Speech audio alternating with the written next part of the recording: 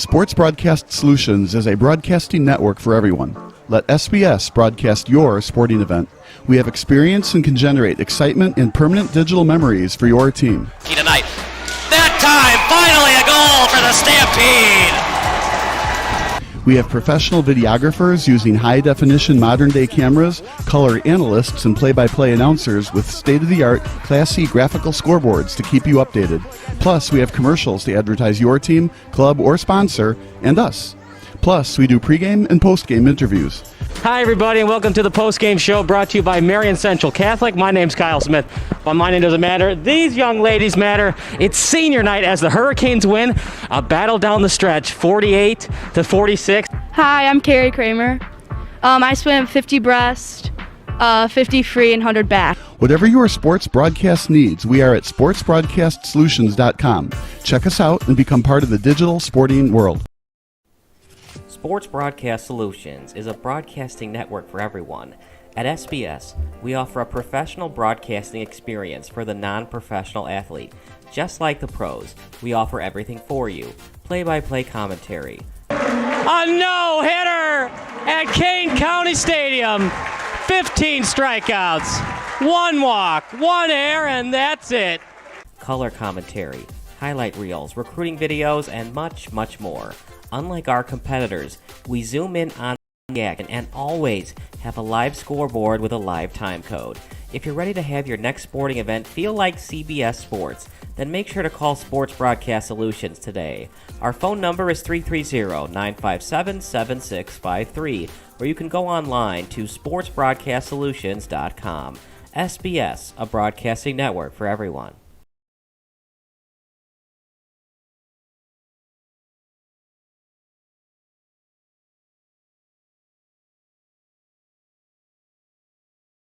Or color commentary, you just need us to live stream video from the event over the internet. We will live stream your event on YouTube on our Sports Broadcast Solutions channel. In addition, we also have a dedicated channel on YouTube for live streaming at SBS Livestream. And if you need multiple channels, we can utilize Facebook Livestream and Instagram Live on our channel as well. Options include commercials from your sponsors, professional scoreboard graphics are still available, and of course, yes, pre- and post-game interviews are available as an option if you want. We've been working really hard this whole summer and stuff. Whatever your sports broadcast needs, we are at sportsbroadcastsolutions.com. Check us out and become part of the digital sporting world.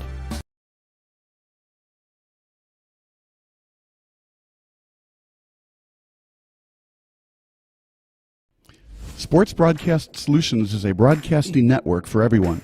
For those of you who would like to broadcast or live stream your event, or maybe make a highlight tape but would like a sponsor to fund the event, SBS has a myriad of ways to advertise your sponsor during our broadcasts.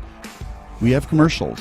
We have on-air reads by the announcers. Albatross Physical Therapy and Wellness specializes in pain-free. We have graphics. And we have watermarks.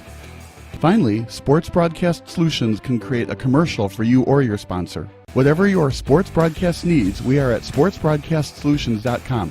Check us out and become part of the digital sporting world. Sports Broadcast Solutions is a broadcasting network for everyone. We broadcast sporting events for people of all ages, including adult leagues, high school leagues, and kids. Complete with professional-looking graphics, broadcasters, color analysis, and commercials. We do pre- and post-game interviews with the players. In addition, Sports Broadcast Solutions does highlight films, including college recruiting reels, highlight films you'd see on sports news programs, and just simply highlight films for fun. Sports Broadcast Solutions also provides raw footage and live streams if you'd like. Subscribe to us and listen to our professional talk videos about relevant topics in the pro and college ranks. Whatever your sports broadcast needs, contact us at sportsbroadcastsolutions.com and become part of the digital world. Sports Broadcast Solutions is a broadcasting network for everyone.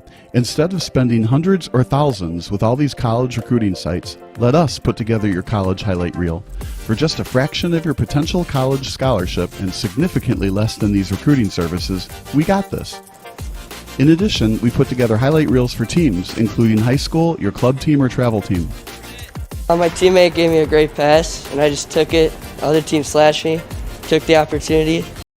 Saw where the goalie was weak, and I just shot it there. Solon O'Connor and Marsh back on defense. And Marsh gets a blowout. We got a breakaway at 2-0. A shot and a goal! So 3-3.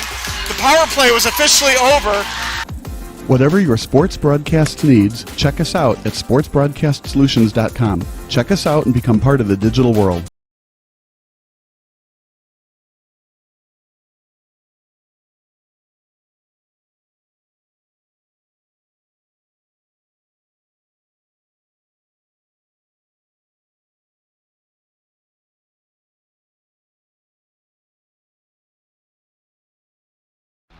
Missing your child's sporting event just plain stinks.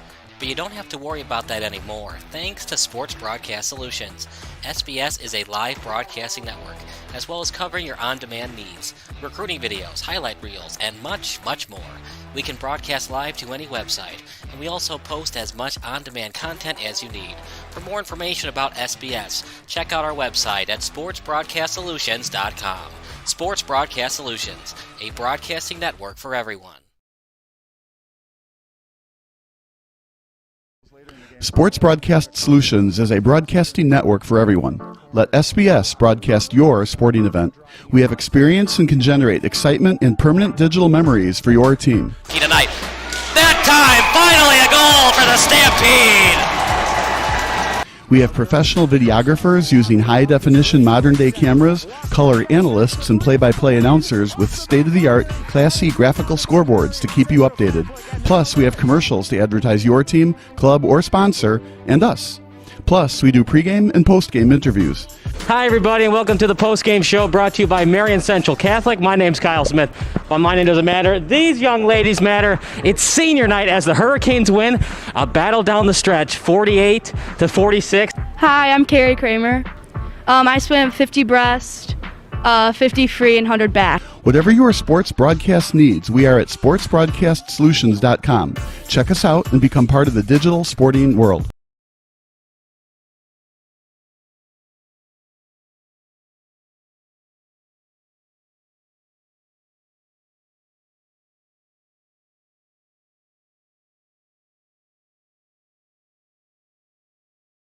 This is Sports Broadcast Solutions, a broadcasting network for everyone. Check us out at sportsbroadcastsolutions.com and become part of the digital sporting world.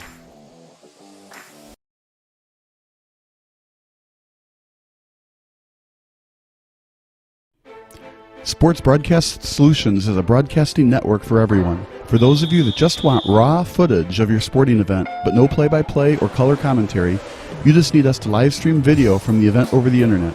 We will live stream your event on YouTube on our Sports Broadcast Solutions channel. In addition, we also have a dedicated channel on YouTube for live streaming at SBS Livestream. And if you need multiple channels, we can utilize Facebook Livestream and Instagram Live on our channel as well. Options include commercials from your sponsors, professional scoreboard graphics are still available, and of course, yes, pre- and post-game interviews are available as an option if you want. We've been working really hard this whole summer and stuff. Whatever your sports broadcast needs, we are at sportsbroadcastsolutions.com. Check us out and become part of the digital sporting world.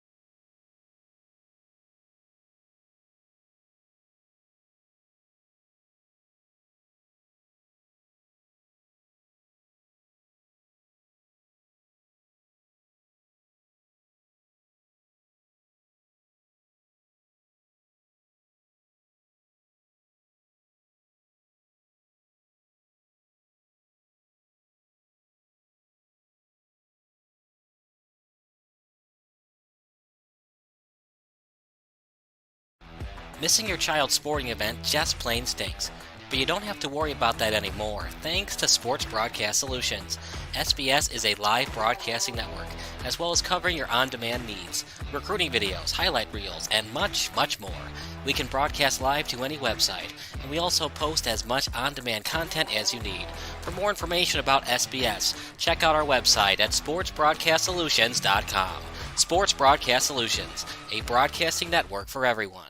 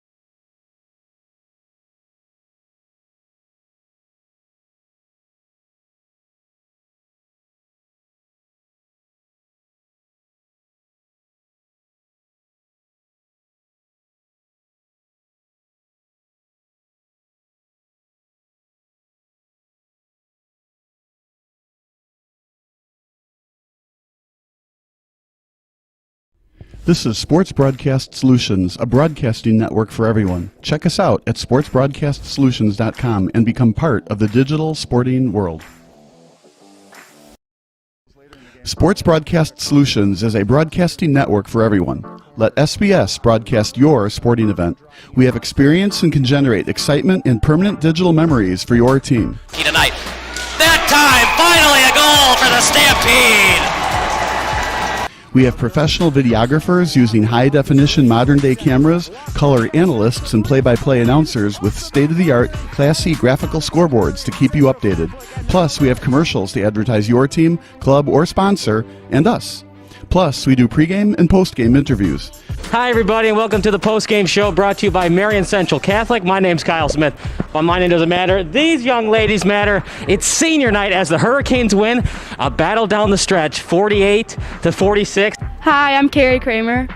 I swim 50 breast, 50 free, and 100 back. Whatever your sports broadcast needs, we are at sportsbroadcastsolutions.com.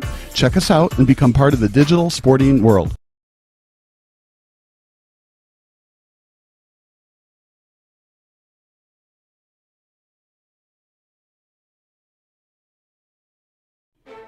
Sports Broadcast Solutions is a broadcasting network for everyone. For those of you that just want raw footage of your sporting event, but no play-by-play or color commentary, you just need us to live stream video from the event over the internet.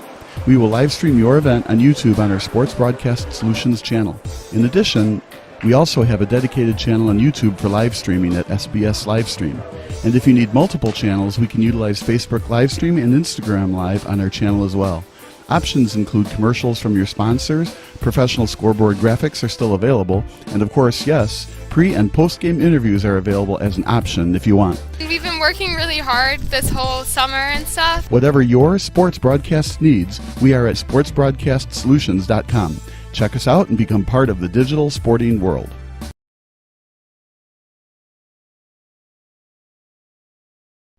This is Sports Broadcast Solutions, a broadcasting network for everyone. Check us out at sportsbroadcastsolutions.com and become part of the digital sporting world.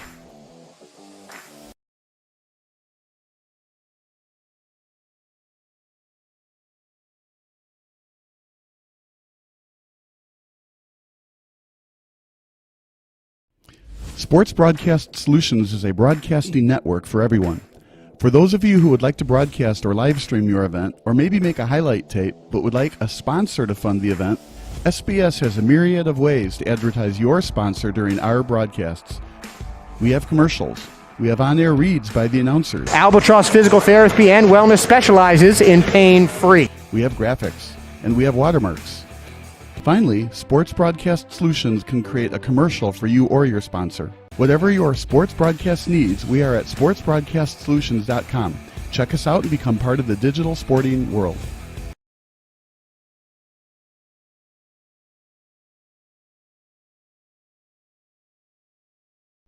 This is Sports Broadcast Solutions, a broadcasting network for everyone. Check us out at sportsbroadcastsolutions.com and become part of the digital sporting world.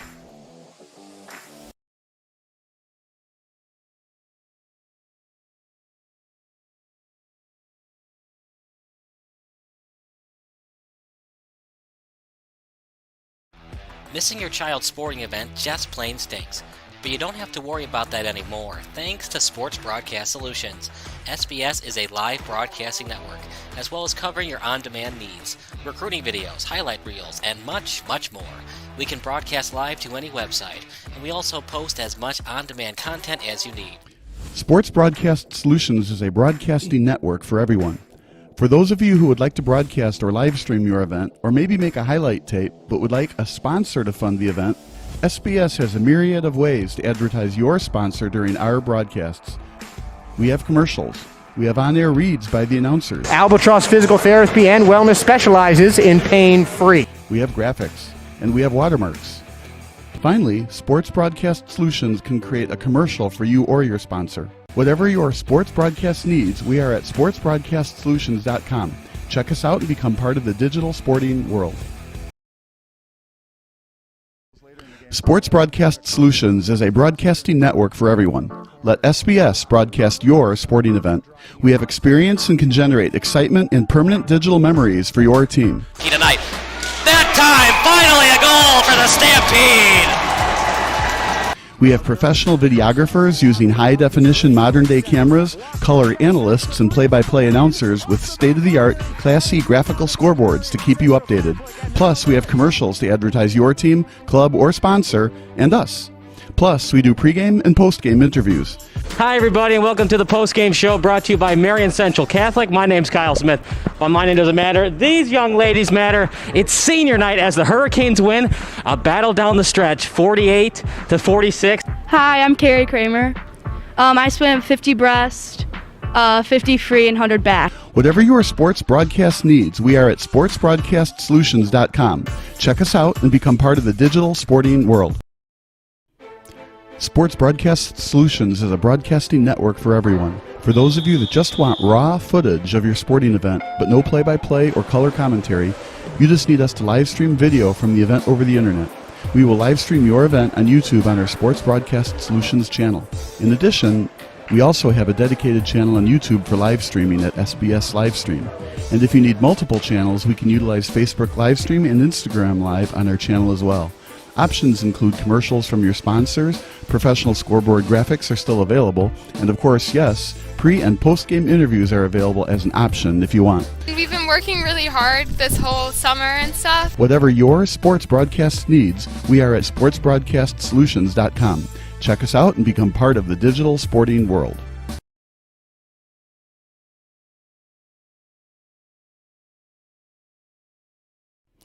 Sports Broadcast Solutions is a broadcasting network for everyone. For those of you who would like to broadcast or live stream your event, or maybe make a highlight tape, but would like a sponsor to fund the event, SBS has a myriad of ways to advertise your sponsor during our broadcasts. We have commercials.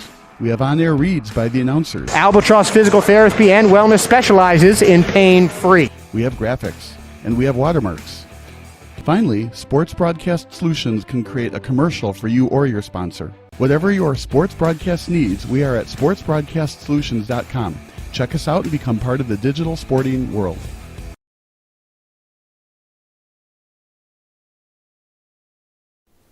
Sports Broadcast Solutions is a broadcasting network for everyone. At SBS, we offer a professional broadcasting experience for the non-professional athlete. Just like the pros, we offer everything for you. Play-by-play commentary. A no-hitter at Kane County Stadium. 15 strikeouts, 1 walk, 1 error, and that's it. Color commentary, highlight reels, recruiting videos, and much, much more. Unlike our competitors, we zoom in on the action and always have a live scoreboard with a live time code. If you're ready to have your next sporting event feel like CBS Sports, then make sure to call Sports Broadcast Solutions today. Our phone number is 330-957-7653, or you can go online to sportsbroadcastsolutions.com.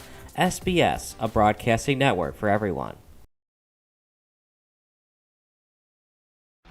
Missing your child's sporting event just plain stinks. But you don't have to worry about that anymore, thanks to Sports Broadcast Solutions.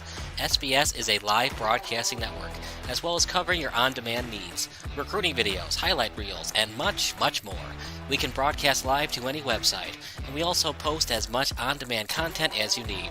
For more information about SBS, check out our website at sportsbroadcastsolutions.com. Sports Broadcast Solutions, a broadcasting network for everyone.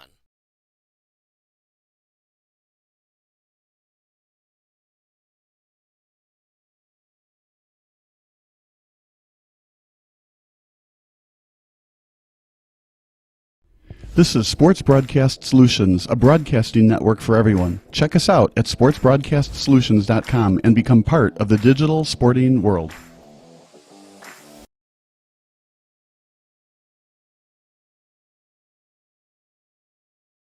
It's October 23rd, 2005. The Chicago White Sox are hosting Game 2 of the World Series against the Houston Astros. Tied 6-6 in the bottom of the ninth inning. Leadoff hitter Scott Podsednik is at the plate, and while Podsednik went to the All-Star game earlier this season, Sox manager Ozzie Guillen is definitely not anticipating a walk-off home run finish to this particular ballgame. The Sox lead 1-0 in the series, but a potential 2-0 series edge, or the game potentially going into extra innings, is just a taste of the drama both teams have experienced lately. This is just the second World Series game in Astros franchise history, and for the White Sox, last night's Game 1 win was the ball club's first World Series victory since Game 5 of the 1959 Fall Classic. Houston, meanwhile, is still looking for its first ever World Series win. Therefore, a lot is riding on this 2-1 pitch, so let's rewind. Scott Podsednik, sometimes known simply as Scotty Pods by fans of the Southsiders, is starting to become a fan favorite. The White Sox had a formidable lineup of Carlos Lee, Bagley Ordonez, Paul Konerko, and Frank Thomas going into the 2005 offseason, but after finishing in second place to those pesky Minnesota Twins in 3 consecutive seasons, General Manager Ken Williams pulled off one of the biggest blockbuster trades in Chi Sox history by dumping Lee's contract to the Milwaukee Brewers and acquiring the speedster in Podsednik. Just like that, Williams dumped a 30-homer, 100 RBI guy for the relatively unknown commodity in Podsednik. The theory was Podsednik would help bring a new dimension of speed and small ball mentality to the Sox. Williams wanted to change the direction of the franchise with a speedy and up-and-coming ball player who could frustrate opposing pitching staffs on the base pass, similar to what the Twins were doing with Lou Ford, Torrey Hunter, Luis Rivas, and Christian Guzman. And Williams' bold trade turned out to be a great one. The first half of the season saw Podsednik steal 4 bases in a game on 2 different occasions, with Scotty Pods making the All-Star team as the final vote candidate. His batting average hovered around 300, and he stole 59 bases for the Sox. The trade was still good for Milwaukee, as Lee finished with a career-high 32 home runs and 114 RBI. But the Brewers missed the playoffs in 2005, while the Palehosers won just their 4th division title since playoff reformatting went into effect during the late 60s. Williams actually changed the entire White Sox lineup. Frank Thomas was out most of the 2005 regular season and postseason due to a bone fracture. Ordonez signed with the Tigers during the 05 offseason. Jermaine Dye became the everyday right fielder, and Williams brought in 30-year-old Japanese rookie Tadahito Iguchi become the everyday second baseman and 2-hole hitter. Iguchi became a key cog in the Sox lineup, with his 3-run homer in Game 2 of the ALDS against the Boston Red Sox being the climax of a very impressive 3-game sweep at the hands of the defending champions. Everything was different about this White Sox team. The mantra became win or die trying, as White Sox small ball, or Aussie ball, as was sometimes referred to in the Chicago Sun-Times and Chicago Tribune, became the team's identity. Instead of Lee cranking dingers to left field, Podsednik would steal bases, Iguchi would get him over, and Jermaine Dye or Paul Konerko would drive him in with the crucial RBI hit. However, the average baseball fan wanted to call it. The Sox overcame the odds and stopped the Twins from winning a 4th straight AL Central crown. But the White Sox actually had to go toe-for-toe, tick-for-tack with the Cleveland Guardians to see who would represent the AL Central in the playoffs. It was a crazy year for the Sox. By August 1st, the Palehosers were up 15 games on the Cleveland Guardians. Incredibly, that lead became a meager 1.5 games as the Guardians went 19-8 during the month of August.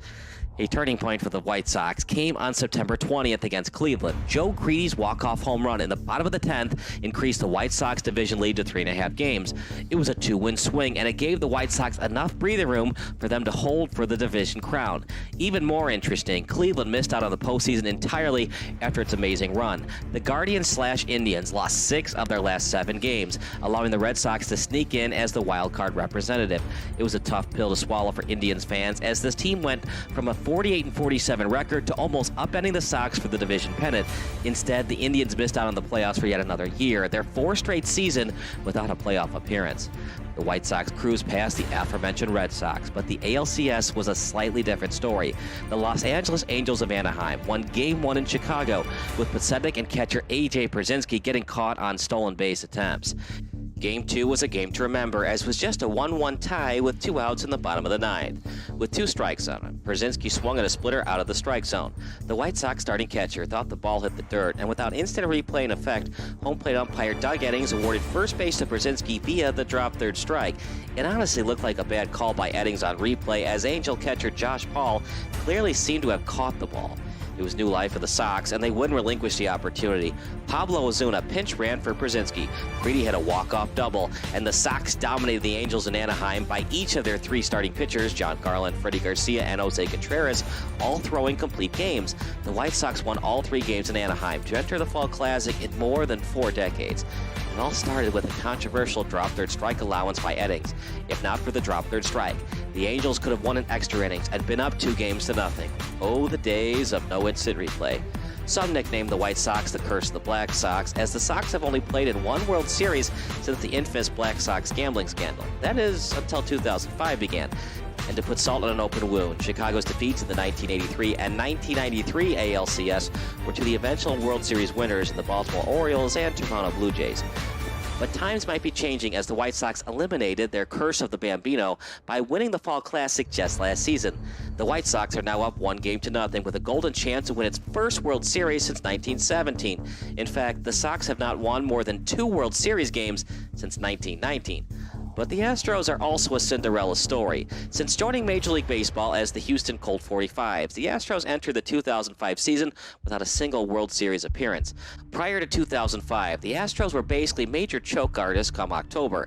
In 1980, the Philadelphia Phillies won the Fall Classic, but it could have easily been Houston. Back then, the NLCS was only best of 5, and Houston led 5-2 of Game 5, entering the top of the 5th at the old Astrodome. Phillies scored 5 runs at the top of the 7th. The Astros would tie the score at 7 with a late 2-out rally, but Gary Maddox's go-ahead RBI double in the top of the 10th became the game winner, as Houston couldn't mount another comeback after going down 1-2-3 in the bottom half of the inning. It was heartbreaking for the Stros, as they had Nolan Ryan on the mound in this do-or-die Game 5, but Ryan gave up 6 earned runs through his 7 innings of work. Philadelphia went on to win the 1980 World Series, a team which Houston had on the ropes during the National League Championship Series. Because of the 1981 player strike, there was a division series in the postseason. Houston won the second half of the year, so they got to face off against Los Angeles. The Astros won the first 2 games of the NLDS, but the 2-3 format allowed LA to host all 3 elimination games, and the Dodgers won a perfect 3-for-3 at Dodger Stadium. The Astros went ice cold to plate, as the Stros scored a mere 2 runs during all 3 games. And if you can believe it, the Dodgers went on to win the 1981 World Series. The 1986 NLCS was just as bad, if not more gut-wrenching, for the Astros faithful. Mike Scott, the ace of the Astros pitching staff, was the NLCS MVP despite his team's losing effort. Dave Smith was anything but automatic as the Astros closer. Up by a run during Game 3 at Shea Stadium, he gave up a 2-run digger to Lenny Dykstra, propelling the Mets to a thrilling 6-5 walk-off victory. The Astros trailed 3-2 as the series headed back to the largest city in Texas. Theoretically speaking, Scott was so dominant in the series that Houston just had to win Game 6 to allow Scott to pitch in a winner-go-home Game 7. Bob Knepper was Houston's starter in Game 6, and he pitched 8 scoreless innings, but he showed signs of fatigue during the top of the 9th, and after he gave up 2 runs in the last inning of regulation, manager Hal Lanier decided to give Smith another shot at closer. Smith just flat-out stunk most of the series. He walked the first 2 batters he saw, paving the way for Ray Knight to drive in the game-tying run on a subsequent sacrifice fly. It was a crushing collapse, as the Astros were 2 outs away from forcing Game 7 with Scott on the mound. The same Mike Scott who had an ERA of .5 and walked just 1 batter during his combined starts in Games 1 and 4. The Astros fought hard the rest of the game. After the Mets scored a run on the top of the 14th, Billy Hatcher kept his team's season alive with a game-tying homer off the left field foul pole.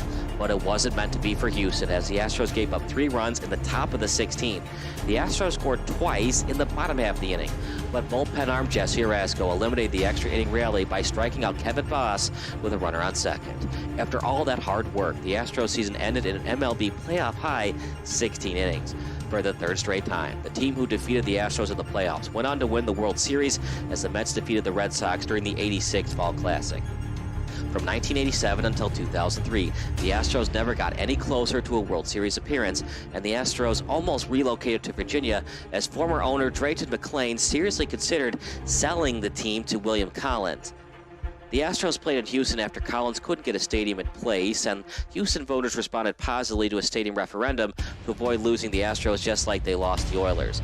The Astros saw a resurgence in the late 90s and early 2000s, but the Atlanta Braves became Houston's kryptonite as the Braves defeated the Astros 3 times during the National League Division Series, 1997, 1999, and 2001. 3 straight division titles from 97 to 99 didn't matter as the Astros couldn't even win 2 games during the NLDS. They avoided the sweep until 2001, but they couldn't even advance to the NLCS in 1998 with Hall of Fame pitcher Randy Johnson on the roster. The 2004 Astros were a different story. Last season's ball club eradicated a 44-44 start to the year by going 46-26 down the stretch to win the NL wildcard. The Stros had to play against the Braves, but unlike the Larry Dierker-led squads, the Phil Garner-led Astros won the do-or-die Game 5 to advance to their first NLCS since 1986. While the Astros fought hard, losing the NL Central Division to the St. Louis Cardinals did in Houston as the Cardinals won Game 7 at Busch Stadium. Even more soul-crushing, Houston led 3-2 in the series, but they lost both games in St. Louis, including a demoralizing 6-4 loss in 12 innings during Game 6. The Astros entered the 2005 season with high hopes, and even though Carlos Beltran signed as a free agent with the Mets, Houston still had the killer bees of Craig Biggio, Lance Berkman, and Jeff Bagwell in the heart of its batting order. A 15-30 start to the year worried Astros fans, but after a 22-7 record in July, the Stros were back on track to clinching another wild card berth. The Astros barely hung on to win the wild card as they had to win on the last day of the season to hold off Charlie Manuel's Phillies. As if the baseball gods love it being Astros versus Braves, the Astros had to once again play the Braves through the 2005 NLDS. And like last season, the Astros began a new tradition of eliminating the Braves in the division series. This time around, it was a 4-game elimination as Chris Burke had a walk-off solo shot in the bottom of the 18th to send the Astros back to the NLCS against St. Louis. It was the longest game in MLB postseason history. Looking for revenge against the Redbirds, the Astros won games 2 through 4 and almost won the pennant at Minute Maid Park, but Albert Pujols cranked a 3-run bomb from the arm of Brad Lidge, and the Astros had to win their first National League pennant on the road. Some analysts consider that home run to still be on the mind of Lidge going into the World Series. It would have been nice to get Lidge in the game in Game 6 in St. Louis in the NLCS to get that taste out of his mouth from the Pujols home run. I don't think that taste is there. Then again, Lidge was basically unhittable during most of the playoffs. There's no way Podsednik, who didn't hit a homer during the regular season, could hit a dinger against the all-star closer, right? And of all the people to give up a home run to Podsednik, Lidge would definitely be at the bottom of the list according to gamblers' odds. And for Lidge to even be in the spot is unbelievable. Remember, the Astros were down to their last out in the top of the 9th, but Jose Vizcaino put his name in baseball history by drilling a 2-out, 2-run single to left field to tie the score at 6. Perhaps Bobby Jenks was dead tired after having to get a 4-out save last night. Jenks inevitably blew the saves, but the Sox obtained its fair share of breaks earlier in the game to even be in that spot. The first such break occurred at the bottom of the 2nd inning. This ball should have been caught by Hall of Fame second baseman Biggio, but he somehow dropped the fly ball, allowing Brzezinski to score the go-ahead run. With 2 runners on base in the bottom of the 7th, home plate umpire Jeff Nelson determined that Dan Wheeler's fastball hit the batting glove of Jermaine Dye. Once again, instant replay verified that Nelson made the wrong call, as it sure seemed like the baseball hit the knob of the bat instead of hitting Dye. Garner was practically forced to go to the bullpen, and with the bases now loaded, he called upon Chad Qualls to try and jam the next hitter. Dye's hit by a pitch brought Konerko to the plate, and he capitalized on the first pitch with a 4-run 4-bagger to give Chicago its first lead since the 2nd inning. The breaks are seemingly going Chicago's way, but the Astros have fought hard to be in the position they're in right now. While he performed poorly during the last round, Lidge had a perfect 0 ERA during the 2004 NLCS and 2005 NLDS. He pitched 12 perfect innings during those rounds combined. During the 2004 regular season, he even received votes for the Cy Young Award. He's been very good in 2005, but his wins above replacement mark dropped significantly from 3.8 to now barely above 2. And to reiterate, And here's a drive, deep right field. This is going to go. That's the first home run he has hit this season. Podsednik's lone homer of the season came during Game 1 of the 2005 ALDS against the Red Sox, a home run that didn't even factor into the game's final result. It was all intents purposes a meaningless homer. But Scotty Pods crushed a career-high 12 dingers last season for the Brew Crew, so the power is somewhat there for Podsednik. Will Lidge's mind be on straight, or will he be second-guessing himself after what happened to him in Houston against Pujols? Meaning, could Lidge accidentally leave a juicy fastball right in Podsednik's wheelhouse? Can Podsednik do what Konerko did 2 innings ago? Or will he try to do what he normally does and get a hit within the constraints of the ballpark? Podsednik is ahead in the count 2-1 with 2005 All-Star closer Lidge on the mound. Welcome to a moment in history. The 2-1. A swing and a high fly ball. Deep right center field. This is way back in the gap. And it's a gunner! A White Sox winner! A winner on a Podsednik home run! And the White Sox go up 2-0 in the 2005 World Series. The White Sox went on to win Games 3 and 4 to record its first ever World Series sweep and its first World Series title since 2007. Houston would not win a World Series game and subsequent title until 2017. Thanks for watching this Rewinder video. Make sure to subscribe below to never miss the action of Sports Broadcast Solutions.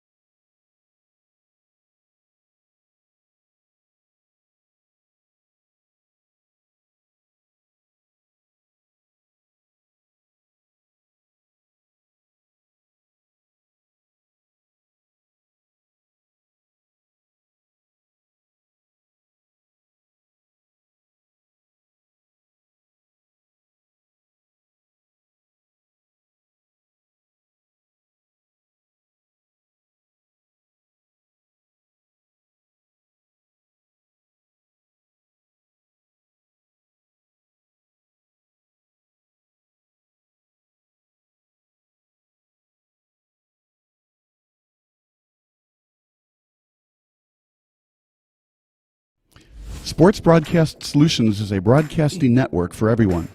For those of you who would like to broadcast or live stream our event, or maybe make a highlight tape but would like a sponsor to fund the event, SBS has a myriad of ways to advertise your sponsor during our broadcasts.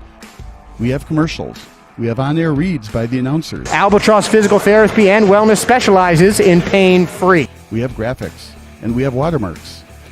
Finally, Sports Broadcast Solutions can create a commercial for you or your sponsor. Whatever your sports broadcast needs, we are at sportsbroadcastsolutions.com. Check us out and become part of the digital sporting world. This is Sports Broadcast Solutions, a broadcasting network for everyone. Check us out at sportsbroadcastsolutions.com and become part of the digital sporting world.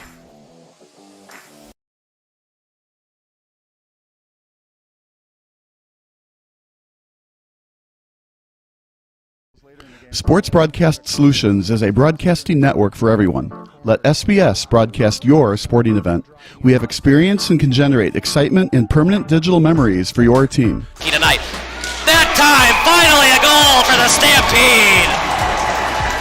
We have professional videographers using high-definition modern-day cameras, color analysts, and play-by-play announcers with state-of-the-art, classy graphical scoreboards to keep you updated.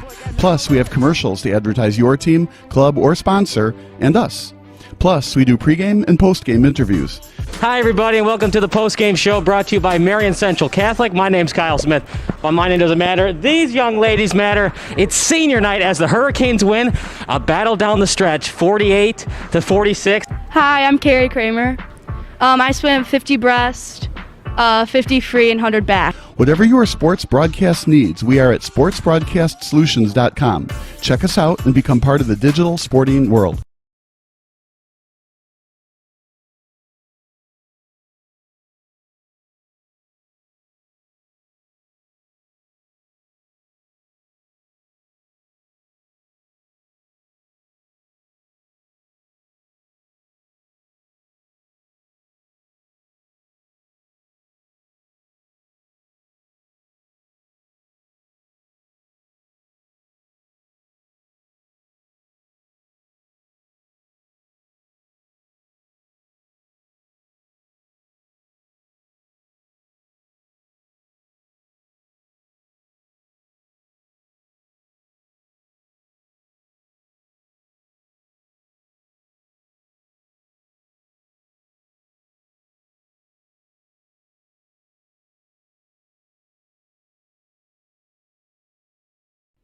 Sports Broadcast Solutions is a broadcasting network for everyone.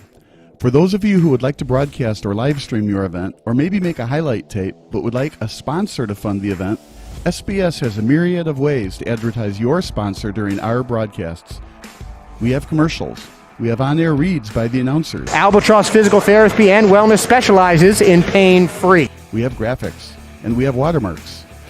Finally, Sports Broadcast Solutions can create a commercial for you or your sponsor. Whatever your sports broadcast needs, we are at sportsbroadcastsolutions.com. Check us out and become part of the digital sporting world. Missing your child's sporting event just plain stinks. But you don't have to worry about that anymore, thanks to Sports Broadcast Solutions. SBS is a live broadcasting network, as well as covering your on-demand needs, recruiting videos, highlight reels, and much, much more.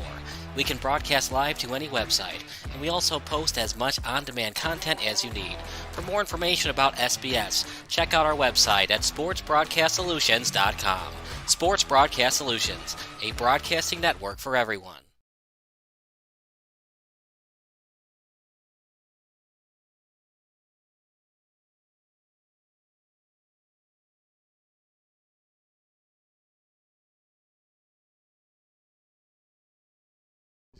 Sports Broadcast Solutions is a broadcasting network for everyone. Let SBS broadcast your sporting event. We have experience and can generate excitement and permanent digital memories for your team. Tonight. That time, finally a goal for the Stampede! We have professional videographers using high-definition modern-day cameras, color analysts, and play-by-play announcers with state-of-the-art, classy graphical scoreboards to keep you updated.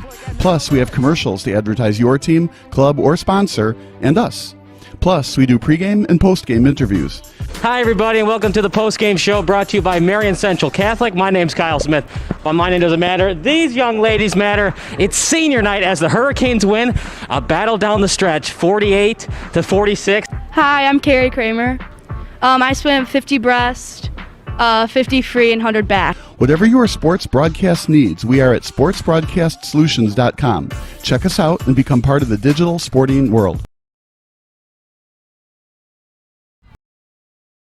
Pre-game show. I'm Marcel Francis. This is brought to you by Sports Broadcast Solutions. I'm here with Marian Catholic quarterback Kyle Thomas, and we are here at Trenton College. Kyle, thanks so much for joining us pre-game.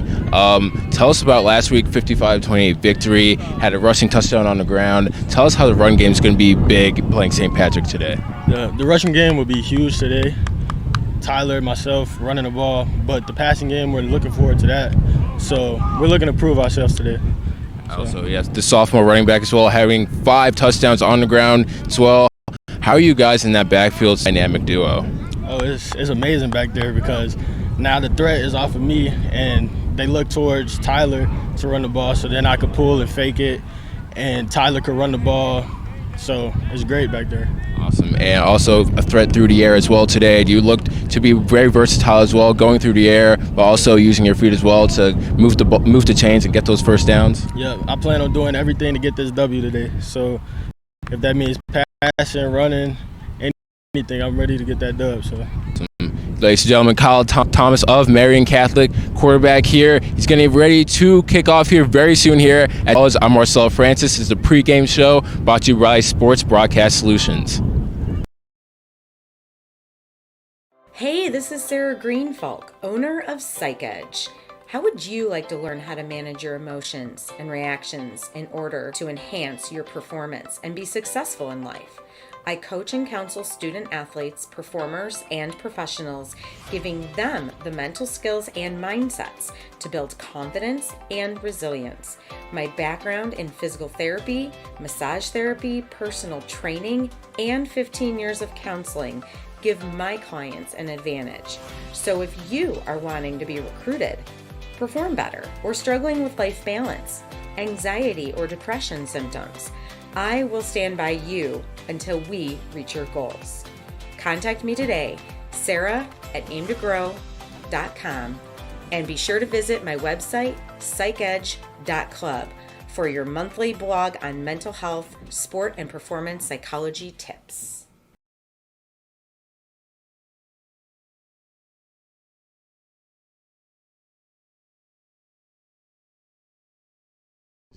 Sports Broadcast Solutions is a broadcasting network for everyone. Let SBS broadcast your sporting event.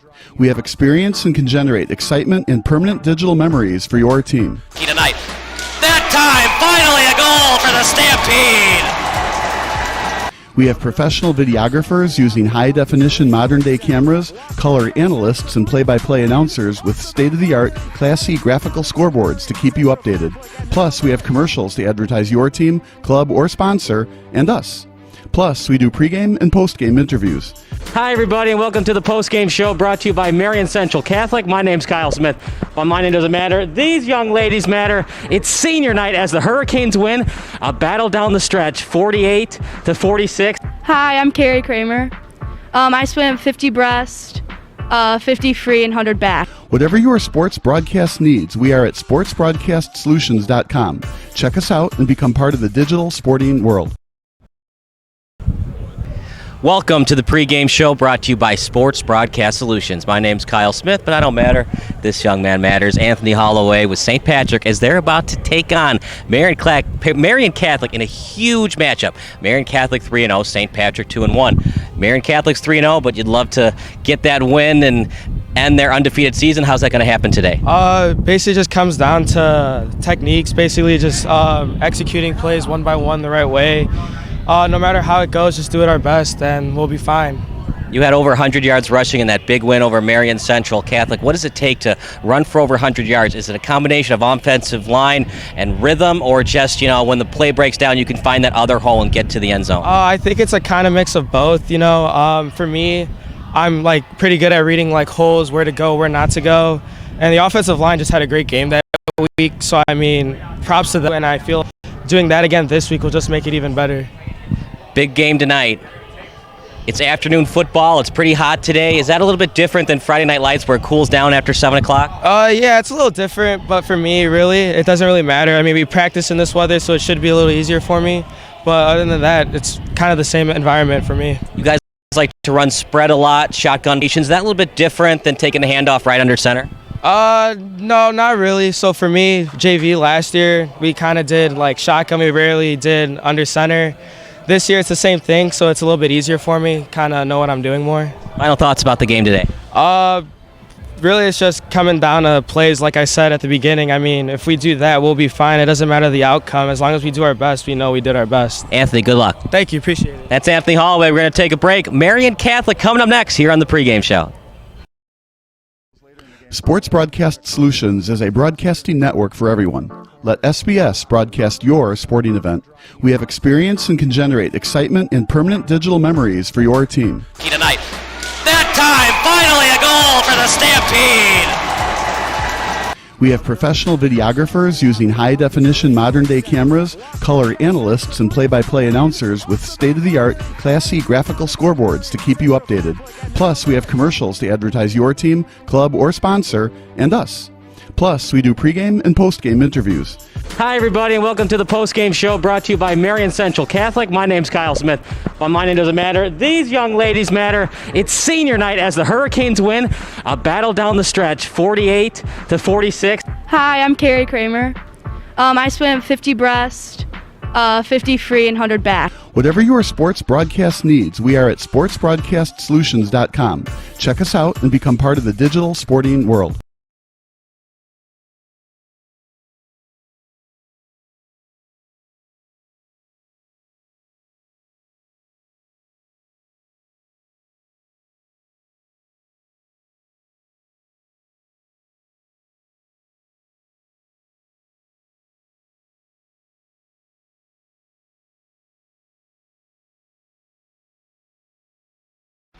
Missing your child's sporting event just plain stinks. But you don't have to worry about that anymore, thanks to Sports Broadcast Solutions. SBS is a live broadcasting network, as well as covering your on-demand needs, recruiting videos, highlight reels, and much, much more.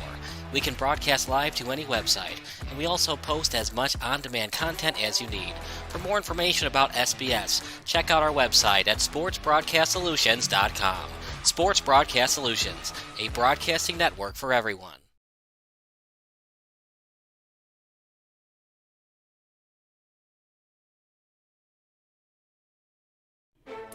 Sports Broadcast Solutions is a broadcasting network for everyone. For those of you that just want raw footage of your sporting event, but no play-by-play or color commentary, you just need us to live stream video from the event over the internet. We will live stream your event on YouTube on our Sports Broadcast Solutions channel. In addition, we also have a dedicated channel on YouTube for live streaming at SBS Livestream. And if you need multiple channels, we can utilize Facebook Livestream and Instagram Live on our channel as well. Options include commercials from your sponsors, professional scoreboard graphics are still available, and of course, yes, pre- and post-game interviews are available as an option if you want. We've been working really hard this whole summer and stuff. Whatever your sports broadcast needs, we are at sportsbroadcastsolutions.com. Check us out and become part of the digital sporting world. Sports Broadcast Solutions is a broadcasting network for everyone. At SBS, we offer a professional broadcasting experience for the non-professional athlete. Just like the pros, we offer everything for you. Play-by-play commentary. A no-hitter at Kane County Stadium. 15 strikeouts, 1 walk, 1 error, and that's it. Color commentary, highlight reels, recruiting videos, and much, much more. Unlike our competitors, we zoom in on the action and always have a live scoreboard with a live time code. If you're ready to have your next sporting event feel like CBS Sports, then make sure to call Sports Broadcast Solutions today. Our phone number is 330-957-7653, or you can go online to sportsbroadcastsolutions.com. SBS, a broadcasting network for everyone. It's October 26, 1997. Game 7 of the World Series between the Cleveland used to be called the Indians and the Florida Marlins. You know what? We're going to call them the Indians because the Marlins are now known as the Miami Marlins. Anyway, the bases are loaded with 2 outs. It's the bottom of the 11th inning. Things aren't looking great for the Guardians/Indians, but it was bases loaded and 1 out. If Cleveland can just get an out, they can still win its first World Series since 1948. As for the Marlins, this is their first trip to the Fall Classic. In fact, the Fighting Fish just began 5 short years ago, and you guessed it, this is their first trip to the postseason. What a way to potentially get your franchise's first ever World Series win. Game 7 on a walk-off win in front of your home fans. Remember, with the bases full of Marlins, there are several ways that Florida can win the game besides a base hit, wild pitch, a passed ball hit by a pitch, catcher's interference, a walk, or a balk can give the Marlins their first ever World Championship. All the pressure seems to be on Indians pitcher Charles Nagy, or is the weight of the world really on Edgar Renteria in the batter's box? To answer that question, let's rewind. As previously talked about, the Indians are looking to win their first World Championship since 1948. In fact, from 1955 until the strike-shortened 1994 season, the Indians were basically the doormat of the American League. Bill Veeck, former owner of the Indians, decided to become the first American League team to allow African Americans to play Major League Baseball. Jackie Robinson gets all the glory for breaking the color barrier, but Larry Doby was discriminated against just as bad, if not worse, as the legendary Brooklyn Dodgers first baseman and later shortstop. Veeck was so worried about Doby having a terrible experience and even Doby's safety that he didn't even allow Larry to play in Cleveland's minor league system. It wasn't much easier for Doby once he left the Negro Leagues to play in the majors. There wasn't a designated hitter at the time, and Cleveland felt secure at second base and shortstop with Lou Boudreau at short and Joe Gordon at second base. His teammates weren't thrilled about Doby taking their everyday position, and it got so bad for Doby that he had to borrow a first baseman's mitt from the opposing team since the Indians never told him he'd be playing first base and his teammates wouldn't give him a glove. His rookie season was a tough one, both on and off the field, as Doby batted just .156 in 1947. But in 1948, Doby was a key piece on the 1948 World Series ball club as he led the Indians with a .318 clip and became the first black player to hit a home run in the Fall Classic. Keep in mind that Doby had to play center field every day after not playing much of the outfield coming into the major leagues. Whether you believe in karma or not, the Indians won the 1948 World Series just a year after integrating the American League. Doby, fellow African-American teammate Satchel Paige, and the rest of the Indians became national celebrities, and they made appearances in the movie The Kid from Cleveland. Doby played in 7 consecutive All-Star games from 1949 to 1955, and he won the home run title twice. His combination home run and RBI title in 1954 helped the Indians win the American League pennant, but the New York Giants swept the 111-win Indians in 4 games. Ironically, the Giants entered the 1997 season without a World Series championship since sweeping Cleveland. Things started to get bad rather quickly for the Indians. Not only did they not win a pennant for 40 years, but Indians writer Terry Pluto explained the Indians' misfortunes due to a curse. Starting in 1959, the Indians never finished more than 11 games out of first place for the pennant. Not only did the Indians not win a division crown until 1995, but Terry Pluto jokingly came up with a reason for the Indians' pain: the curse of Rocky Colavito. When the Indians traded away fan favorite and consistent all-star slugger Rocky Colavito in 1960, Pluto joked in his book, The Curse of Rocky Colavito, that Rocky put a curse on the franchise since they traded him to Detroit while still in the prime of his career. Even when the Indians got Colavito back in the 1960s, it cost them Tommy John and Tommy Agee. John finished just shy of 300 wins once he left the Indians, and Agee was a key piece on the Miracle Mets of the 1969 World Series. After the Indians traded away Jim Mudcat Grant to the Twins, Grant won 78 more games, including 21 in 1965, to help the Twins win the American League pennant. After the team won a surprising 84 games in 1986, the team lost over 100 games in 1987, following the famous Sports Illustrated tagline of "Indian Uprising, Indians are the best team in the American League." Joe Carter was originally a Cleveland Indian. You might remember Joe Carter's famous walk-off homer during Game 6 of the 1993 Fall Classic. as a member of the Toronto Blue Jays. However, Bobby Bragan famously cursed the team of never winning another pennant after getting terminated from his managerial position in 1958. Bragan forever denied that he cursed the team. Whether the Indians are cursed or not, the team was basically a non-factor when it came to postseason baseball. But after Albert Bell, Jim Tomei, Kenny Lofton, Roberto Alomar, and Stanley Alomar Jr. became part of the everyday lineup, the Indians were now in business. The 1994 season saw the Indians finish one game out of first place in the newly revamped American League Central. When baseball returned in 1995, the Indians won their first ever division title. The Indians incredibly won 100 games out of a strike-short 144. Cleveland swept Boston and then overcame the upstart Mariners 4-2 to get back to the World Series. The Indians won the last 3 games against Seattle to advance to the Fall Classic. Everything seemed to go well for Cleveland.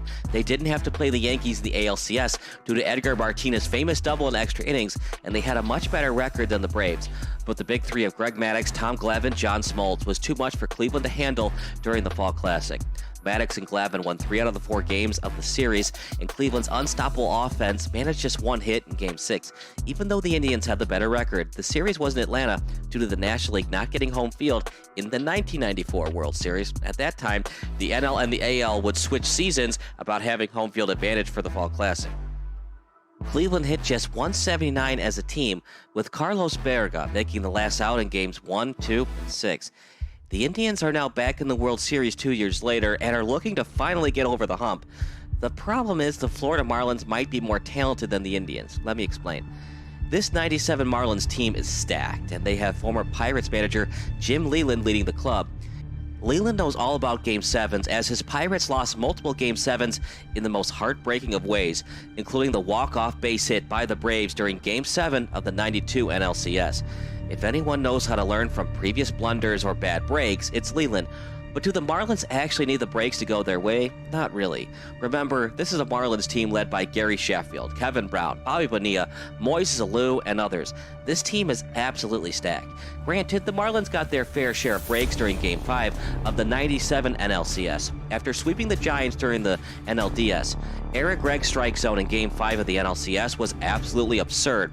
It was so bad that Baseball America listed his Game 5 strike zone on left-handed hitters as the 3rd worst in MLB history. Gregg's strike zone allowed the Marlins to win Game 5, and they didn't take their new momentum for granted by winning Game 6 in Atlanta. Just like that, a franchise which began in 1993 was 4 wins away from getting World Series championship rings. I actually left off some people on this roster.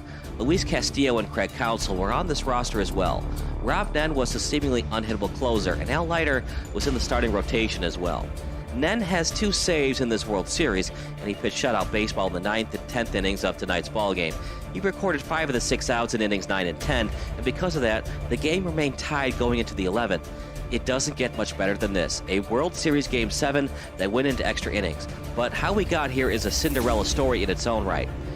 Looking for its first World Series title since the days of Bill Beck, Cleveland has had some problems when it comes to pitching. The Indians have scored at least 7 runs in 3 of their World Series games against Florida. How many wins did they get? Just 2.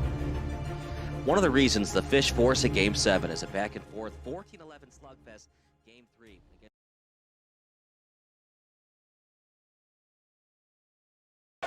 Welcome back to beautiful Triton College Stadium. I'm Kyle Smith alongside my partner in crime and friend Marcel Francis for another edition of St. Pat's Football. It's the 2022 season, Marcel, and St. Pat's coming off their first ever appearance in the state quarterfinals. Indeed, they are, and hoping to capitalize on that and improve their record today, the 3-1, coming off a big win last week against Marian Catholic Central, 55-28. Of course, quarterback Nicholas Dustin had a great game through the air, having 3 touchdowns and 1 on the ground, and they're going to look to capitalize on that with running back Anthony Holloway to get him going as well, who also had a great outing as well last weekend. Yeah, he had over 100 rushing yards in that game. Holloway, 20 of 26 passing. Anytime you score 55 points, you're obviously doing something right. And for Marian Central Catholic, not a great effort defensively, but that's nothing that St. Patrick can handle if they can't stop it. Keep throwing the ball, keep running the ball. They were doing both great. This is a team that's 2-1. They actually beat St. Ignatius, which that's a big win. St. Ignatius is also a program on the way up. Won their first ever playoff game last year. St. Pat's took care of them. And St. Ignatius has not looked back since. They beat Rufus King 49-0. They won last night 35-0. And the week before, they won 19-14, but really it was 19-7 because St. Ignatius fumbled and St. Lawrence picked it up for the scoop and score. So really, you think about it, St. Ignatius has only given up one defensive touchdown since they played St. Pat's. St. Pat's took it to them, and let's see if St. Pat's can do it today against Marian Catholic. Yeah, definitely St. Pat's comes into this game definitely more battle-tested, but here against Marian Catholic, this should be their biggest test yet as well. Marian Catholic also coming in with a winning record, looking to improve that as well. They have quarterback Kyle Thomas, who has had a great season so far, had a great rushing touchdown as well. Also, we know how versatile he is on the ground and through the air. And sophomore running back, ladies and gentlemen, this is a player to look out for. Number 3, Tyler Lofton, 5'11", 198 sophomore, who had 5 touchdowns last weekend. And he's going to be a player to look out for today. Yeah, this is a Marian Catholic team. They don't like to pass a lot. Head coach Nick Lopez, when he talked to the Chicago Tribune, in back-to-back weeks, they only passed the ball 7 times, then 5 times the other week. So for St. Pat's, defend the run, a lot easier said than done, because what they're going to do a lot with Tyler Lofton, they're going to do some screen passes, they're going to do some pitch plays, they're going to get him out in space, and it's up to St. Pat's how well they've been practicing open field tackling. You got to get low, you got to pursue. If you're hesitant to tackle, Lofton's either going to run right through you or run past you. Indeed. And of course, physicality is going to be a well-noted factor within these two teams. Defensively, both teams have been impressive. As you said, Kyle, to both these teams having shutouts in their opening game so far. And it's going to be interesting how this matchup lines up with two teams coming into this game with momentum on the up, and we'll see who will prevail. It's hard for me to pick against St. Pat's, but Marian Catholic is 3-0. Here's the problem, though. I want to pick Marian Catholic, but when you're so inexperienced at passing the football, granted, they don't have to because nobody can stop the run right now. Now, they played Leo Catholic and Bowles Prep, not exactly powerhouses when it comes to football. This is going to be a test for Marian Catholic. I'm going to pick St. Pat's 24-21, but Marcel, I don't feel confident in it, even though St. Pat's, very impressive win over St. Ignatius. They're also 2-1, so even though Marian Catholic, you can't help who you play. These games are scheduled years in advance.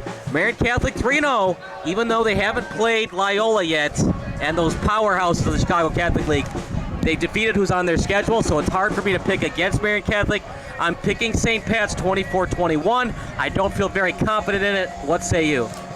I'm kind of leaning towards what you're saying, Kyle. As you said, haven't really gotten to the meat of their schedule yet. Haven't faced the Loyola Academies, the St. Rita's, the Mount Carmels of the Catholic League. But nonetheless, they've been having a great start so far to this season.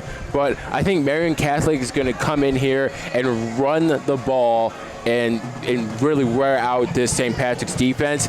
So I think it's going to be a defensive battle here. It's a very hot Saturday afternoon here at Trenton College, and I think it's going to be a battle of nutrition, I think, in the end. But I'm going to take Marian Catholic 28-21. We'll see. Dustin looked very good in that win over Marian Central Catholic, but St. Pat's, there has been a little chink in the armor, so to speak. They did lose a couple weeks ago. It's not a perfect team. The program's on the way up, though. This is a team, like I've said before, had never been to the quarterfinals before last year. Now, they lost Alex Govorowski and Jermaine Young. They both graduated, but they still have Trevor Wasney from last year's team. They still have Jack Bowler.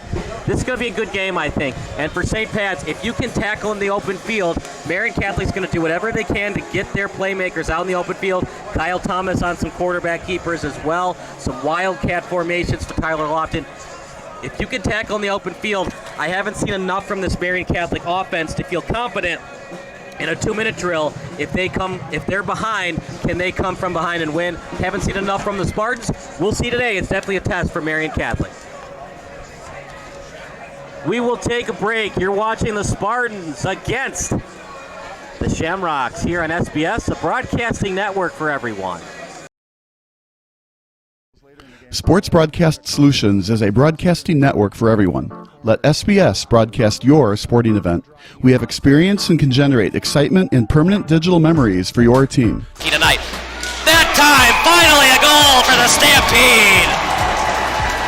We have professional videographers using high-definition modern-day cameras, color analysts, and play-by-play announcers with state-of-the-art Class C graphical scoreboards to keep you updated. Plus, we have commercials to advertise your team, club, or sponsor, and us. Plus, we do pregame and postgame interviews. Hi, everybody, and welcome to the post-game show brought to you by Marian Central Catholic. My name's Kyle Smith, but my name doesn't matter. These young ladies matter. It's senior night as the Hurricanes win a battle down the stretch, 48-46.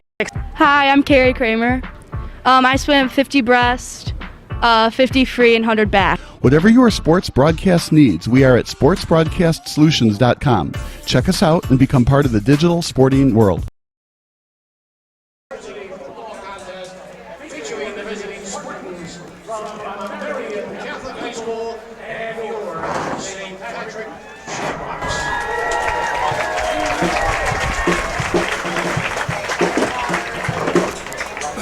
This week was a sad day for the St. Patrick High School community.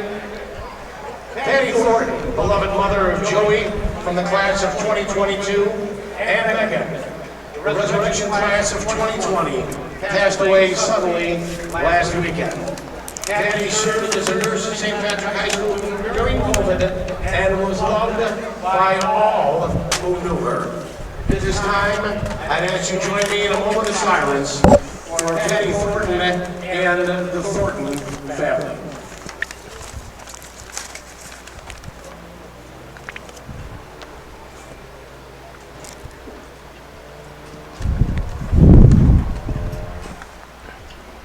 Thank you. To lead us in prayer before today's game, he's a senior at St. Patrick High School. Ladies and gentlemen, Eddie O'Rourke.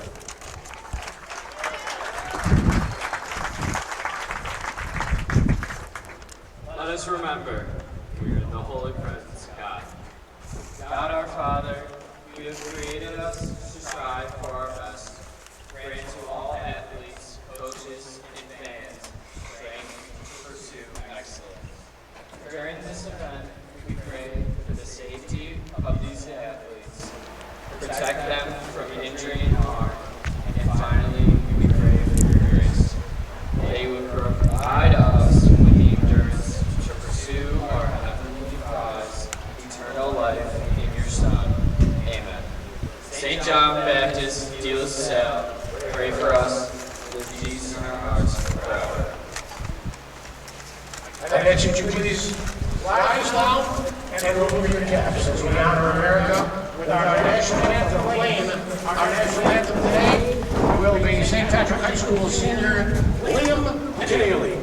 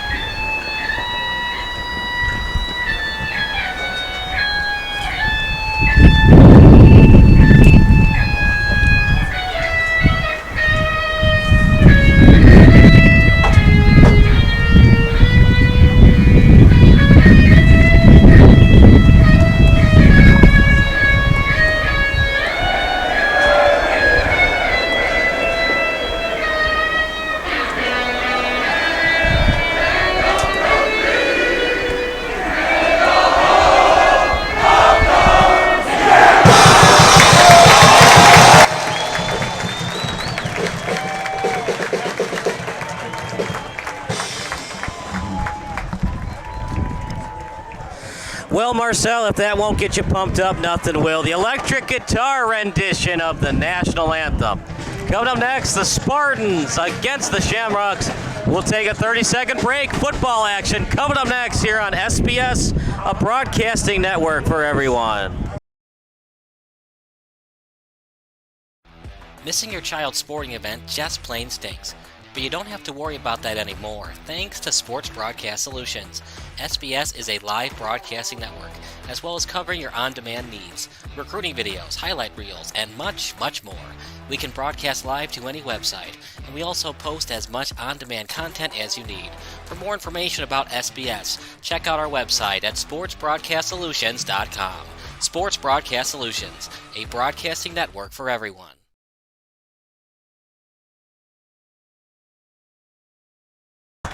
Back to the action at beautiful Trident College Stadium. Kyle Smith alongside Marcel Francis, Anthony Collada on videography duties today. The Spartans looking to go 4-0. Only loss of the year for St. Pat's. It was a brutal 35-14 loss to Notre Dame College Prep, a team that struggled last year, but Marcel, every season is different. Marian Catholic, they haven't had the best couple of years in football, but now they're 3-0, looking to go 4-0 today. Yeah, they do, and they're looking to advance that record with, of course, key players that we talked about during the pregame. Kyle Thomas, the senior quarterback, dual threat with great running ability on the ground, and of course slinging it through the air. They're going to try and bring that into their game and utilize that later in the game, I think, with going through the air, but I think they're going to start by running on the ground with himself and, of course, the sophomore running back, Tyler Lofton, who we talked about, who had 5 touchdowns against Marian Central Catholic last week. So it's going to be interesting how this game starts off as we get here ready for kickoff. Kickoff, it'll be possession arrow towards Marian.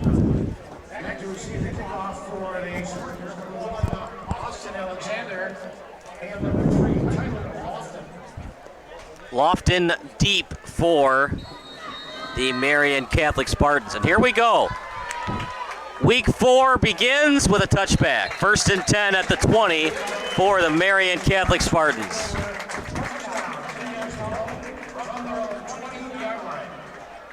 Beautiful kick that time by the St. Patrick Shamrocks.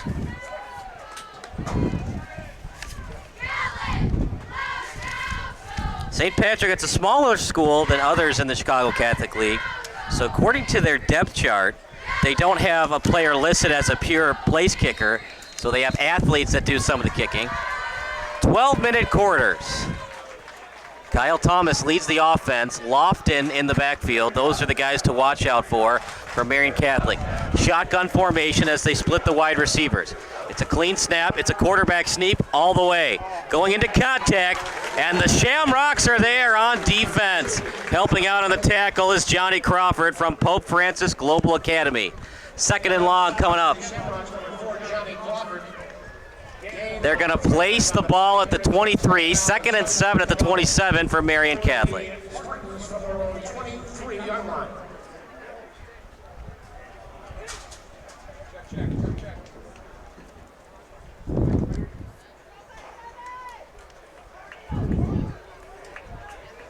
Trips to the left on your screen, 1 to the right. 1 in the backfield. Another clean snap, handoff, and the Shamrocks stuff it up right away. Wofford on the tackle. 3rd and long, and partner, we talked about in the pregame show.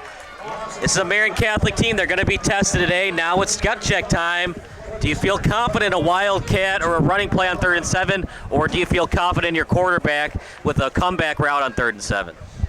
Probably a little comeback route, I think, Kyle, on his 3rd down. Honestly, you want to get the ball in the air. Of course, we've seen St. Patrick. They've really stuffed a run here early so far.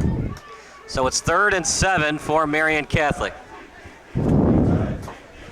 Ball is placed at the 21-yard line. It's a pitch play over to the left. He's got room to run. Breaks through a tackle. Past the 40. 1 man to beat, and he's gone. He is, just like that. 6-0 Marian Catholic. Partner, that didn't take long. Tyler Lofton, once again, proving why he's one of the best running backs in the Catholic League, Kyle. Taking the ball, bouncing it outside, running past the St. Patrick defenders, striding down the sideline to get the score. And that breakaway speed was phenomenal. That's going to be a handful for St. Patrick's defense today. And if they don't get a handle on that, and again, Kyle, we talked about that open field tackling, if they don't get a handle on it, it's going to be a long day. Well, that's what Marian Catholic wants to do. They want to get their tailbacks out in space, and they did it that time with Lofton.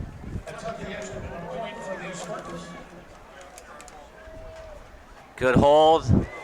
And the kick is wide to the left. Might have been partially blocked. 6-0 Marian. We'll take a quick 12-second break. Marian leads by 6 here on SBS, a broadcasting network for everyone.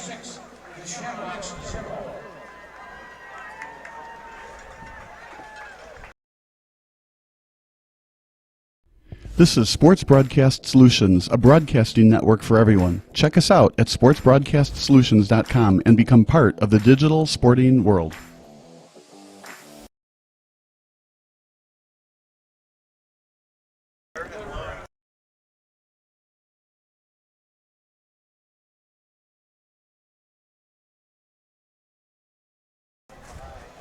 Back to the action here at Triton College Stadium. That did not take long. Tyler Lofton, 78 yards to the house.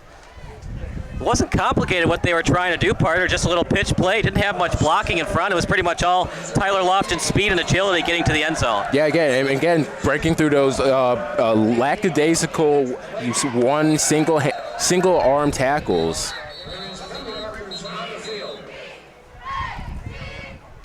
Penalty markers on the field. Did he kick it out of bounds? I thought it was called before the kick. I think maybe offsides, Kyle, and they're going to push it back a few yards. Yeah.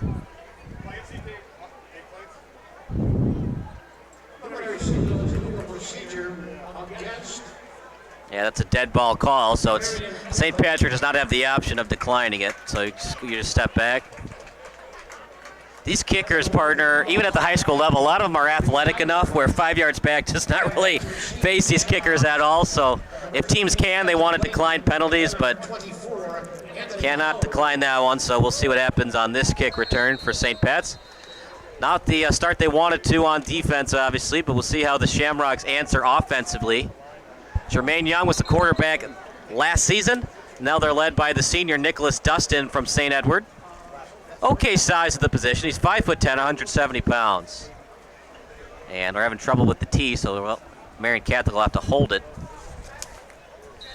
It's being held by Nick Willoughby.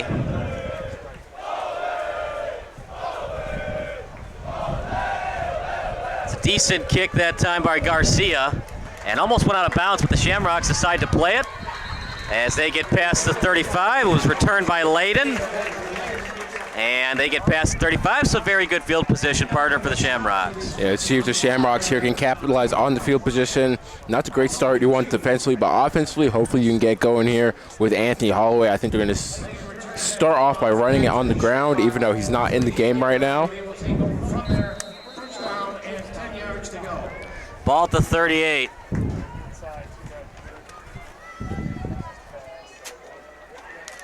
One in the backfield, and it's a shotgun formation.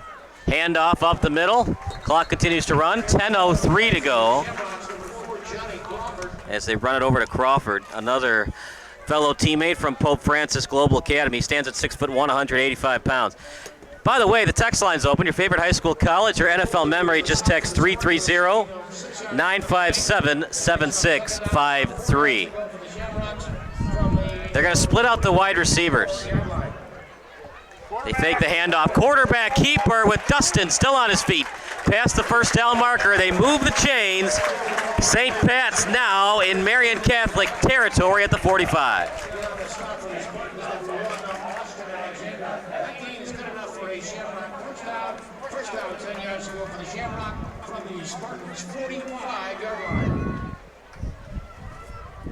One in the backfield, another handoff. Gets a couple of yards. At the 41, he got 4. As they got it over to Wozni. Wozni is from Beaubien.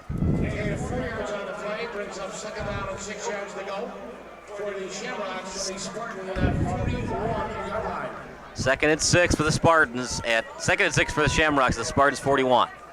They split the wide receivers, one in the backfield. Dustin takes the snap. Fakes the handoff. Quarterback sneak. Over to the left. And he barrels his way close to the first down marker. Defense tried to flip him, but good job maintaining possession and barreling through the hit. They'll give him the benefit of the doubt, and it's a friendly spot. 1st and 10 for the Shamrocks at the 35. Remember, Marian Catholic missed their kick, so an extra point would give St. Pat's the lead if they score here. Another 4 wide receiver set, 1 tight end. That time they run Fico in motion. Handoff that time to Wozni, and he stopped behind the line of scrimmage. Good gang tackle by the Marian Catholic Spartans. Leading the way was Joaquin Mendez.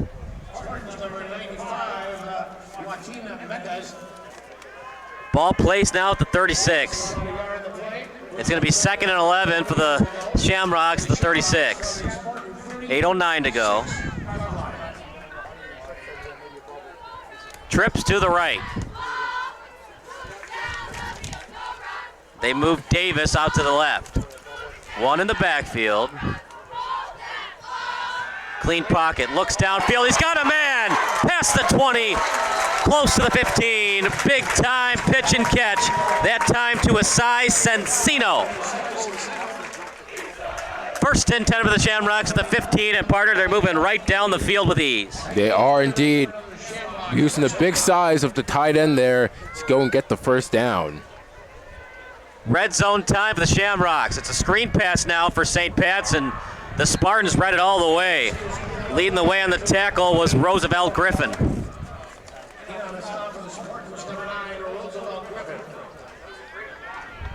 I don't know about that play call, partner. You're doing a really good job with the comeback routes. I understand why you want to get your playmakers out in space, but seems like you're doing well with the tight ends. Probably try it again, but that time the screen doesn't work, they're going to have to reset at 2nd and long. Yeah, I think they need to really get the receivers out. You see we have a 5-out set here. No one in the backfield, so I think they're going to go back to what was working, Kyle. 5 wide receiver set, no help on pass protection for the quarterback. Dustin steps into his throw. Big time completion, and he gets it past the 15, close to the 10. That's one thing St. Pat struggled with a little bit, consistency with accuracy at the quarterback position.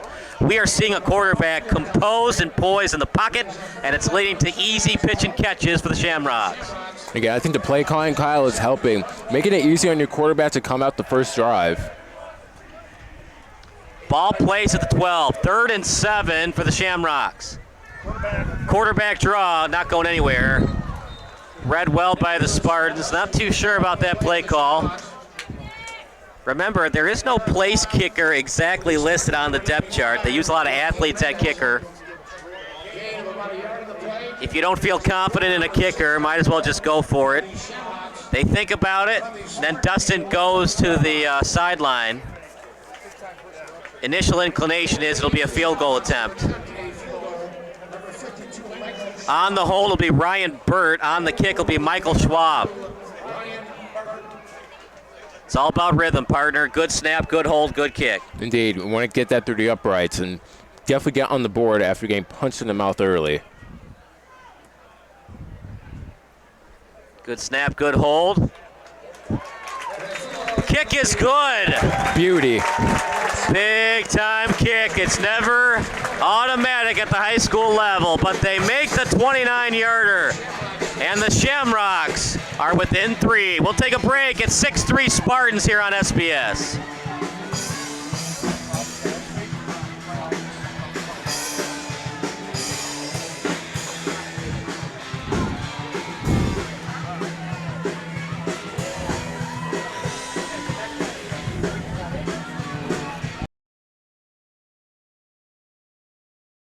This is Sports Broadcast Solutions, a broadcasting network for everyone. Check us out at sportsbroadcastsolutions.com and become part of the digital sporting world.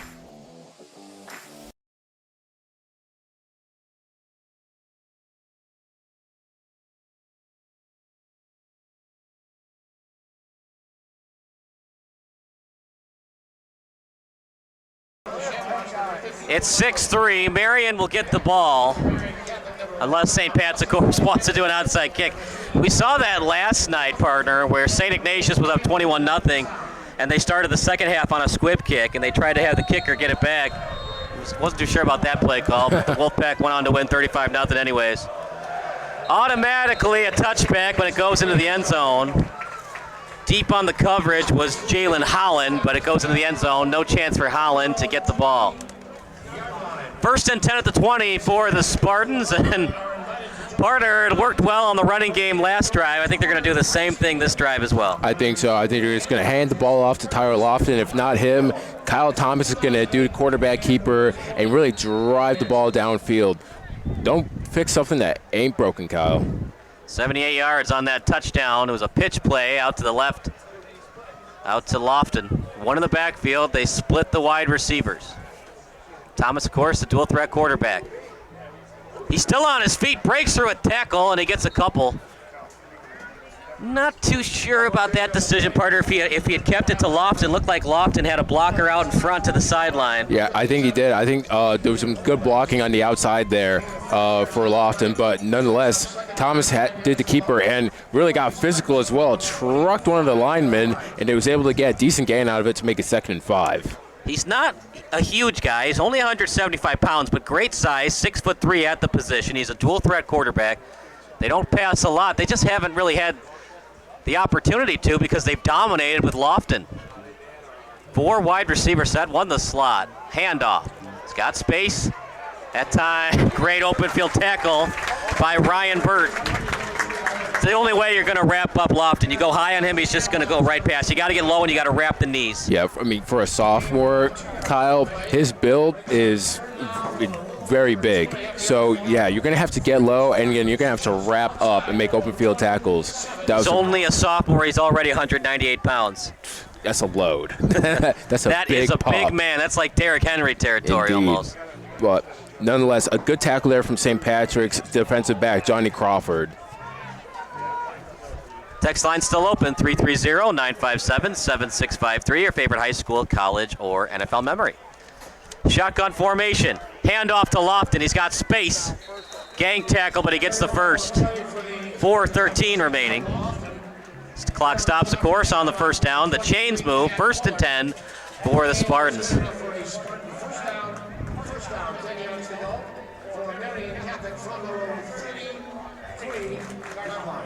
What a player Tyler Lofton is. He's going to get close to 100 yards before the quarter ends. Indeed. Of course, with that breakout run, he's definitely going to get there. He could probably break 200 if he keeps up what he's doing, By Kyle. the half. Yes, probably He had by the that half. 78-yarder, so he's already close to 100. 3 wide receiver set, 2 in the backfield. Up the middle. Lofton with space. 1st and 10 again for the Spartans.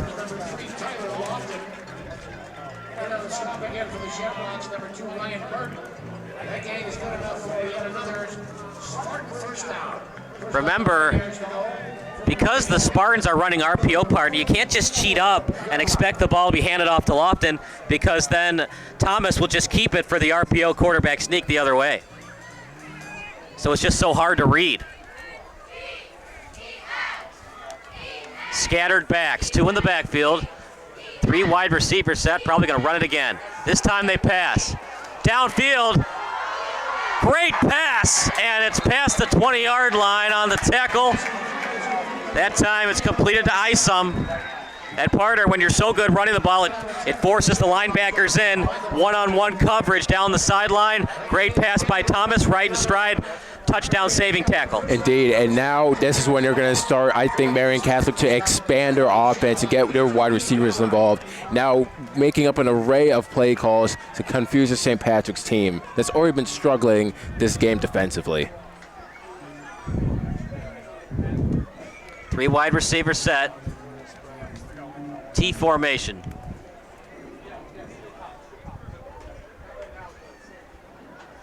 Fakes the handoff, quarterback draw to the sideline. Thomas takes a hit, goes out of bounds. You'd like for your quarterback to get out of bounds a little bit sooner. Yeah. But he's got some size on him, so he can take a couple of those. Indeed. Thomas has already shown he is not scared of physicality at all. We saw that earlier in the drive here, and he's showing it once again more. But again, as you said, Kyle, maybe get him out of bounds a little bit quicker. We need you for the rest of the season. Yeah, he's only 175 pounds, but big-time size at 6'3". 2nd and 3 for the Spartans. Inside the 15. Gut check time for the Spartans. Do not want to allow it to be a 2-possession game this early. Shotgun formation, handoff to Lofton. Every gain, it seems like 5 yards or more. And again, Kyle just pushing the pile forward. Never stops churning the legs.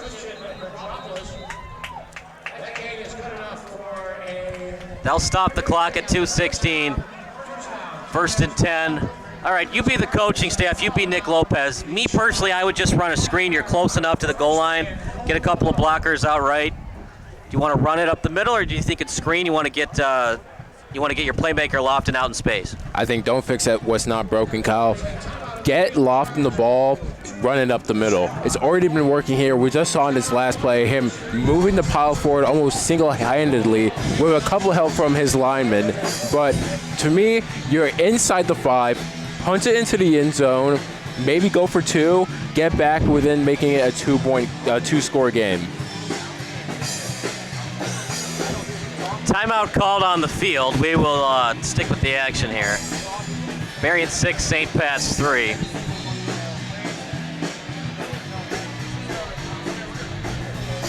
What I don't like from St. Pat's partner is they really haven't had an answer yet for Tyler Lofton. Now with the timeout being called, maybe it helps your defense regroup a little bit, think about it. But talk is cheap. You got to find a way to produce, and struggling with the open field tackling, I don't know how that. It's not going to get any easier for the Shamrocks. Quarterback keeper for Thomas does not get any yardage that time. 2nd and goal at the 5.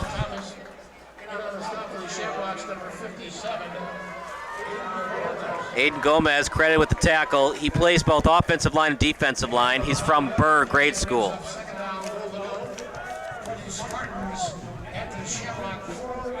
And Marcel, unless they get sacked for 5 or more yards, it's most likely 4-down territory for the Spartans. Yeah, I don't see why not go for it the way your offense has been rolling so far. If you give the ball to Lofton, or again, maybe do a little out route, curl route to get the ball in the end zone. So you're going to go here with Lofton. Looking to get that goal line stand. They stand up on Lofton.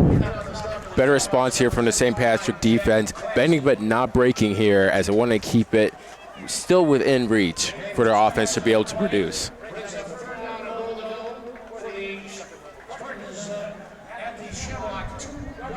That's how big that stop was for the Spartans. Now you score a touchdown here, it's 2 possessions. If you allowed St. Patrick to score, it's still a back and forth affair. It's not always about 3 and outs on defense. It's about bending but not breaking sometimes. 3rd and goal at the 2. 3 in the backfield. Quarterback sneak, he's got space. Stiff arm action. Reaches for the pylon, he got in. Touchdown, Thomas. This dynamic duo of Thomas and Lofton, partner, they are just lethal in the open field. Kyle, we saw during our pregame interview with Kyle Thomas before the game, we were talking about how much of a dual threat him and Lofton were in the backfield on the ground, and he said together they are amazing together and almost unstoppable. And so far, he's proven that point to have been right. 2 scores by both of them on the ground. This is a darn good St. Pat's team. They beat St. Ignatius, who has just been unstoppable since they lost St. Pat's. This is another monster, though, in Marian Catholic. My goodness. Missed again, so St. Pat's is only down by 9, but it's still a 2-possession lead nonetheless for Marian Catholic. So 12-3 the score. We will reset the clock to 52 seconds. We'll take a 30-second break. You're watching the Spartans against the Shamrocks here on SBS.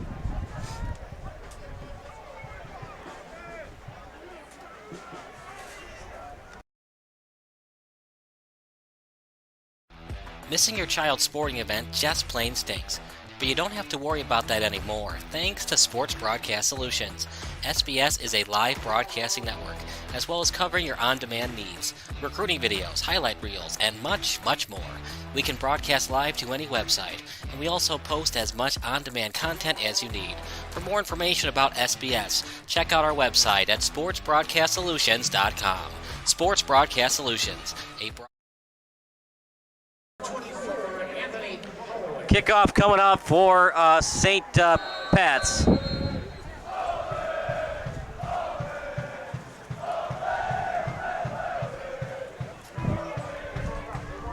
Not a great kick. It's a one-hopper picked up by the Shamrocks, and they'll have good field position again. They'll stop the clock at, well, they're having clock issues. It still runs.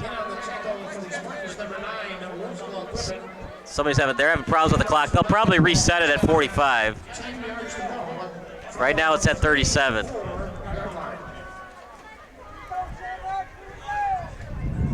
Ball placed at the 34. 1st and 10 for the Shamrocks.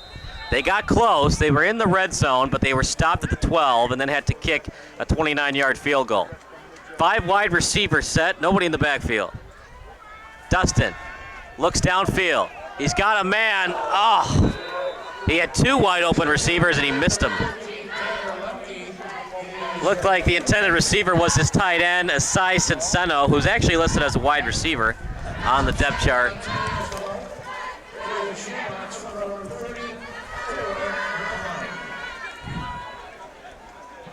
Cinceno plays both tight end and wide receiver, and Cinceno will switch to the trips formation. Trips out to the left. Little pitch to the right. That play didn't really have a chance from the get-go, but great job breaking through a tackle as was pitched out to Wozni.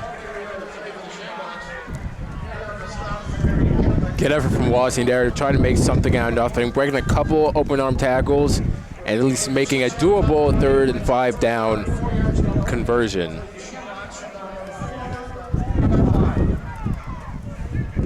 Ball at the 40. Should be 3rd and 4, and it is. That'll do it for the first quarter. We'll have 3rd and 4 for the Shamrocks when we come back. It's Marian Catholic 12, St. Patrick's 3 here on SBS, a broadcasting network for everyone. Let's go to break real quick.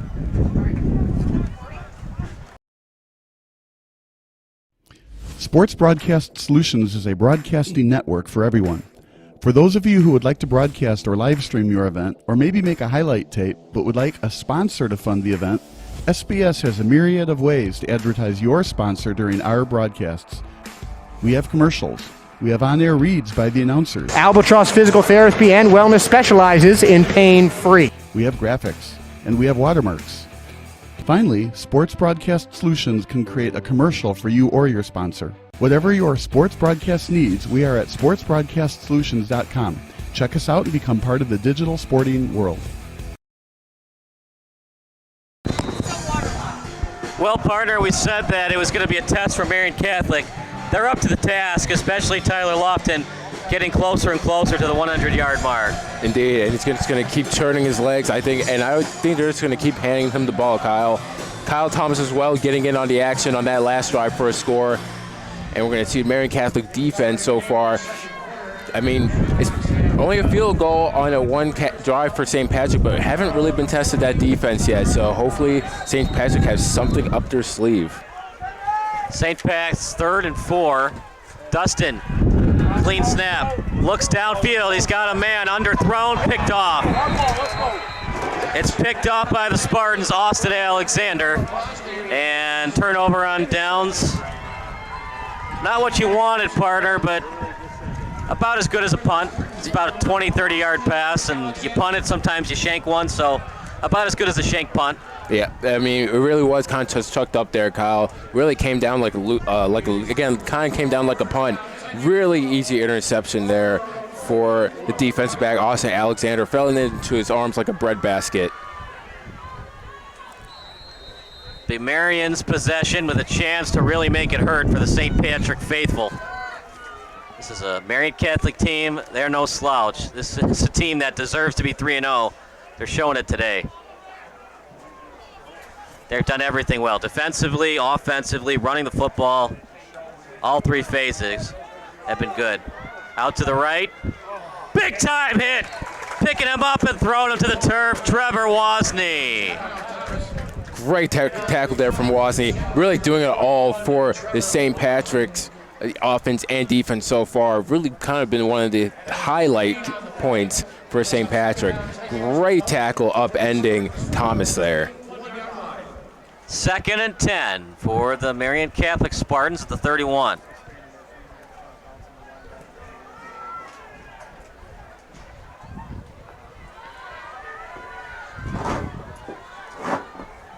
Clock continues to run, 11:10 to go.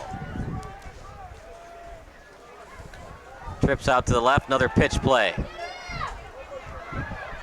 Moves out to the inside and gets a couple more after getting the ball. Pursuit was better that time by the Shamrocks. Sometimes, partner, as much as you want to go to where your blockers are, for Lofton, sometimes it's okay for him to trust in that speed, especially if he's got one blocker to the outside. Trust in your blocker and just keep running out to the outside. The more he's in space, the harder it is to tackle him. Mm-hmm. Yeah. The more he moves away from the pursuit, the harder it is to tackle that young man.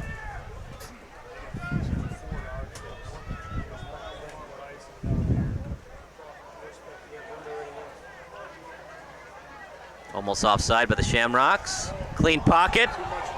Overthrown. Put a little too much on it, partner. If he had some air on it, might have been a touchdown pass. Yeah, I would have been looking for the wide receiver, Caleb Easom, who had the great catch on the drive where Kyle Thomas got in for the score. But again, just lofted that a little bit too high for him.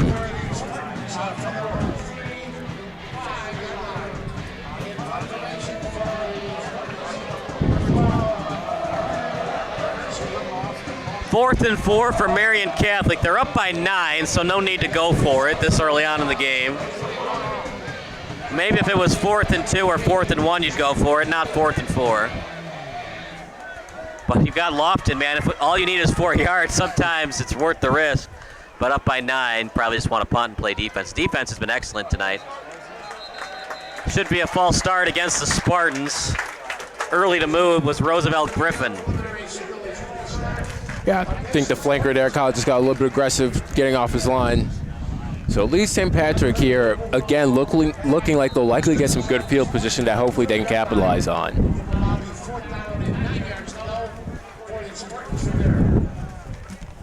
That'll move him back 5 yards. Good snap. Kick is up. It's a beauty. That brings the return team all the way back inside their own end zone. Beautiful punt by the Spartans. Eric Sebastian, the 5'7" kicker/punter with an excellent punt. And now the Shamrocks will have to start at their own 20. Yeah, never mind about my comment about the field position, Kyle. That punt was absolutely belted downfield into the end zone. People always make fun of punters. They're not real players. But you know what? You never know when you need one until it's too late. That time, the punter, it helps, man. It changes the game because it changes the possession. If it's a return to the 30-35, that's 15 yards closer to the end zone. Beautiful punt that time by Sebastian. Again, I think Pat McAfee would second that. Hand off to Holloway, and he gets past the 25-yard line. Initial guy on the tackle was 93 for the Spartans. Not listed on the roster. Mendez as well.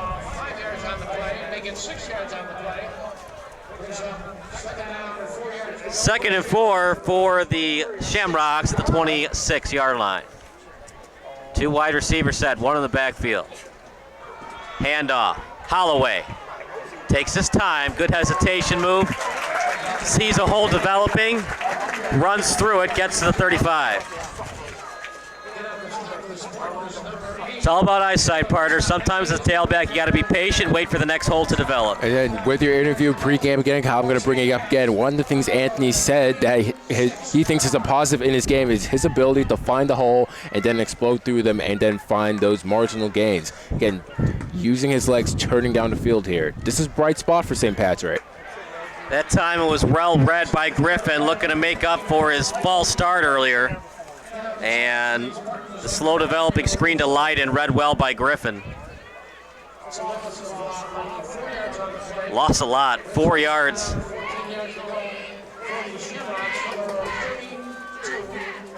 Second and 14.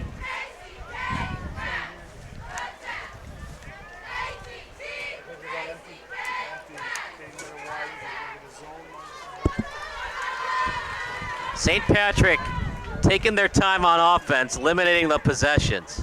5 wide receiver set, Dustin in the pocket, looks downfield, and it might have hit the top of his offensive lineman's helmet. Meanwhile, it's 3rd and 14. It's either that, or I think maybe the Marian Catholic D-line there got some pressure to get in Dustin's face. Third and 14. Partner, you want to be aggressive here, but also you have to be a little conservative because you don't want to throw it into a tight window and give Marian Catholic great field position. Indeed, yeah, you don't want to do that. I think if you're here, you want to make maybe a safe bet, maybe a little curl out outside. That's the one thing that St. Pat's didn't want to do. The intended receiver, Mikey Brosnan. It's all Marian Catholic today. That's now 2 picks off Dustin. What a performance by the Spartans. Caden Jensen, number 40, defensive back there, getting the interception, reading the play like a book, saw the screen they were trying to get outside to Holloway, and picked it right off the route. I mean, that's something that the young quarterback's going to have to learn. Sometimes it's okay to take a sack or even an intentional grounding. The one thing you can't have there is an interception. Indeed, Kyle. Sometimes you guys have to live to learn another down. It's still only the second quarter, and it's still a 9-point game, but it might be extended here with Marian Catholic now back on offense with great field position. Yeah, you got to throw that ball at the feet if possible. Hand off to the left and a big-time hit. Started by Burt. It was finished by Gomez.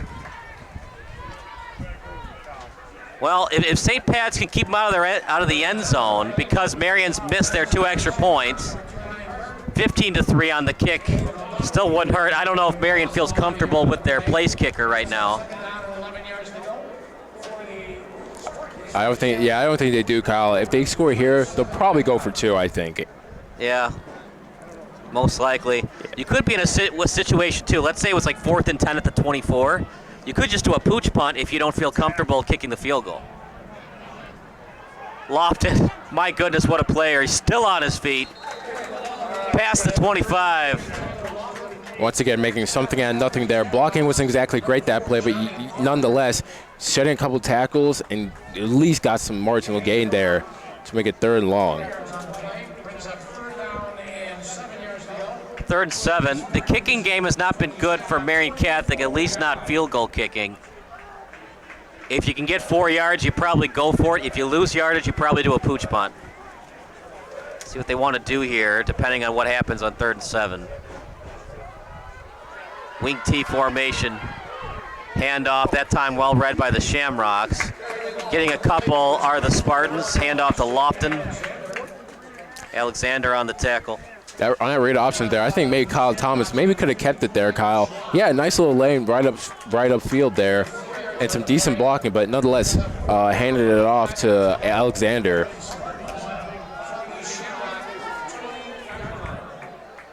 Well, you could go for it. And on the other side of the coin, for Marian Catholic, don't throw a pick. Just if it's not there, just take the turnover on downs. Yep, don't force it.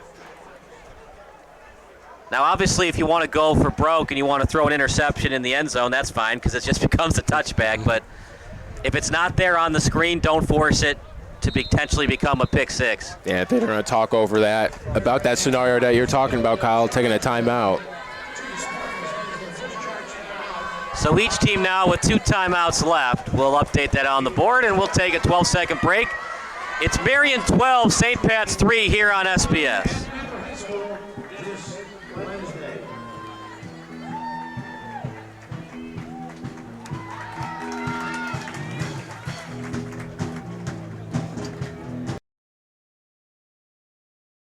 This is Sports Broadcast Solutions, a broadcasting network for everyone. Check us out at sportsbroadcastsolutions.com and become part of the digital sporting world.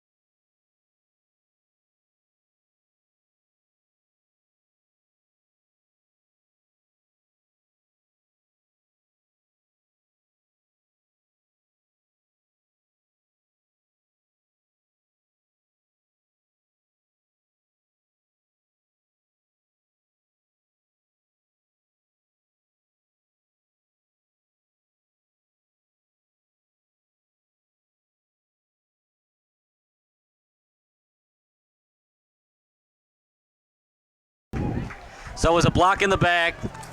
Apologize for the muted audio. We got it on the SD card. If you're just joining us, it was a block in the back against Marian Catholic. They're going to go for it again.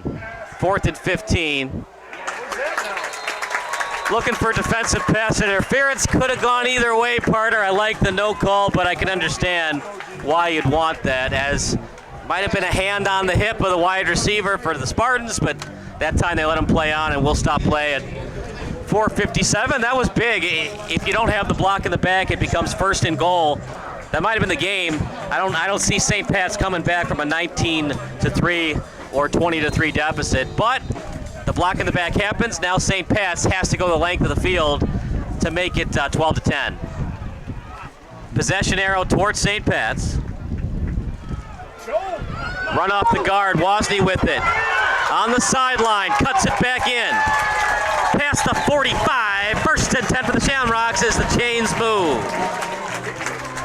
Trevor Wozni, the veteran, showing it on that play.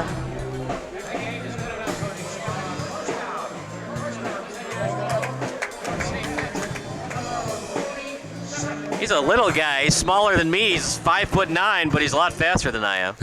Yeah, he definitely has some jets on him. 3 wide receiver set. Shotgun formation. Little pump fake.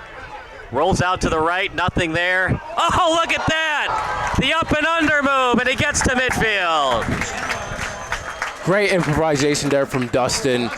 Shaking the tackle, getting downfield for a few yards there.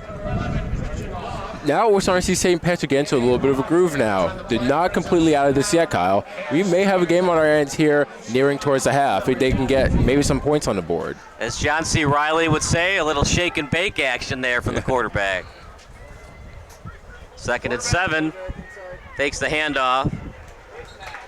St. Pat's looking for a hand to the face, but I think he got the neck, not the face mask. That's such a tough call to make, too, partner, when the quarterback's about to go to the turf and the defender accidentally gets the top of the helmet. You see that call at the NFL sometimes, hand to the face, not really so much at the high school level. Yeah, it's a bit harder to catch in high school. Trips to the left, Wozni in the backfield. 3rd and 4, might be 4-down territory for the Shamrocks. Hand off to Wozni, going east and west, that's not going anywhere. You got to be impressed with the speed from Marian Catholic. It's hard to go east and west on this defense. Yeah, again, very fast at committing to the running back. Hunting down Wozni pretty easily there, as going east to west wasn't going to work out there.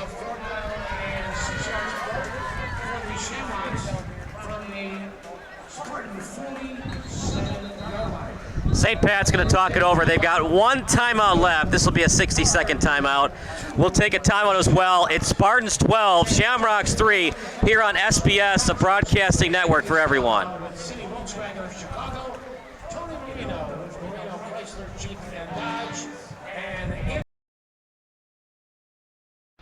Missing your child's sporting event just plain stinks. But you don't have to worry about that anymore, thanks to Sports Broadcast Solutions. SBS is a live broadcasting network, as well as covering your on-demand needs, recruiting videos, highlight reels, and much, much more. We can broadcast live to any website, and we also post as much on-demand content as you need. For more information about SBS, check out our website at sportsbroadcastsolutions.com. Sports Broadcast Solutions, a broadcasting network for everyone.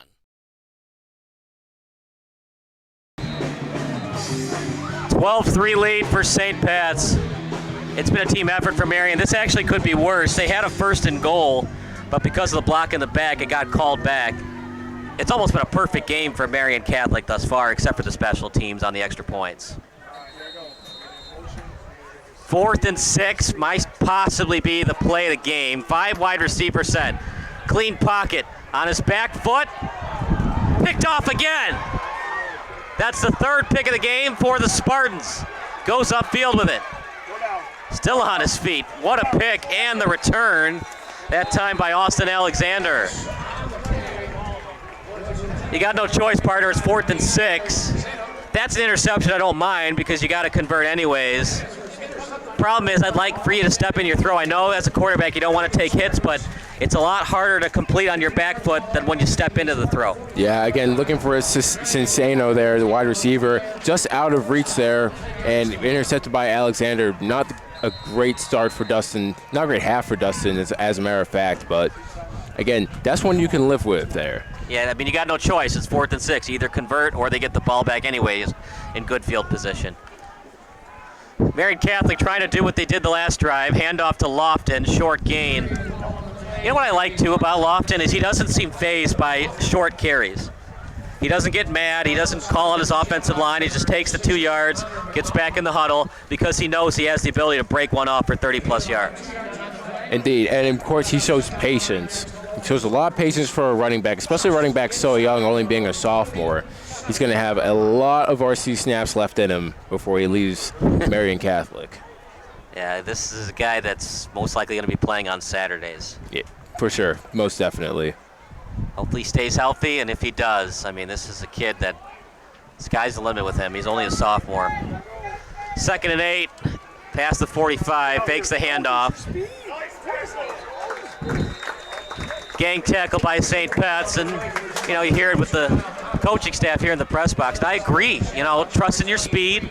You don't always want to go east and west, but when you got the speed like Thomas and Lofton do, sometimes it's okay to run to the sideline and just try to beat the defensive back one-on-one. Yeah, go a little east to west, you know, bounce it outside, get the edge. 3rd and 7. Now don't, you know, live like that on an entree. Make it more of a dessert. That's what I love about Debo Samuel. You know, sometimes he'll trust in his blockers. Other times he knows his speed. He knows he can beat the cornerback one-on-one on a screenplay. Yeah, exactly. I think Kyle Thompson's judgment here running maybe could just be a little bit better, but nonetheless, he's had a good half as well. Kyle Thomas out to the right, looks downfield, on the run. That's the one thing about Thomas. Doesn't have the greatest arm strength. If he did, it would have been, you know, more of a fly route at the 20. Underthrown and then easy to regroup on defense by Wozni. 4th down, no reason to go for it. You could if you want, but why would you want to? The St. Pat's offense has mostly been stifled by the Marian Catholic defense all half long. Only got 1 timeout left. The clock does stop momentarily on a 1st down. So I guess you could say every 1st down you get a free timeout, but then they'll reset the clock, the official will. Line drive kick, past the 20. Picked up by the Shamrocks, past the 25 to the 33. Decent return that time by Fuller, the senior from St. Thecla. Well, partner, it hasn't gone the way that the Shamrocks would have liked. But sometimes in football, you get one break to go your way, that block in the bag. If you can find a way to go down the field, get 3 or even 6 on the board, it's a 1-score game. All that matters is the score. If Lofton gets 300 rushing yards, that's fine. But if St. Pat's wins, they win the war. Indeed. And, you know, hopefully here, St. Patrick can get something going here on a screenplay. Out to Holloway, nothing. Driven out of bounds by the Spartans. It was 2-on-1. Good pursuit that time by Marian Catholic's Joseph Garcia and Christian Gaw.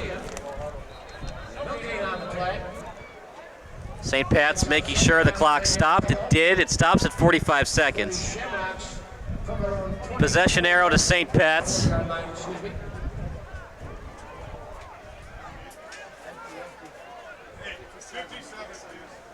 And St. Pat's wants a clarification. Up here they're saying 57, so they reset it to 57. It's St. Pat's possession arrow.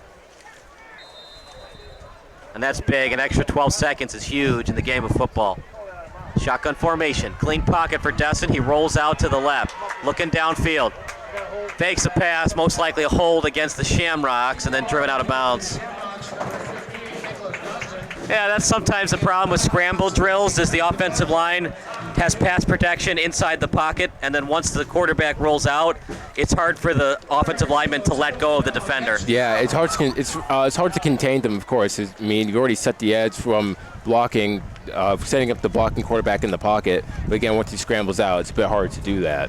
That's what they work on a lot in practice. Russell Wilson, Justin Fields, a lot of these dual threat quarterbacks, they tell their offensive linemen, trust in me, if I roll out, just let go. You know, if I get hit, I get hit, it's on me, but you can't hold because then we're back 10 yards anyways. Just resist the urge of holding the jersey.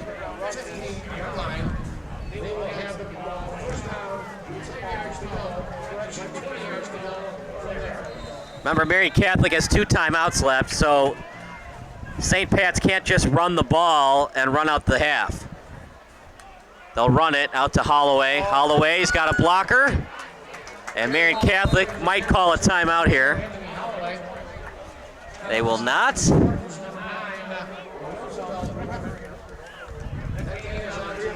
And St. Pat's originally looked like they were just going to go in the half down 9. Now they go hurry up again. 3 wide receiver set out to the right. Looking downfield. Little dump off in the flat to Holloway. And he's tackled out of bounds, that time by Garcia. There is a timeout on the field. Second time out of the half for Marian Catholic. We'll stick with the action. All right, if you're the coaching staff, if you're Luke Mertens for St. Pat's, do you want to do a couple of plays for Hail Mary, or just want to take a knee, go into halftime down 9? Honestly, why not take one down the field, Kyle? I mean, you're only down 9 points realistically. It's not really enough time for Marian Catholic, even if they got back on offense, to do anything significant with it, because they don't trust in their field goal kicker. So take a shot downfield. Why not? You already proved on your last drive that you can get some yardage downfield. Of course, handing the ball off to Anthony Holloway has been a big help. Trevor Wozy making a couple of big plays offensively and defensively. So I say here, why not take a shot? If you can pull it off, changes the momentum drastically. Got to know the arm strength of your quarterback. At this level, you'd like to get to the 40. At the NFL, the 50 is fine. You got 1 timeout left.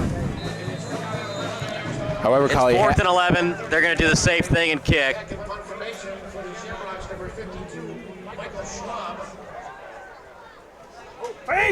It's a fake. He's got room upfield. Past the first down marker, looking for the horse collar.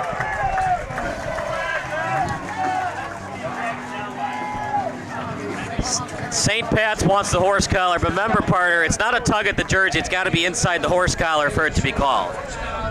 What a call there from St. Patrick, going for the fake punt. We didn't expect that. We thought they'd take a chance, but not like that though, Kyle. Good defense by Marian Catholic too. They had a feeling it might happen, so they had everybody come up, meet the ball carrier, make sure it's not a touchdown. You got 1 timeout. Now it's 7 seconds.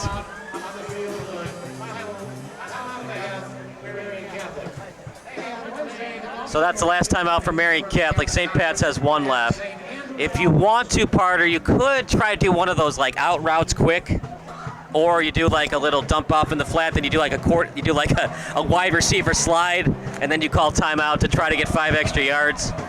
I don't know. Probably you just want to do the Hail Mary now. You're inside the 50. Depends on how big the quarterback's arm is.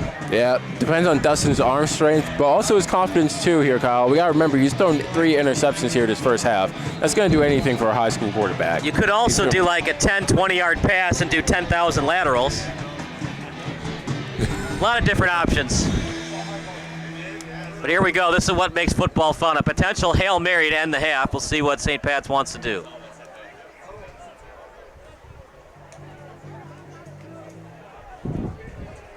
Or maybe they'll do the old play of fake 23 blasts like they did Remember the Titans.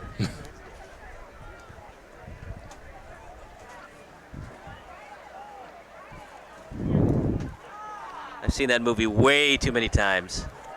Fake 23 blast with a backside Georgia reverse. I think they ran they were at the 25-yard line, their own 25, and then they did a double reverse with the quarterback out in front blocking for the win. 3 wide receiver set, 1 in the backfield. Don't know why you have them in the backfield. You need as many wide receivers downfield, you would think. Marian Catholic 30 yards down the field. Clean pocket. Dustin needs to step up. And they just didn't have enough time to get it downfield. Incomplete pass. We didn't get the Hail Mary we were expecting, and that does it for the first half. 12-3. Let's give grades for the first half, partner. Marian Catholic, it's an A++. St. Patrick's, I'll give him a C+. It was average. I'll give a C-, Kyle. I think offensively, Dustin just he needs to elevate his quarterback play. I mean, he made a couple decisions that I think just weren't smart, and I think that they need to maybe have some better play calling, get some more shots going down the field, give Holloway the ball more. I mean, he only got a few number. You see, Marian Catholic was handing the ball off to Lofton almost every other play. They didn't do the same thing with Holloway to get the ground game going. Get downfield. Get in the red zone. Yeah, I mean, that's the problem, too. Has the quarterback's confidence in Dustin, is it shattered now that he's thrown 3 picks? So you have to think about that, too. Do you want to just hand it off in the second half? You also got to know what the score is. If Marian Catholic scores again, they're probably done doing extra points because it's not looked good today. So they would make it 18-3 with a touchdown, then they would go for 2, so it would either be 18-3 or 20-3 on the 2-point conversion attempt. Then you got to pass the rest of the half, but you got to talk to Dustin, see how he feels with his confidence. We'll take a 5-minute break, then we'll give you some more halftime analysis of St. Pat's against Marian Catholic here on SBS. Yeah, just a water. Here, I'll give you some cash. Here's a 20. Can you get us a couple hot dogs, too? Thank you. I have the mouse. I fucking forgot. Do you want it? I'm good. Okay. Appreciate the remember the Titans reference? Yeah. Appreciate it.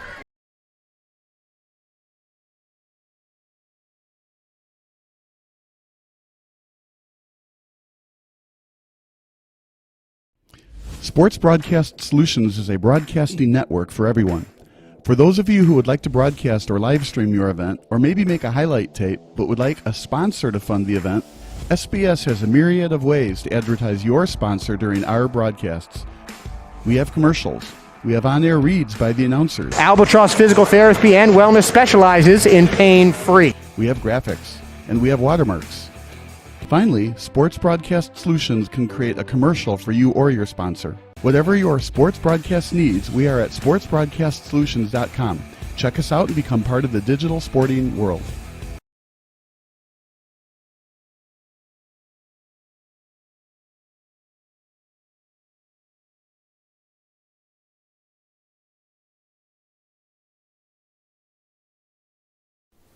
Sports Broadcast Solutions is a broadcasting network for everyone.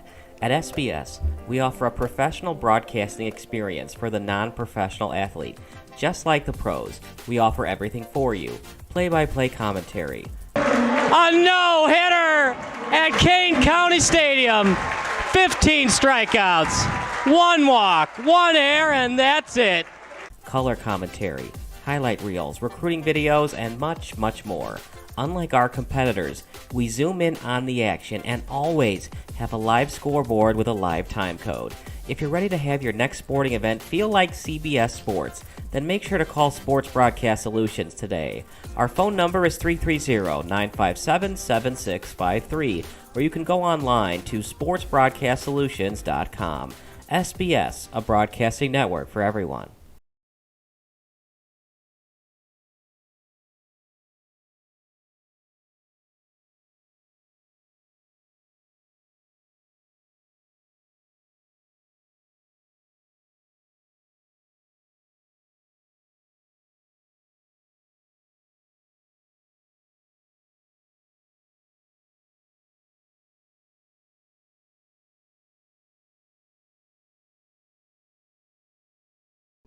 Sports Broadcast Solutions is a broadcasting network for everyone.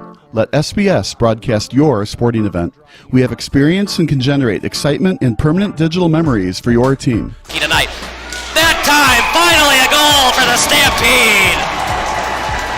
We have professional videographers using high-definition modern-day cameras, color analysts, and play-by-play announcers with state-of-the-art, classy graphical scoreboards to keep you updated. Plus, we have commercials to advertise your team, club, or sponsor, and us. Plus, we do pregame and postgame interviews. Hi, everybody, and welcome to the post-game show brought to you by Marian Central Catholic. My name's Kyle Smith, but my name doesn't matter. These young ladies matter. It's senior night as the Hurricanes win a battle down the stretch, 48-46. Hi, I'm Carrie Kramer. I swim 50 breast, 50 free, and 100 back. Whatever your sports broadcast needs, we are at sportsbroadcastsolutions.com. Check us out and become part of the digital sporting world.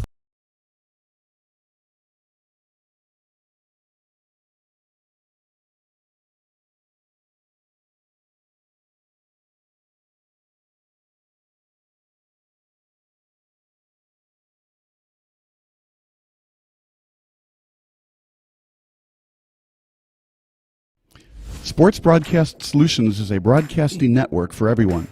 For those of you who would like to broadcast or live stream your event, or maybe make a highlight tape, but would like a sponsor to fund the event, SBS has a myriad of ways to advertise your sponsor during our broadcasts. We have commercials. We have on-air reads by the announcers. Albatross Physical Therapy and Wellness specializes in pain-free. We have graphics, and we have watermarks. Finally, Sports Broadcast Solutions can create a commercial for you or your sponsor. Whatever your sports broadcast needs, we are at sportsbroadcastsolutions.com. Check us out and become part of the digital sporting world.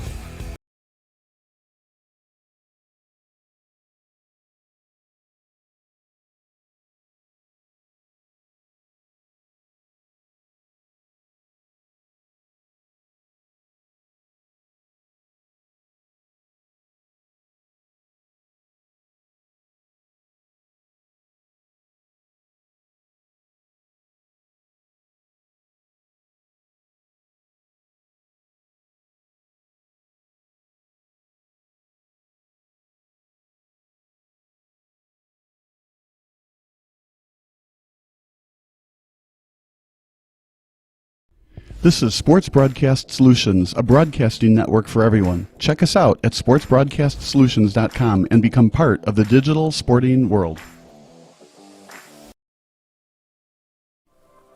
Hey, this is Sarah Greenfalk here of Psych Edge.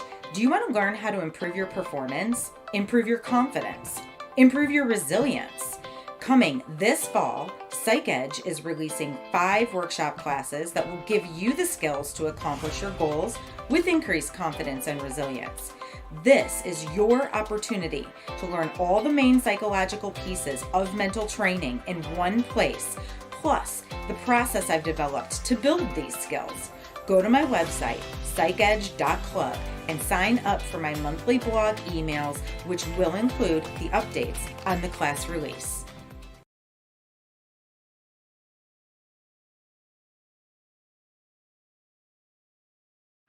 Missing your child's sporting event just plain stinks. But you don't have to worry about that anymore, thanks to Sports Broadcast Solutions. SBS is a live broadcasting network, as well as covering your on-demand needs, recruiting videos, highlight reels, and much, much more. We can broadcast live to any website, and we also post as much on-demand content as you need. For more information about SBS, check out our website at sportsbroadcastsolutions.com. Sports Broadcast Solutions, a broadcasting network for everyone.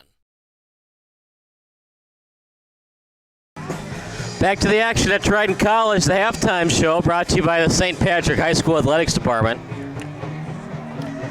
It's 12-3 in favor of Marian, so St. Pat's will get the kickoff in the second half. Partner, I don't know if anybody can beat this Marian Catholic team right now with Tyler Lofton and Kyle Thomas in the backfield. So hard to stop, especially when Lofton gets out in space. We saw that St. Pat's was making a somewhat of a concentrated effort. Also, Lofton was breaking it more towards the middle, allowing it easier for St. Pat's to gang tackle and pursuit on the tackle. But wow, what a first half that we saw from Marian Catholic. But because they missed those 2 kicks, if St. Patrick can get a couple of touchdowns, or even a touchdown extra point, or a field goal, they could still sneak by with a win today. They could possibly. I mean, if you're Marian Catholic, you came out of that first half thinking, why don't we have 3 touchdowns on the board? A couple missed opportunities. Of course, that one flag they had on that one drive that got called back. You can really say that they should be up maybe 2-3 scores right now. But St. Patrick is still in this, and they have a fighting chance. So we'll see what they can do coming out here in a second. Yeah, mathematically they're still in it. We did not see a good half of football, though, from their quarterback, and Nicholas Dustin. No. 3 interceptions, not the half he wanted, obviously. And we'll see what kind of adjustments that the young quarterback can make in the second half. I mean, it's a different style of offense for the Shamrocks this year. They're more of a dynamic passing attack, whereas Jermaine Young, they would rely on his athleticism. He was more of an athlete than a quarterback playing in the position. They have Dustin. When he's throwing the ball, they can make plays, they can win games. When he's not throwing the ball well, we saw a couple of weeks ago they got dominated by Notre Dame College Prep. Now they're getting slightly dominated today by Marian Catholic. Yeah, they need to get the ball in the hands of more of their receivers, Kyle. Definitely I'll be looking at their tight end, Issei Cincino. He had only one catch in the first half, and he got picked off on another pass attempt. But they need to get him and a couple more of their guys involved. They need to get Wozni out the backfield. They need to get him some pitching catches. Holloway as well out the back. So they need to change up their offense a little bit. I wonder what they talked about over at halftime and see what changes they made coming out in the second. This is a Marian Catholic team. According to MaxPreps.com, they have not had a winning season since the previous decade. That was when they went 7-3 during the 2010 fall season. It's been a long time, partner. So this is a special Marian Catholic team. All the people watching, they're Marian Catholic fans, they're Marian Catholic alums. We appreciate it. And you should keep watching this team because this is a special football team that could make a run in the state playoff. They definitely can. They're a special team because they have special individuals. Kyle Thomas at quarterback, he's shown that he can light it up on any given moment. And, of course, Tyler Lofton is the running back. He'll be playing on Saturdays, as we spoke about earlier. I mean, that 78-yard run in the first half on the third play of the game was, sensational. So this is a special team that's going to definitely make a run into the playoffs. And, again, if you are alumni or a Catholic League supporter or fan, this is a team you're going to be wanting to keep an eye on for the remainder of the regular season and, of course, going into the playoffs. Marian Catholic, if they win today, they'll go to 4-0 impressively. The point differential was very impressive. 150 points for, 42 coming into today. So you add 12, that's 162 to just 45. Very impressive by the Spartans. They beat Thornwood 41-14, dominated Leo 55-21, dominated Bloom Township 54-7. A tight one, as we expected, a 3-0 team versus a 2-1 team, but they are winning 12-3. Next week against Bennett Academy, that's a home game. Then they play St. Viator and De La Salle. So there isn't a lot of big-time matchups coming up, except for the Brother Rice game, always a tough one. Bennett actually had them on the ropes a couple of weeks ago, and then they finish at home to Carmel Catholic. I'm not going to say they're going to run the table to go 9-0. Obviously, you play 1 week at a time. You try to win that week, go 1-0, but there's not a lot of teams on the schedule that I see, this is a definite loss. As long as Tyler Lofton and Kyle Thomas are healthy, and what we've seen today against St. Patrick, it's definitely a team that could possibly run the table and go 9-0. Definitely, they probably can. I mean, looking at that schedule you just listed out, Kyle, the only test that I see that going into that game I know for them will be a challenge is Mount Carmel at the end of the season. But all of the rest of those teams on the schedule definitely look beatable in their conference. So this is going to be a 9-0, 8-1 team going into the rest of the season as long as nothing drastic happens, such as an injury to one of their key players. We will take a 12-second break, and then we'll get more halftime analysis here on SBS, a broadcasting network for everyone.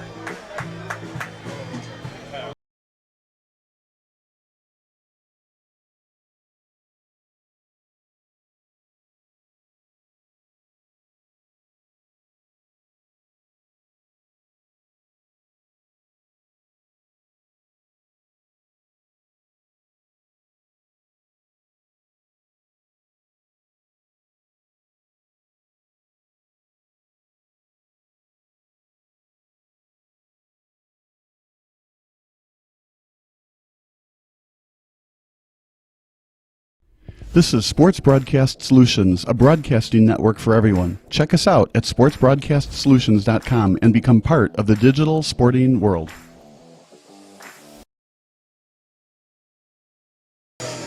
We appreciate you watching. Do apologize for the first half with the little black screen, but we got that fixed for the second half.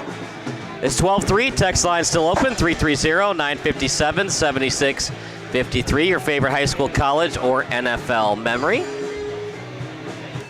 It's been a fun one. High school, you usually play Friday Night Lights, but today's version is in the afternoon. St. Pat's has not led all day, and this is their largest deficit of the day at 12-3. So we'll see what happens for the Shamrocks. If they lose, they would fall to 2-2 on the year. It's still a team that could make the playoffs, but you'd like to get that victory today. 3-1, obviously better than 2-2. Remember, that's no guarantee you make the playoffs at 5-4. Certainly a good chance that you do. St. Pat's plays a tough schedule usually, but they definitely want the win today.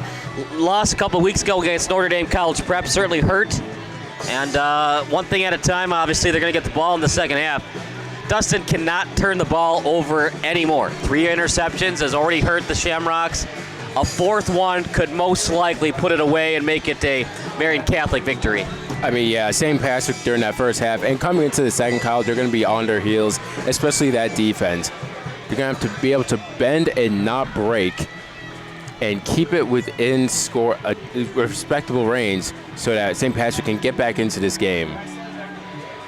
Here we go. Kickoff about to happen. The second half brought to you by Sports Broadcast Solutions, broadcasting network for everyone. On a good note for St. Patrick, they are coming out and receiving the ball, so they can get off to a good start here and see what changes they made tactically during halftime. Maybe they can come out positive and change the momentum.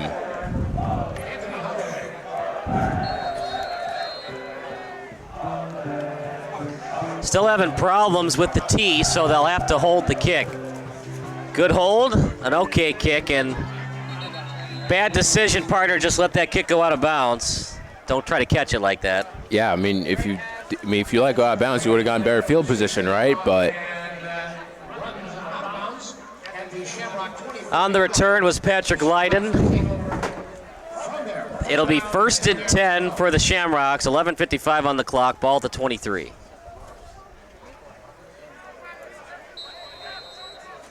Three wide receiver set. One over to the right. Dustin did not have a good first half. We'll see how he adjusts after halftime. Handoff. They go east and west with it. And Wozni able to strength his way forward past the 25. Griffin on the tackle. Ball to 26. 2nd and 7 for Marian Catholic.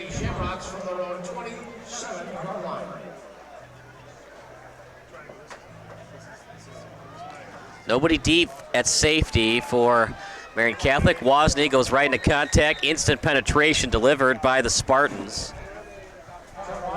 3rd down coming up.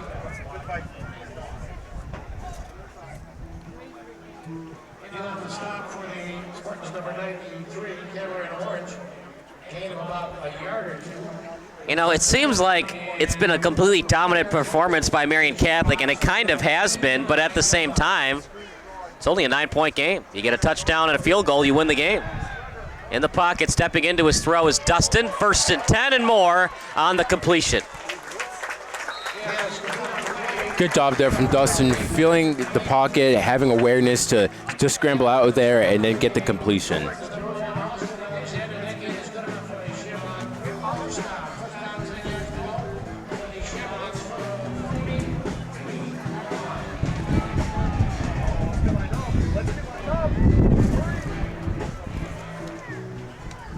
Ball past the 40, and Wozni still on his feet. Brought down just short of the first down marker. He was drilled that time by Christian Gaw.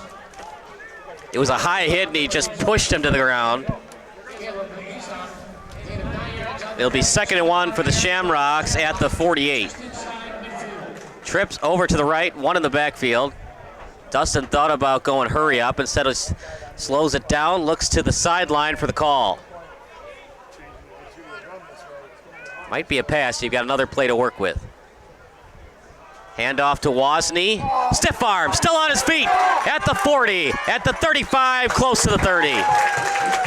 Trying to deliver the open field hit was Alexander. Slow to get up. Alexander, his head is still on the ground. You hope it's not a concussion.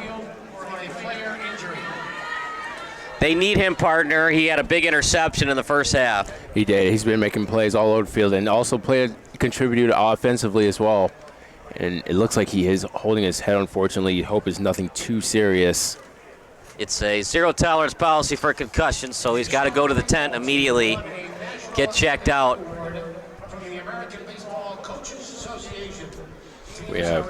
We hope the Marian Catholic Junior is okay there. And He's it looks getting like up. Got back to his feet. He's walking off on his own power. Still, if it's in the head, he's got to get checked out, so you would assume he's going to be out for more than 3 plays. Anything non-head related is only 1 play at the IHSA. He's got to get checked out. That's also a college and NFL rule. 1st and 10. Nothing good about an injury, but it does allow Marian Catholic to regroup and talk about it a little bit, reset their defense. 3 over to the right, 1 to the left. Handoff to Wozni. They get cute with it, and that time Marian Catholic read it all the way. If you're wondering about the size of these St. Patrick wide receivers, in terms of the 80s, which is typically a wide receiver number, nobody over 6'2". Their tallest guy, Asai Cinceno at 6'2" from St. John Birchmans. Same formation, 3 to the right, 1 to the left.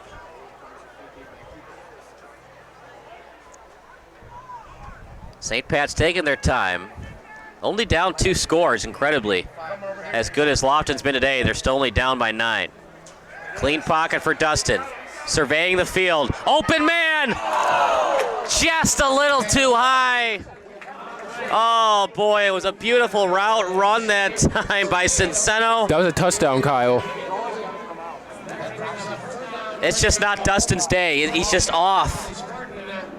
Off, but not by much. Just a little bit over the tip of the hands of the receiver. Oh man, that could have been a game changer. Absolutely. And Alexander looks like to be back into the game. Thought it was the head, but they're going to say it was a non-head injury. He's back in. Handoff to Wozni, right up the middle. 1 man to beat, and a potential touchdown saving tackle delivered that time by 91. Sorry, no, 71. That time was Eaton Orensaye.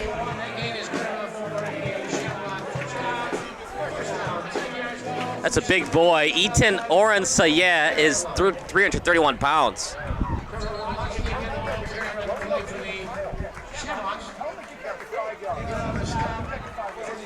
Well, partner, that's one way to do it. You have the incompletion, then you just run right up the gut with it, and Wozni does the rest. Yeah, that's been the highlight of the drive there. Running the ball with Wozni, right up the middle, being physical, right down the gut of the Marian Catholic defense.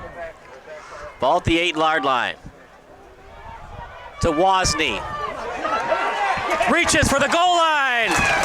Touchdown, Wozni. Touchdown, Shamrocks. And just like that, partner, they're 3 points away from tying this game. Great physical run there by Wozni, just running through the defenders and stretching the ball over the line. Just like that, St. Patrick right back in this game when we thought they were down and out in the first half. Great opening drive in the second half. That's exactly what they needed. Big extra point. It's all about rhythm. Snap, hold, and kick. Good snap, good hold. Kick is right through the uprights. It's 12-10. Marian Catholic up by just 2 as Michael Schwab delivers. We will take a break. You are watching St. Pat's against Marian Catholic here on SBS.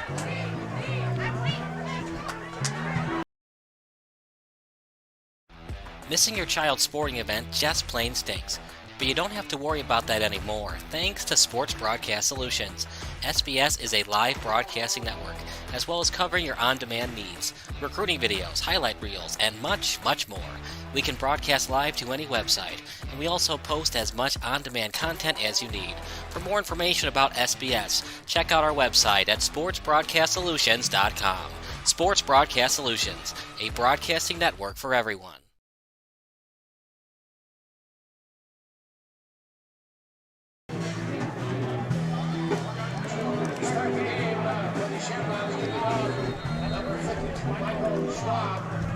Schwab on the kick. It's a beauty. Once again into the end zone. He has got a boot.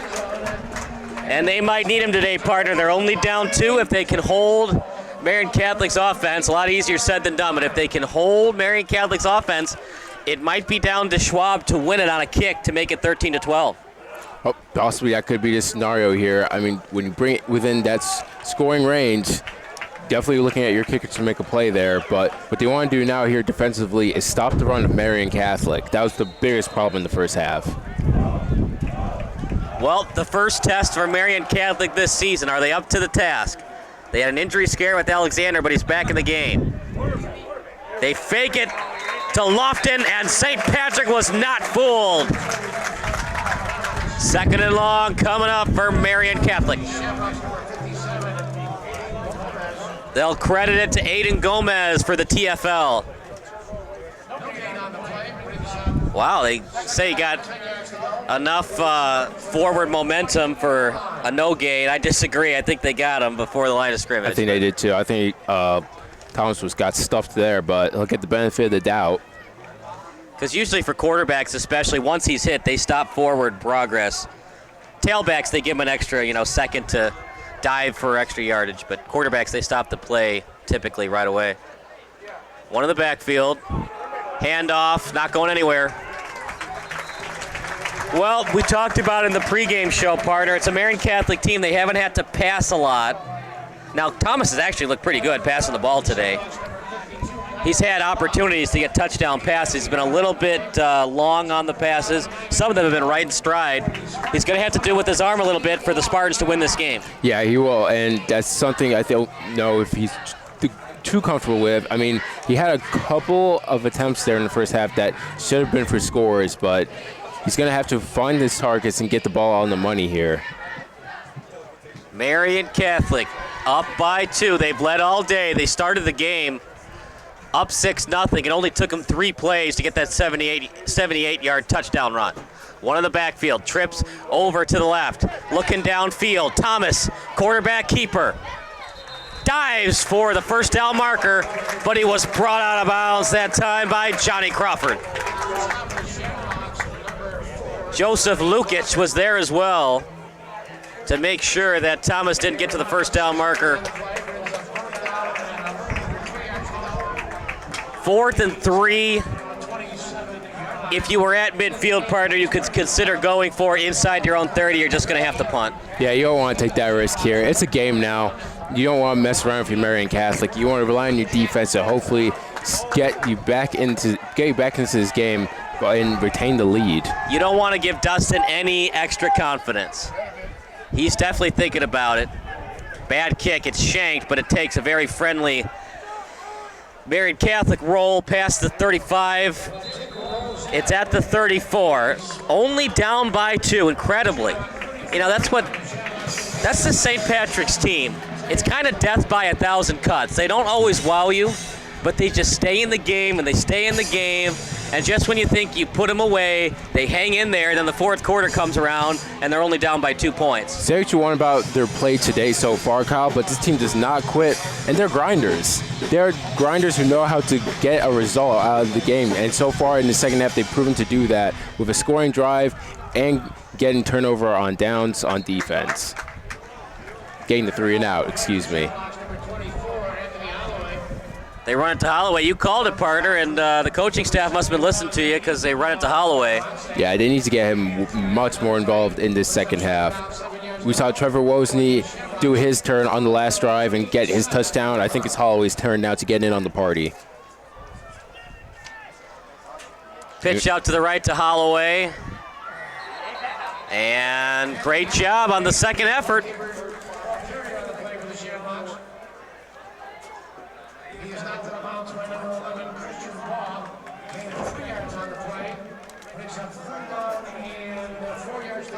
It'll be 3rd and 4 for St. Pat's. Trips over to the left. 1 to the right. Handoff again. Holloway, great stutter step move. Dives for the first down, and he got it. Past the 45. Remember, they're only down 2. The touchdown's what they want, but they still take the lead with the field goal. Extra points, you don't think they're important until they are. It would be 14-10, instead it's 12-10. Faking the handoff. Dustin didn't get anything. In fact, he might have lost a yard.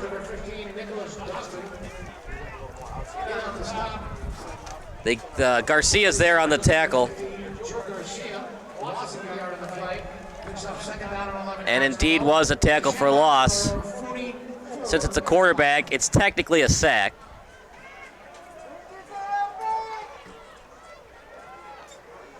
Chick, 2nd and 11, under 5 to go in the 3rd quarter. It's been a fast one here at Triton College. In the pocket, on his back foot, terrible throw, should have been picked again. Partner, if it's not there, you just got to either take the sack or throw it out of bounds. You just can't force it like that. Yeah, we're starting to see the same mistakes from Dustin again from that first half, forcing the ball into areas where the ball doesn't need to be. Has to live to play another down, but nonetheless, he's came out this second half much more confident. There's confidence and there's arrogance. Sometimes there's stupidity. That was not a smart decision.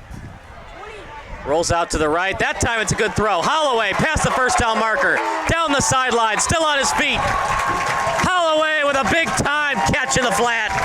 And a lot of yards after catch. And the Shamrocks move the ball. Now that there, Nick, is a smart play from Dustin there. Not looking downfield, not looking at those reads, checking it down the hallway and getting the big yards after the catch. This is a St. Patrick team. They can get good on offense. They scored 55 points on Marian Central Catholic. Holloway again.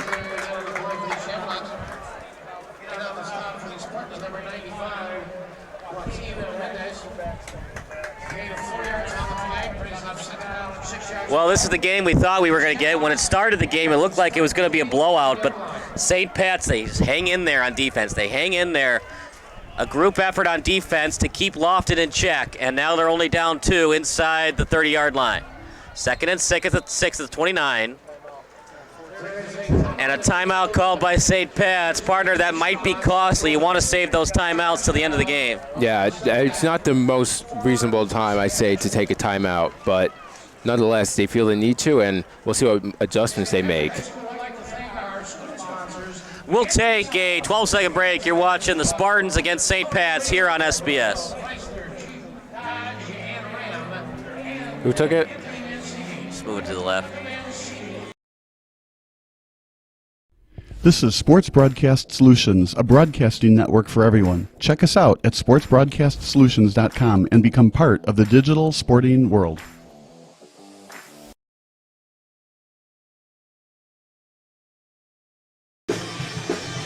12-10 in favor of Marian Catholic. St. Pat's has not led all day. Dustin and the offense trying to change that. What a game it's been at Triton College.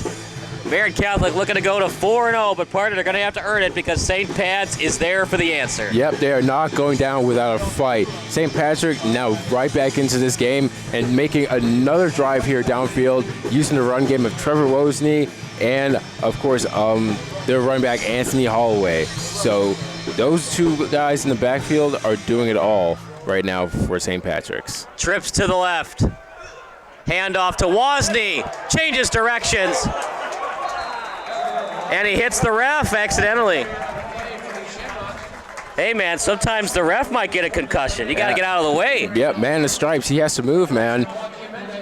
Trevor Wozni in this second half came out for blood, ripping through loose tackles and getting the first down once again for the Shamrocks. 1st and 10, ball inside the 20. Dustin wondering if it's a free play. They were indeed not offsides. 1st and 10 at the 17. They split out the wide receivers, one in the slot. Clean pocket for Dustin. He scans the field, rolls out to the right. On the move. Big time completion! Completed to Lemke. And that's what you want from your quarterback partner. Take your time. First read not there. Second read not there. Third read it was there. Exactly, and fitted that one right there nicely for the receiver. Putting it where the DB couldn't get it. 2nd and 1 at the 11. Handoff to Wozni. The first down and more. Touchdown 21. Touchdown Wozni. Touchdown Shamrocks. The Shamrocks have their first lead of the game. We got ourselves a ball game at Triton College. Trevor Wozni again answering the call with another vicious run through the Marian Catholic defense. Wow, say what you want about the Shamrocks in the first half, Kyle, but this team has grit. They do, and it's gut check time now for Marian Catholic. You're going to have to start passing the football to win this football game because St. Pat's has found something on offense. We saw some consistency on that drive. We saw more consistency from Dustin, and just like that, it's 17-12 St. Pat's. We will stick with the action here at Triton College Stadium, home of the Triton College the Triton College NJCAA athletic teams.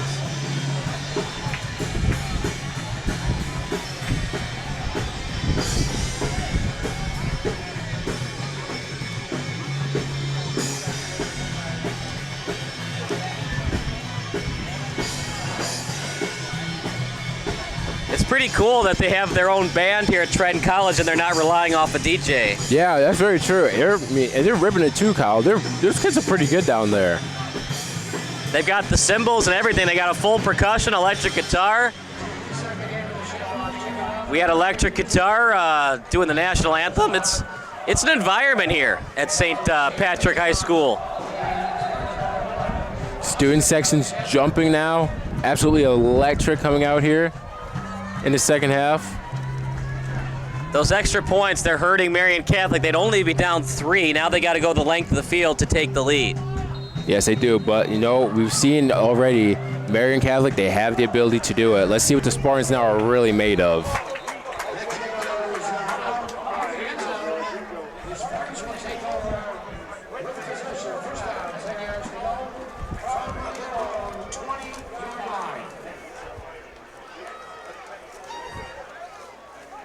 What a game for Trevor Wozni. Was kind of shut down in the first quarter, and he has answered in a big way for St. Pat's.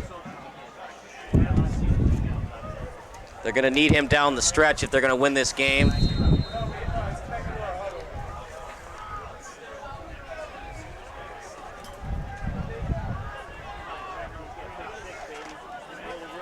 First and 10 as they place the ball at the 20.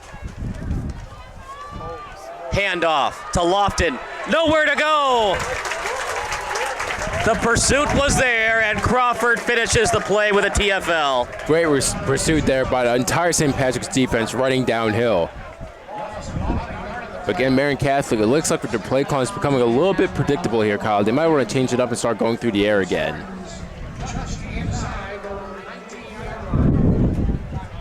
They're going to place it just ahead of the 18.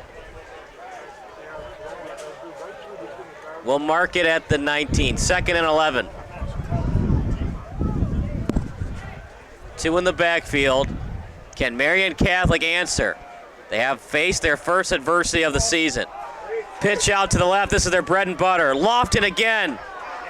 Big hits thrown out of bounds that time by Mikey Brosnan.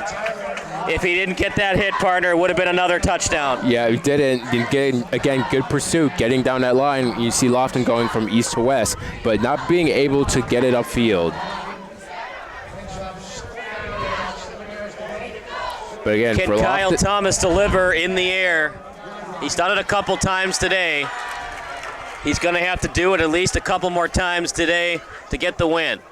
Remember, they don't trust the kicking game right now, so if they score the touchdown, have to go for 2. Field goal does them no good because they're down 5. Fakes the handoff. Thomas, right up the middle. First down and more. Big time gain for the quarterback. And just when you thought St. Pat's was going to get a 3 and out, Thomas answers.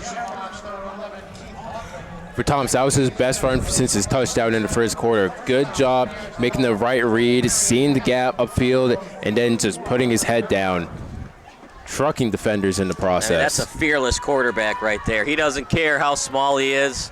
With the size, he's got the strength, and he's got the height. Doesn't have the weight, but certainly tall enough at the quarterback position. Handoff. Lofton. And his knee was down. It's a TFL that time. And it's delivered by Joseph Lukic.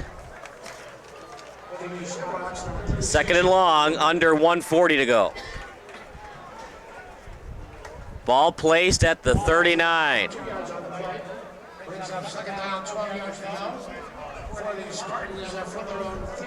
Second and 12 for the Spartans. What a football game it's been tonight. Maybe our game of the year at SBS thus far. From 12-3 now to 17-12.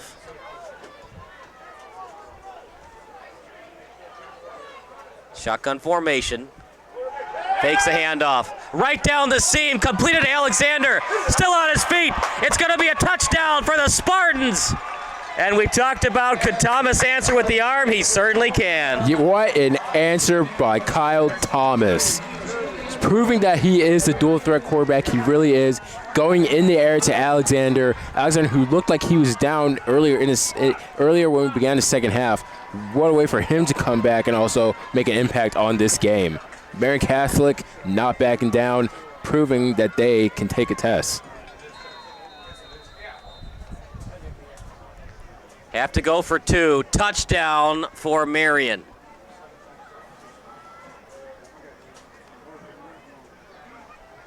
Need this 2-point conversion, otherwise St. Pat's can take the lead again with a field goal. They're going to put the big boy, Bryce Glass, in the backfield as a lead blocker, most likely. Handoff. Got close. Where are they going to spot it? He's short. Big time stop by the Shamrocks.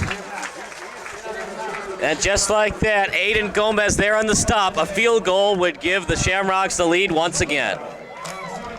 Good stand there by the St. Patrick defense. That changes a lot in this game, of course. Now they can take it over and win the game with now only a field goal, as opposed to maybe having the possibility to have to go all the way downfield. If you're the Shamrocks, if you score a touchdown, do you go for 2 to make it a 7-point lead? Yeah, I think you do, Kyle. I think now what we've just seen here from Marian Catholic, knowing that they are more than able to go through the air, especially with Thomas and Alexander breaking open into open field space, yeah, I think you do need to go for 2 now. St. Pat's will get the ball back. We got to be clear, this Marian Catholic offense is not just Tyler Lofton. They have weapons. Holloway deep for St. Pat's. Kick. They'll play it at the 30. Leiden brought down past the 30. St. Pat's has certainly had the field position they want. They've been past the 30 on several occasions. It's up for Dustin and the offense to do it again. Field goal gives them the lead. Touchdown, 2-point conversion would force Marian Catholic to get a touchdown extra point just to tie it. 3 wide receivers. They stack them. Over to the left, one to the right. What an exciting game at Triton Stadium. Handoff, right up the middle. It's a small gain. This is where the game's won, partner, right up front in the trenches. Yep. Which side can get the push? Can your offensive line get that push up front? Another injury. This time it's Marian Catholic again. It's a hot day, partner. You got to drink up, stay hydrated. Cramps are a part of this one, although we've got some shade now from the sun. We'll take a 40-second break. You are watching the Spartans against the Shamrocks here on SBS.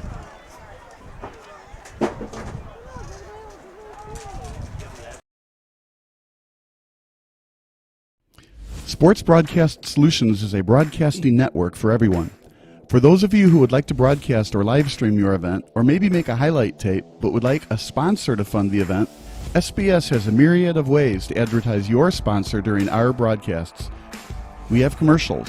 We have on-air reads by the announcers. Albatross Physical Therapy and Wellness specializes in pain-free. We have graphics. And we have watermarks. Finally, Sports Broadcast Solutions can create a commercial for you or your sponsor. Whatever your sports broadcast needs, we are at sportsbroadcastsolutions.com. Check us out and become part of the digital sporting world.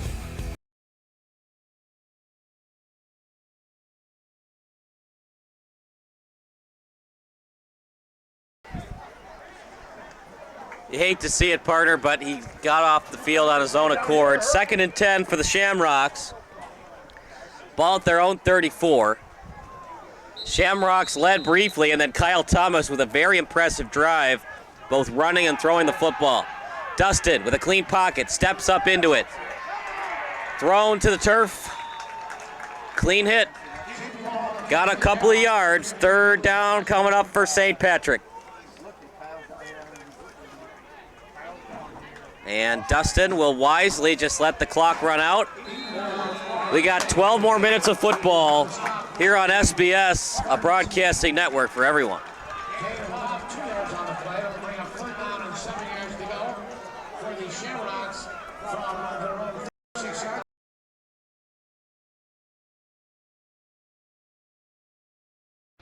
Missing your child's sporting event just plain stinks. But you don't have to worry about that anymore, thanks to Sports Broadcast Solutions. SBS is a live broadcasting network, as well as covering your on-demand needs, recruiting videos, highlight reels, and much, much more. We can broadcast live to any website, and we also post as much on-demand content as you need. For more information about SBS, check out our website at sportsbroadcastsolutions.com. Sports Broadcast Solutions, a broadcasting network for everyone.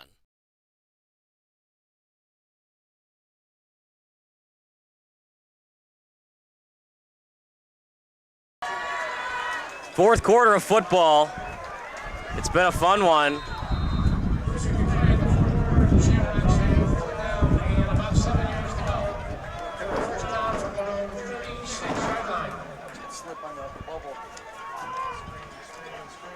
Handoff to Wozni. Got a couple. He's been their workhorse tailback today. 3rd and 7 for the Shamrocks. 4th and 6 now.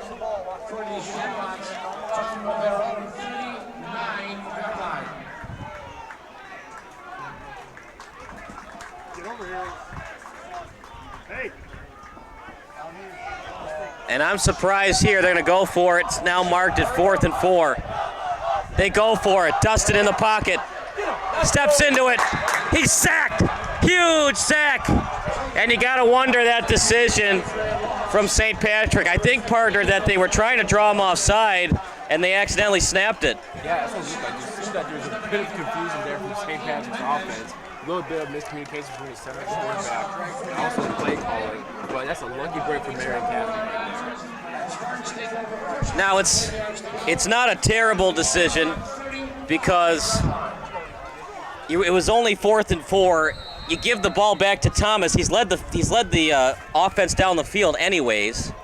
So you give him the ball back at the 40 or the 30. I mean, yeah, it's farther away from the end zone, but you haven't seen enough from your defense that you can confidently stop the offense for the Spartans. They split the wide receivers. This time it's great field position. Hesitation move, and he's delivered out of bounds by Wozni.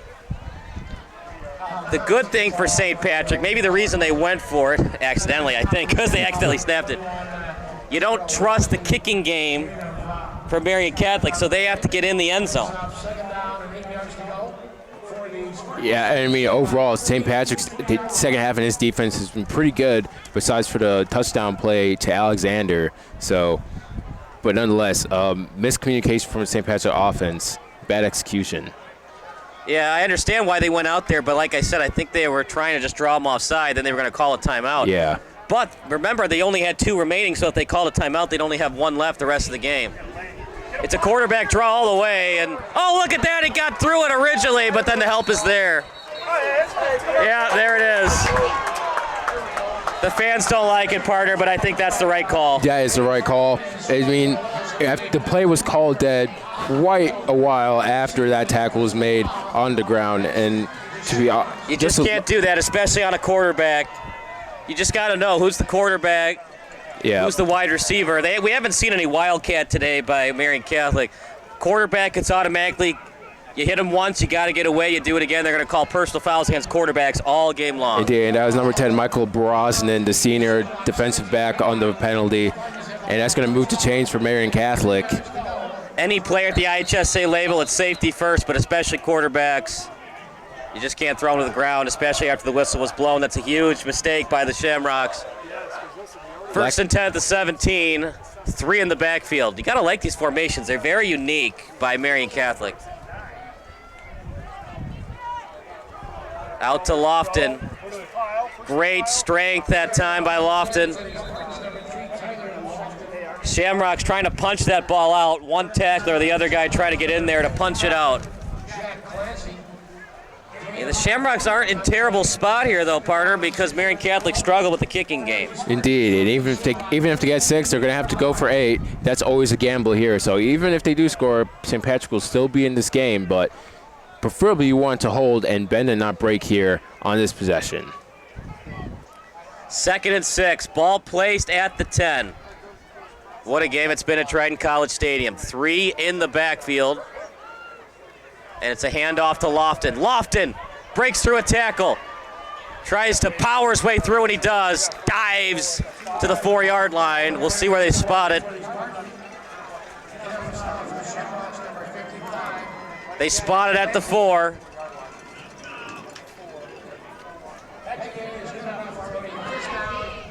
Now Marian Catholic in business. A touchdown and a 2-point conversion would most likely put this game away. Just some mistakes by St. Patrick has put them in this spot. Did a snap when they didn't have to, and then unnecessary roughness when they didn't have to. Some lapses in concentration might cost St. Patrick here, but let's see if this defense can come up big with a stop. 1st and goal at the 4. Quarterback keeper. And Thomas gets in. He lowers his shoulder and gets to the pylon. 24-17 in favor of the away team. Thomas made it look easy there. Nice little read option, bounces outside, easily just glides into the end zone there. We talked a lot about Lofton, but it's been the Kyle Thomas show the second half.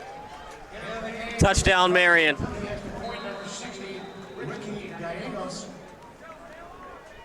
They're going to try it again. Maybe 3rd time's the charm. I would have just gone for 2, because if you make it, the game's over. You'd be up 2 scores. Well, maybe they'll get it on the 3rd try. Okay, snap. Kick that time is good.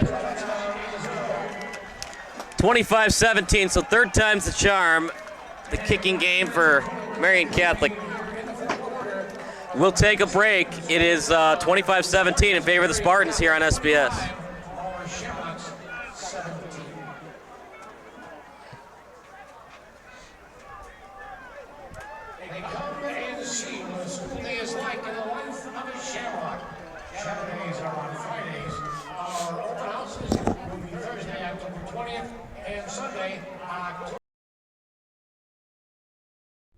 This is Sports Broadcast Solutions, a broadcasting network for everyone. Check us out at sportsbroadcastsolutions.com and become part of the digital sporting world.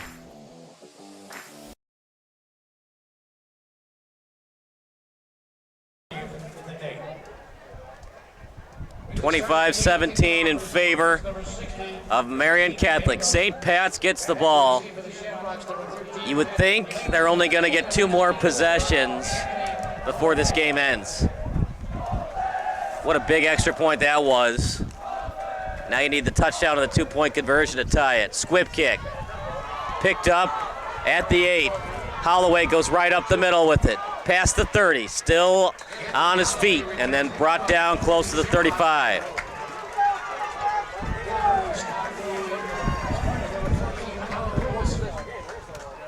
It's up to Dustin and the offense to get this going for the Shamrocks. O'Malley was slow to go back to the sideline.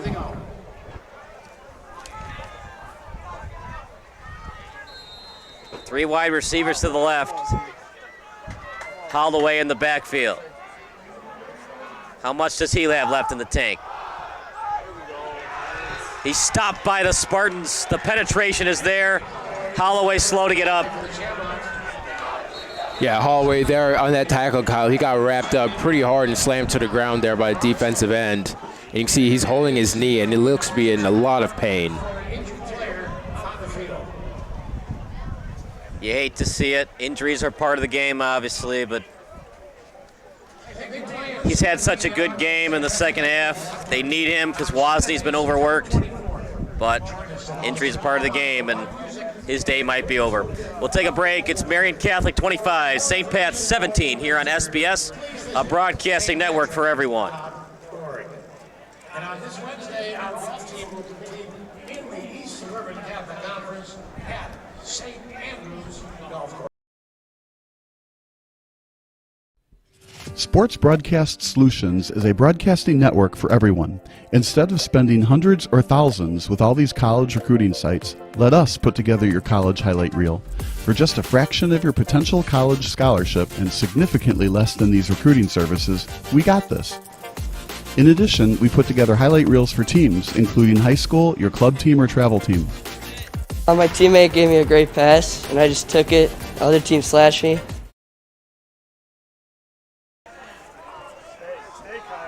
.904 remaining in the game. St. Pat's trailing by 8. They've lost one of their better tailbacks. Handoff to Wozni. Wozni still on his feet. Right up the seam with it. Past the 45. The cardiac cat strike again. You just can't keep the St. Pat's team down for long. Wozni picking up where Holloway left off there in the backfield with the big gain.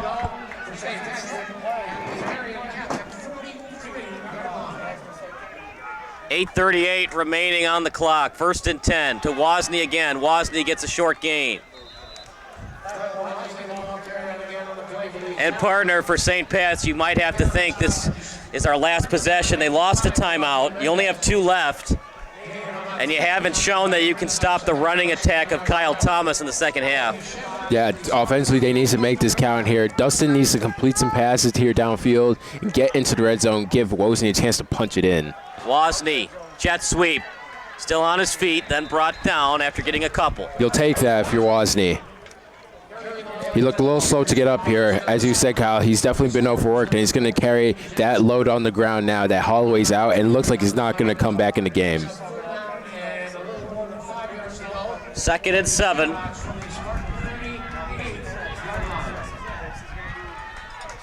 They split him out to the right, 2 in the slot.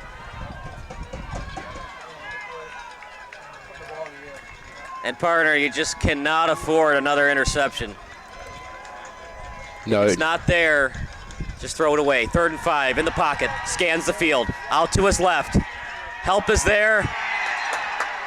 Wisely takes the sack. It just wasn't there for Dustin. Yep, no open options downfield. All the receivers were covered up in coverage. Dustin, better to take the sack and live for at least 4th down than to get the turnover. But Kyle, as you said, this could possibly be the game here, even though there's still 7 minutes left on the clock. And no choice to go for it. Not ideal, but You're in a tough spot. You put yourself in the spot. Now you got to dig your way out of it. 4th and 5, actually 4th and 11. Steps up into his throw. Looks downfield. He's got a man! Did he catch it? He did! Wow. St. Patrick is still alive. What a catch by Esai Cinceno. Cinceno with the sensational grab. Mossed the defender. What a game at Triton Stadium. And we still got 7 more minutes of this. 1st and goal inside the 10. Handoff. No, it's a fake. Touchdown. He faked out the announcers too. Touchdown, Dustin. But they got to go for 2 for the tie. What a last couple plays we've had here, Kyle, here at Triton College. Wow. You got to give credit to Dustin on that throw. He knew that he had to throw it, even though he didn't want to. He had to. A sensational catch by the 6'2 wideout, and then an unbelievable fake. He faked out me. Ball at the 2-yard line, 25-23. Need 2 points to tie, trying to beat the undefeated Spartans. Dustin calls an audible at the line of scrimmage. Rolls out to his right. He looks, he's got a man. It's converted.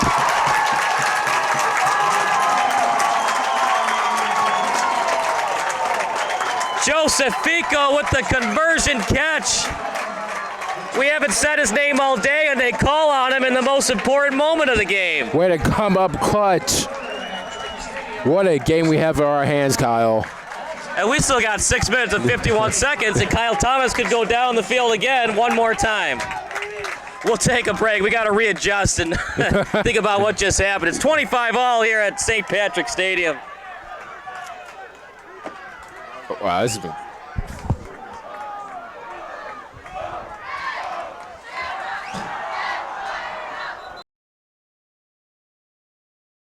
This is Sports Broadcast Solutions, a broadcasting network for everyone. Check us out at sportsbroadcastsolutions.com and become part of the digital sporting world.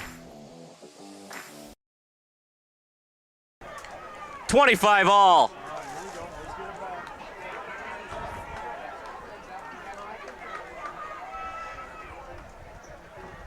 If either team loses, I'm not going to bring up moral victories, but it's hard to be mad at either team. They both put up a fight tonight. Okay kick. Full head of steam on the return. Alexander with it. Alexander still on his feet. Slowed down, but he got forward progress past the 40. Alexander's been fighting today, man. He had that cramp earlier in the first half. We thought it might have been a concussion as he was holding his head. He's back out in the field. It's like he never got hurt. Yeah, and still out here making plays. However, this is not going to count, as it looks like there was a flag down in favor for St. Patrick on Marian. It's going to back them up.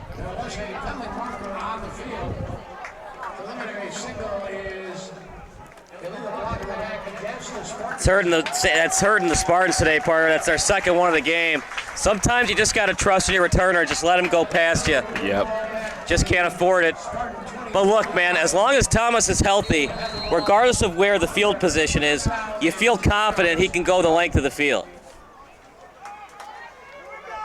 Can you slow down Lofton one more time? But Kyle Thomas has been their go-to player now.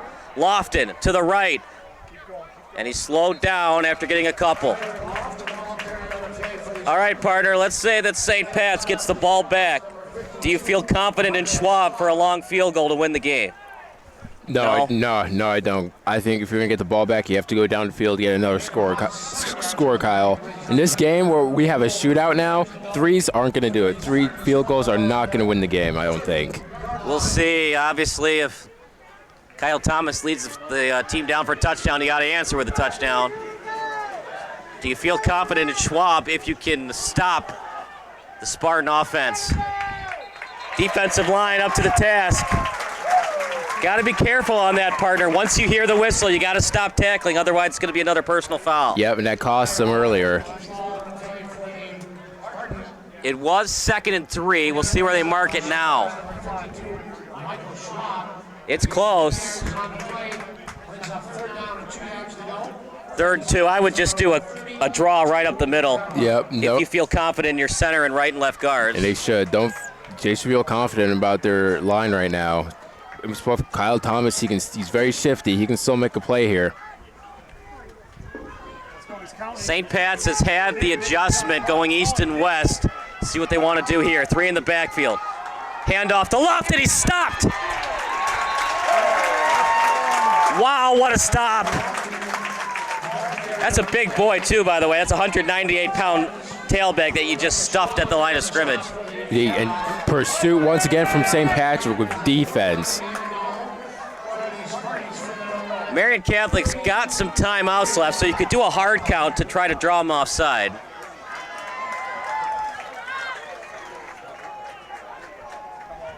Here's the only issue with the spread, partner. You run shotgun, so it takes more time for the play to develop. But if you don't feel confident running it under center, then why would you do it on this play? 4th and very short, less than 2. 3 in the backfield. Play of the game here.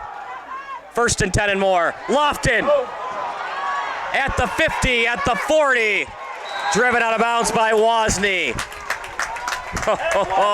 Great blocking there by Marian Catholic, setting the edge on the outside so Lofton could bounce it out and again get that huge gain. Biggest run he's had since the first half.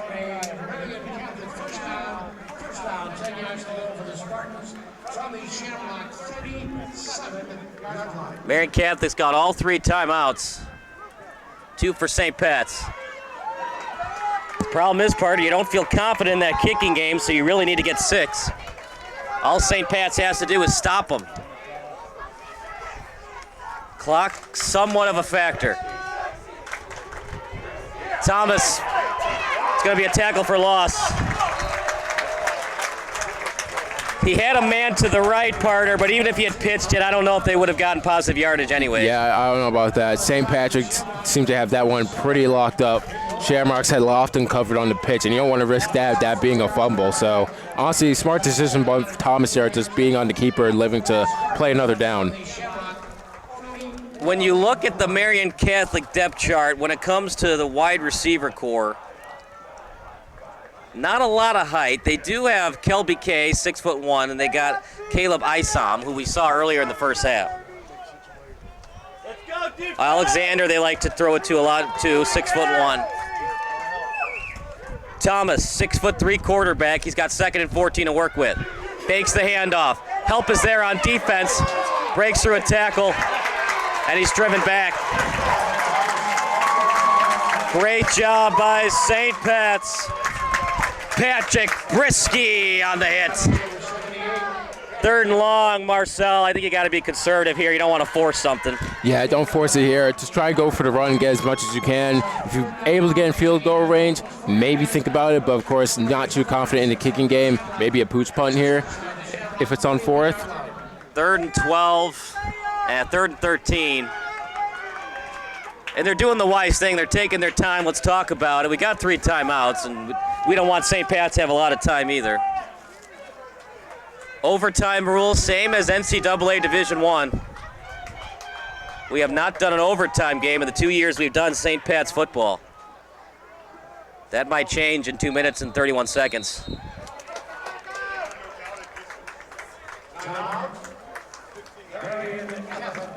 Timeout, Marian Catholic. We'll take a timeout as well. You're watching St. Pat's against Marian Catholic here on SBS.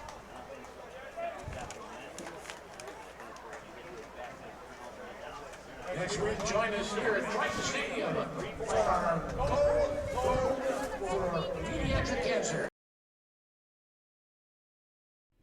Sports Broadcast Solutions is a broadcasting network for everyone. For those of you who would like to broadcast or live stream your event, or maybe make a highlight tape, but would like a sponsor to fund the event, SBS has a myriad of ways to advertise your sponsor during our broadcasts. We have commercials. We have on-air reads by the announcers. Albatross Physical Therapy and Wellness specializes in pain-free. We have graphics, and we have watermarks. Finally, Sports Broadcast Solutions can create a commercial for you or your sponsor. Whatever your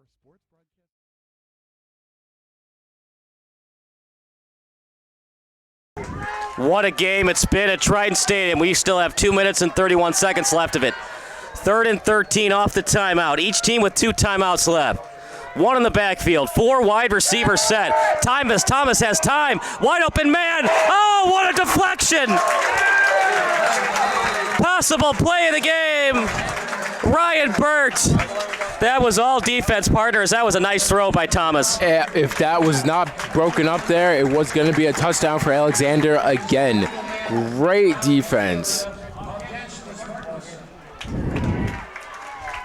I didn't catch the flag. What was the flag? I'm not too sure, Kyle, but it looks like... Oh, illegal man downfield. Well, obviously St. Pat's going to decline it anyways. Yep. You could actually think about accepting it because then you would pin Marian Catholic back on a punt, but then do you really trust in your defense to stop Kyle Thomas on a pass? I understand why they accepted it. All you got to do, just get a good snap and don't even think about it. Just kick it as fast as you can because they're going to bring the house for the block. Exactly. You sure did. Good kick and tried to fake out the fans by, I'll catch it. No, I'm good. Ball at the 20.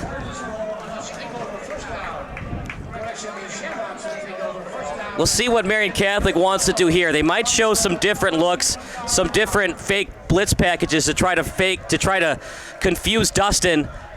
And he gets confused, throws another pick, and then Marian Catholic can have another chance on offense. Yeah, it'll be interesting to see what defensive schemes Marian Catholic comes up with here.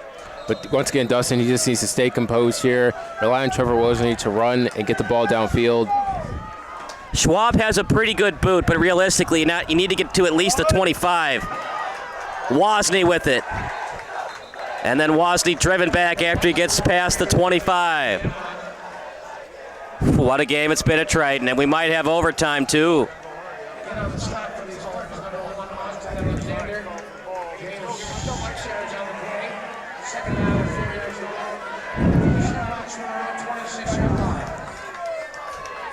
Fakes the handoff. Dustin out to the left.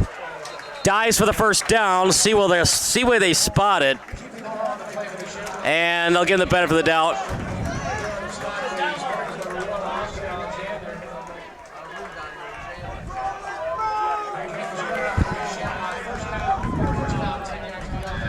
Clock continues to run now. They respotted the ball, so now clock runs at 1:31 to go. Bad snap.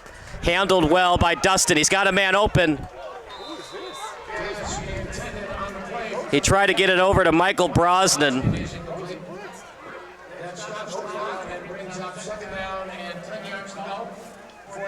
Second and 10 of the 31. Marian Catholic has 2 timeouts. So the chess game comes into play. If you throw the ball, that's fine, but an incompletion gives Marian Catholic theoretically a free timeout. Incomplete pass stops the clock. If you run the ball, you force Marian Catholic to call a timeout. 5 wide receivers set, nobody in the backfield. Clean pocket for Dustin. Looks downfield, steps into his throw, instead runs with it. 3rd down coming up. You would expect Marian Catholic to call a timeout here. Haven't called it yet.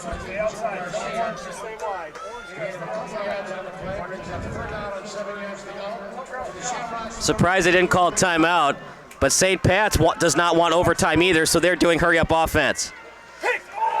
Big time completion. First down. There's that man again, Joseph Fico. Every time they need him, he gets the catch. You know what he reminds me of, Marcel? Kind of reminds me of Ricky Prohl. Not the fastest guy. Remember Ricky Prohl with the Rams? He would just get that catch for you in primetime moments. That's kind of like Joseph Fico today. He's clutch. He comes up for you on call. Clock continues to run. Under a minute to go. 45 seconds to be exact. Shotgun formation. Rolls out of the pocket. Completed. On the run. Right in stride over to Leiden.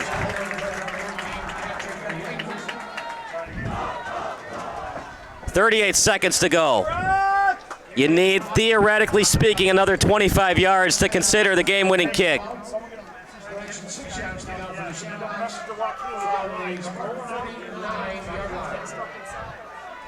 And that pass completion of Fico, partner, it was a 1/4 inch away from being picked. One in the backfield. Look at this. Holloway's going to give it a go. He's back in the backfield. Wants to be in there for his team. Too big of a moment for him not to be a part of it. 4 wide receiver set, 1 in the slot. Holloway picks up the blitz. Dump off to Holloway. Holloway past the 40, past the 30, gets out of bounds. Wow, great improvisation right there from Dustin. Pocket collapsing on him and just flicks it out to Holloway. And Holloway, what character that young man has. You can see him on the run there was gimping a little bit, obviously still affected from that knee, but getting the big gain nonetheless and getting the Shamrocks downfield. 30 seconds left, 3 wide receiver set, shotgun formation. Out to the left, does not get out of bounds. Good completion as he got it over that time to Cinceno. 2 timeouts remaining for St. Pat's. Taking off way too much time, did not call a timeout. They got to get the play off. 9 seconds left. They got to complete it quickly. 6 seconds left. Go down, go down, go down. Oh no! Oh no! Oh my goodness! A huge mistake by the Shamrocks.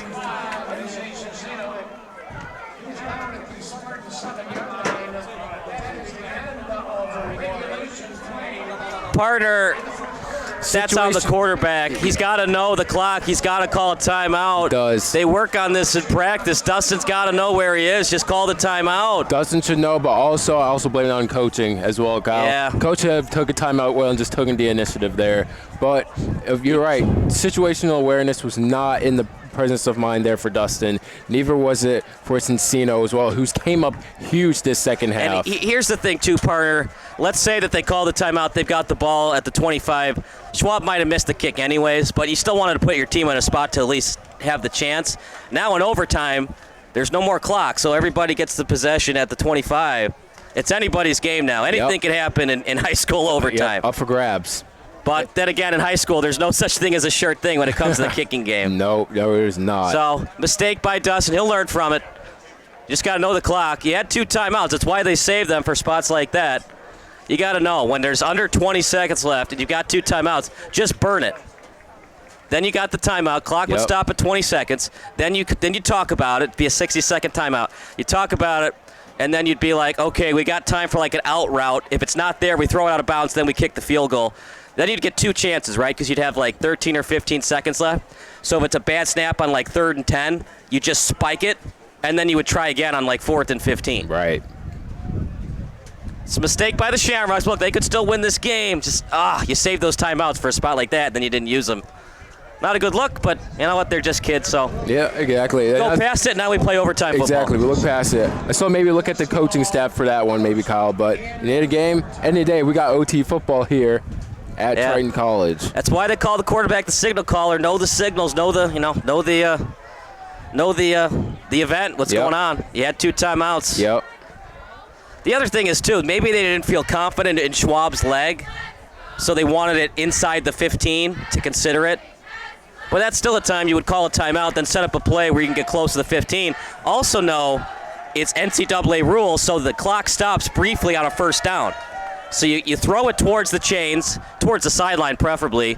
The ball stops for a couple of seconds till the referee restarts the clock, and then you spike it for the kick.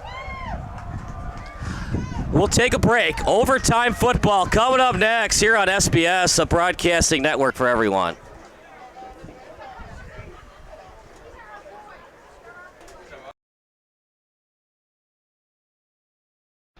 Missing your child's sporting event just plain stinks. But you don't have to worry about that anymore, thanks to Sports Broadcast Solutions. SBS is a live broadcasting network, as well as covering your on-demand needs, recruiting videos, highlight reels, and much, much more. We can broadcast live to any website, and we also post as much on-demand content as you need.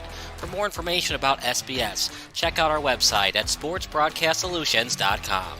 Sports Broadcast Solutions, a broadcasting network for everyone.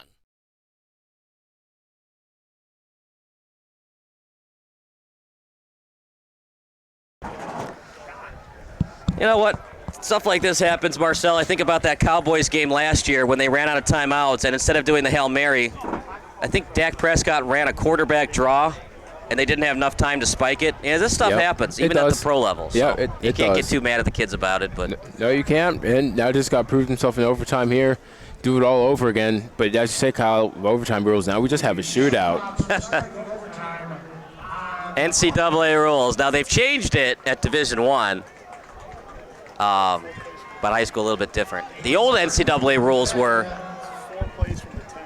Oh, they play it's at the 10. So NCAA is 25, but for high school they're going to do it at the 10. I mean, this is opportune for Marian Catholic. Got check time in a big way for St. Pat's. Can you stop Kyle Thomas on 4 plays? Yeah. Highly doubtful. Can you stop Tyler Lofton from getting it over the line? We'll see, but man, what a game this has been, though, Kyle. Definitely game of the season so far, for sure. This might be the game of the entire high school season combined.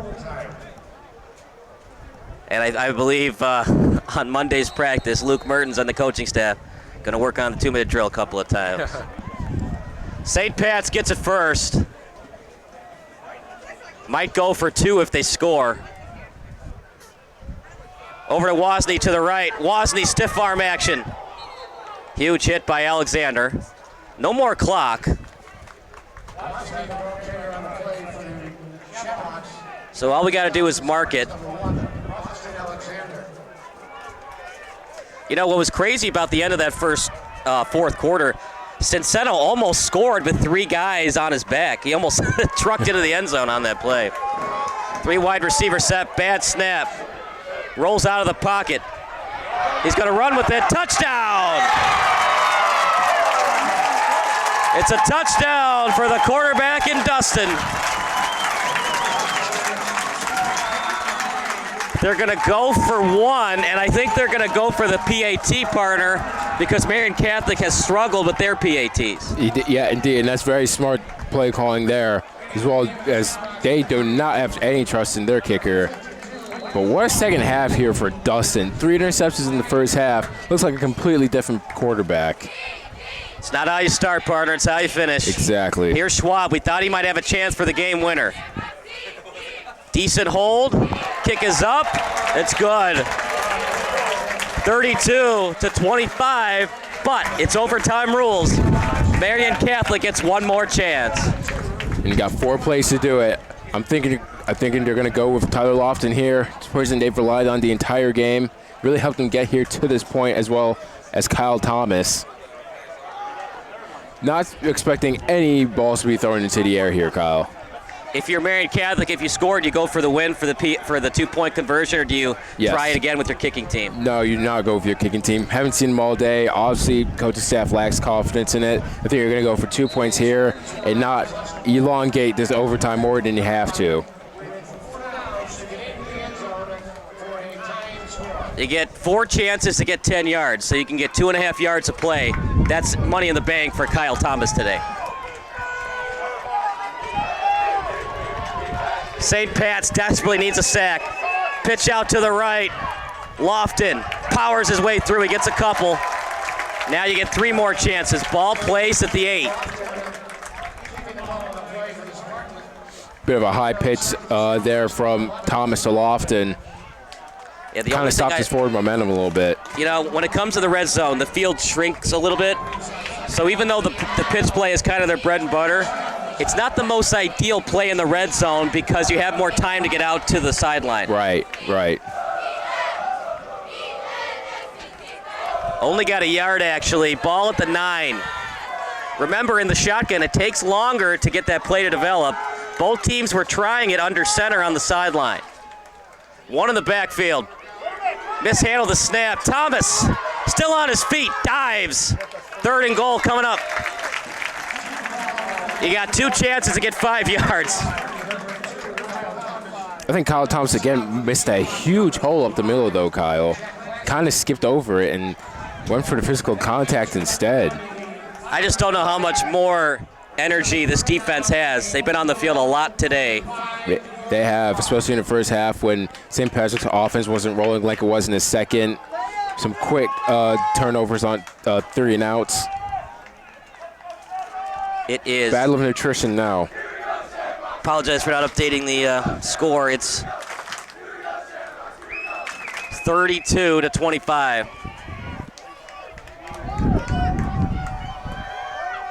Third and goal to Lofton. He's still on his feet.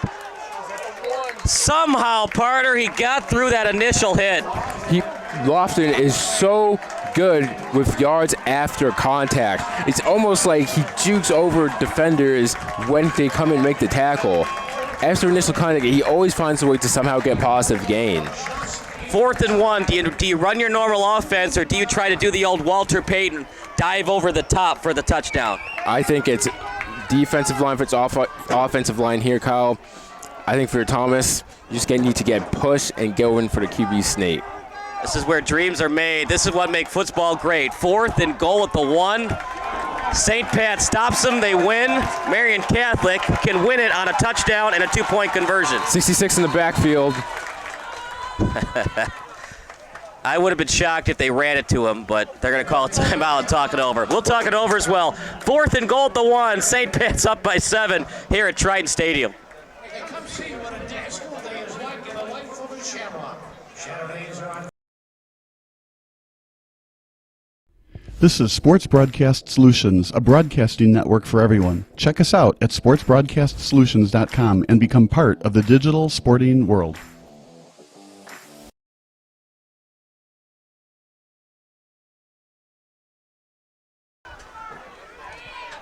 Fourth and goal, ball at the 1. Remember, because the kicking game for Marian Catholic has struggled, it's most likely a touchdown and a 2-point conversion. I'd be shocked if they try to kick it to go to double OT. Yeah, I'd be shocked as well, Kyle. I think here you want to get overtime done and over with quickly. You don't want to be going too far back and forth when it turns into a slugfest. I think if you're Marian Catholic, you have to score here, probably through Kyler and Lofton, and then through them again on a 2-point conversion if you want to end this thing. But no guts, no glory, am I right? 4th and goal, 2 in the backfield, I formation. Ball's loose! St. Pat's got it! And they win!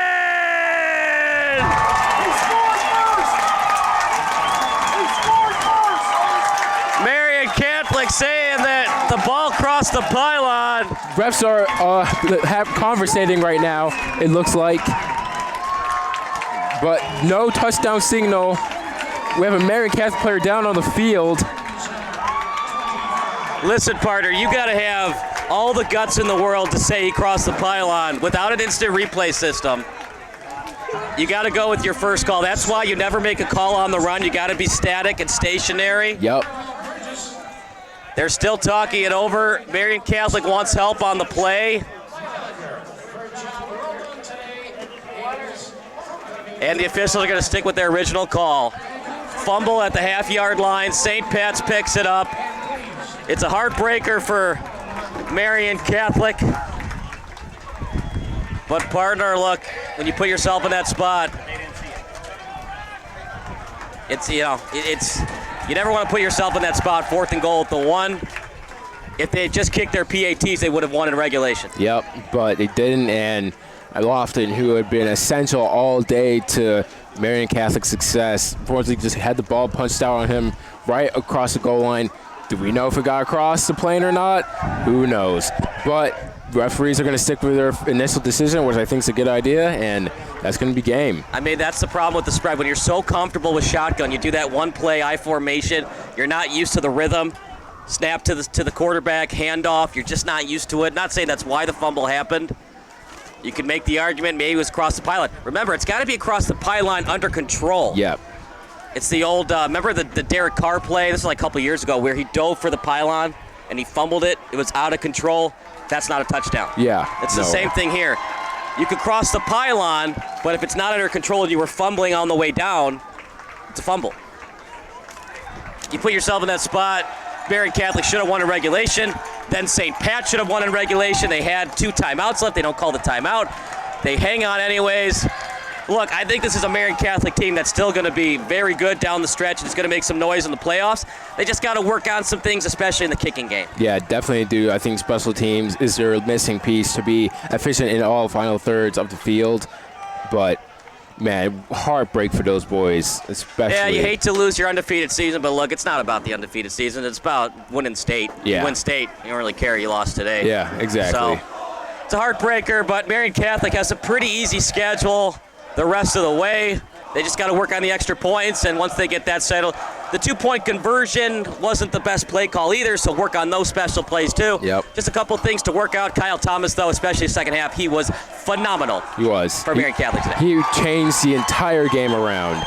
Really, I mean, for him to come out in second half after having a great first half as well, I mean, it was really all him. Lofton only featured in bits and parts of the running game for Marian Catholic, but Thomas really put the team on his back. Of course, had the overtime touchdown too. And, man, for him, I mean, he's going to learn from this experience as well, and we hope to see the best of him is yet to come for the rest of the season. Well, we'll take a break, but that does it for our play-by-play broadcast. For our excellent crew, Anthony Collada, Marcel Francis, I'm Kyle Smith. That does it for the play-by-play broadcast. Post-game show coming up next here on SBS.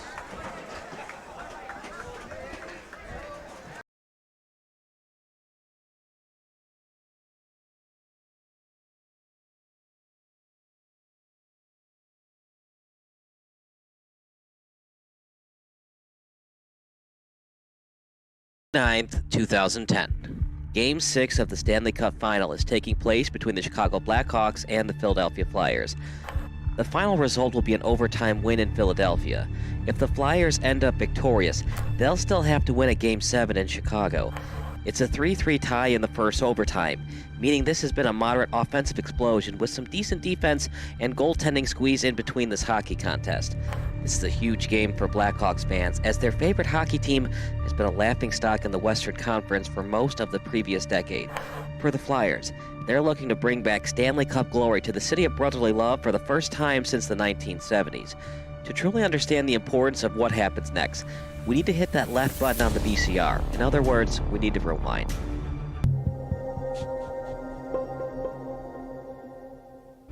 The Blackhawks are an overtime goal away from cementing their legacy in NHL history, but for a franchise who used to not even televise its home games, this seemed like a pipe dream even 5 years ago. Known for his severe cheapness, Blackhawks former owner Bill Wirtz decided to cancel all home broadcast agreements with network and cable television outlets in 1992. According to Wirtz and the Wirtz Corporation as a whole, home broadcasts were, quote, unfair to the team's season ticket holders, unquote. And as crazy as this decision was by Wirtz, fan attendance increased during the mid-1990s. Incredibly, without normal home broadcasts and overall television brand awareness about the team, the Hawks averaged over 19,300 fans during the mid-1990s at the United Center. This is how it worked. WGN and other media outlets couldn't broadcast the Blackhawks games at the United Center. But if a national broadcasting network such as ESPN decided to telecast the game, a Blackhawk fan could purchase Hawkvision, a subscription network worth $29.99 per month. Then you could watch the ESPN broadcast of Blackhawks vs. Red Wings at the United Center on normal cable television. It was pretty confusing to be sure, and as you know, the internet wasn't big back then. If you were a big hockey fan and wanted to know about the Blackhawks, you either had to go to the game or wait for the hockey highlight on SportsCenter. Even then, hockey coverage wasn't big on ESPN, so it was in your best interest to purchase a ticket at the UC. So the fans kept supporting the Blackhawks even though they couldn't watch their favorite team on TV. However, the product on the ice wasn't so great. As if it were a curse from the hockey gods, the Hawks kept finding different ways to choke in the playoffs. An original six team, the Hawks were at one time the second most cursed original six franchise. The New York Rangers went titleless from 1940 until 1994, and the Hawks now find themselves in the same place as the Toronto Maple Leafs. The Maple Leafs and the Hawks have not hoisted Lord Stanley's Cup since the 1960s decade. For the Hawks, it's been even worse. They haven't won it all since 1961, and before that, Chicago went 23 years without hoisting the Cup. The Maple Leafs have been a borderline disaster since 1967, but at least the Leafs were a dynasty in the 60s.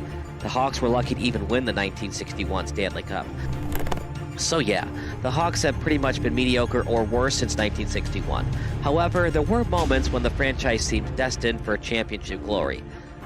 The worst moment for Chicago hockey fans was the 1971 Stanley Cup Final against the hated Montreal Canadiens. Without air conditioning at Old Chicago Stadium, the Hawks were the home team during Game 7 of the finals against the Canadiens. Jumping out to an early 2-0 lead, legendary netminder Tony Esposito couldn't stop Jacques Lamar's 60-foot-away snapshot, giving the Canadiens their first goal of the contest. Chicago Tribune writer Bob Verdi said there was a humid haze hung over the ice, but Esposito refused to blame the rink's lack of air conditioning on the soft goal he gave up. He had a point, since Lamar's shot was nearly from the center line. The Canadiens never looked back and scored twice more to upset the Hawks and win 3-2 on Chicago's home ice. Since then, the Hawks have never been closer to winning the Cup as they were that day in 1971. That is, until tonight anyway. As painful as it was in 1971, Hawks fans who were still alive in 1992 had to be devastated what happened next to Ed Belfour and Dominik Hasek. Incredibly, Eddie the Eagle Belfour and Dominik the Dominator Hasek were both on the Blackhawks at the same time. Two future Hall of Fame goalies were both on the Hawks, and yet the franchise still couldn't win a Stanley Cup with either netminder. Belfour was the starter during the brief Belfour-Hasek years. The Hawks made the 1992 Stanley Cup championship round with Belfour and Hasek both on the roster. It was also a Chicago team with Chris Chelios leading the defensemen, and forward Jeremy Roenick was on this Hawks team as well. Led by captain Dirk Graham, the Hawks went on a very impressive winning streak in the playoffs. After falling to a 2-1 series deficit to the St. Louis Blues, the Hawks won their next 3 games against the Blues, as well as back-to-back series sweeps against the Detroit Red Wings and the Edmonton Oilers. Just like that, 11 consecutive victories saw the Blackhawks 4 wins away from ending up as the last team standing. The only team in their proverbial way, the NHL's version of the Super Mario Brothers, otherwise known as Mario Lemieux and Jaromir Jagr. The Pittsburgh Penguins were the defending Cup champions, and after narrowly beating the Washington Capitals in Game 7 during Round 1, the Pens found their way in the finals thanks to winning 8 of their last 10 games. Hasek was probably Chicago's better goalie entering the playoffs, as the Dominator earned all rookie honors and went 10-4-1 during his 15 starts between the pipes. Between a contract holdout from Belfour and Crazy Eddie missing games this season due to personal reasons, Hasek was turning into a fan favorite, while Belfour was the more controversial choice at net.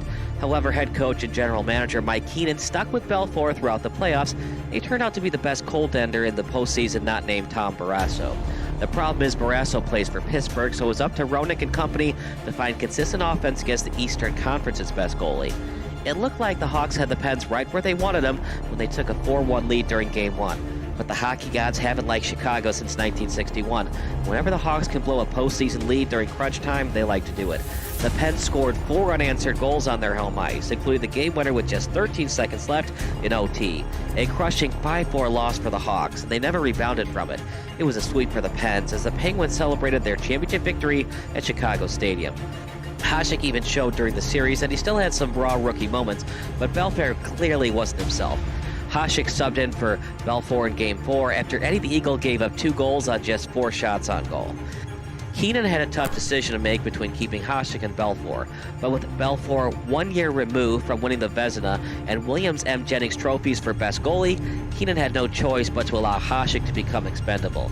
The Sabres then cashed in on the young goalie's athleticism by fleecing the Hawks with a terrible trade request. The Sabres received a future Hall of Famer in Hasek, and the Blackhawks received just future draft considerations and a goalie in Stefan Beauregard, who never played a single minute in the goalie crease. The future draft considerations eventually led to the Hawks drafting Eric Daze in the 4th round.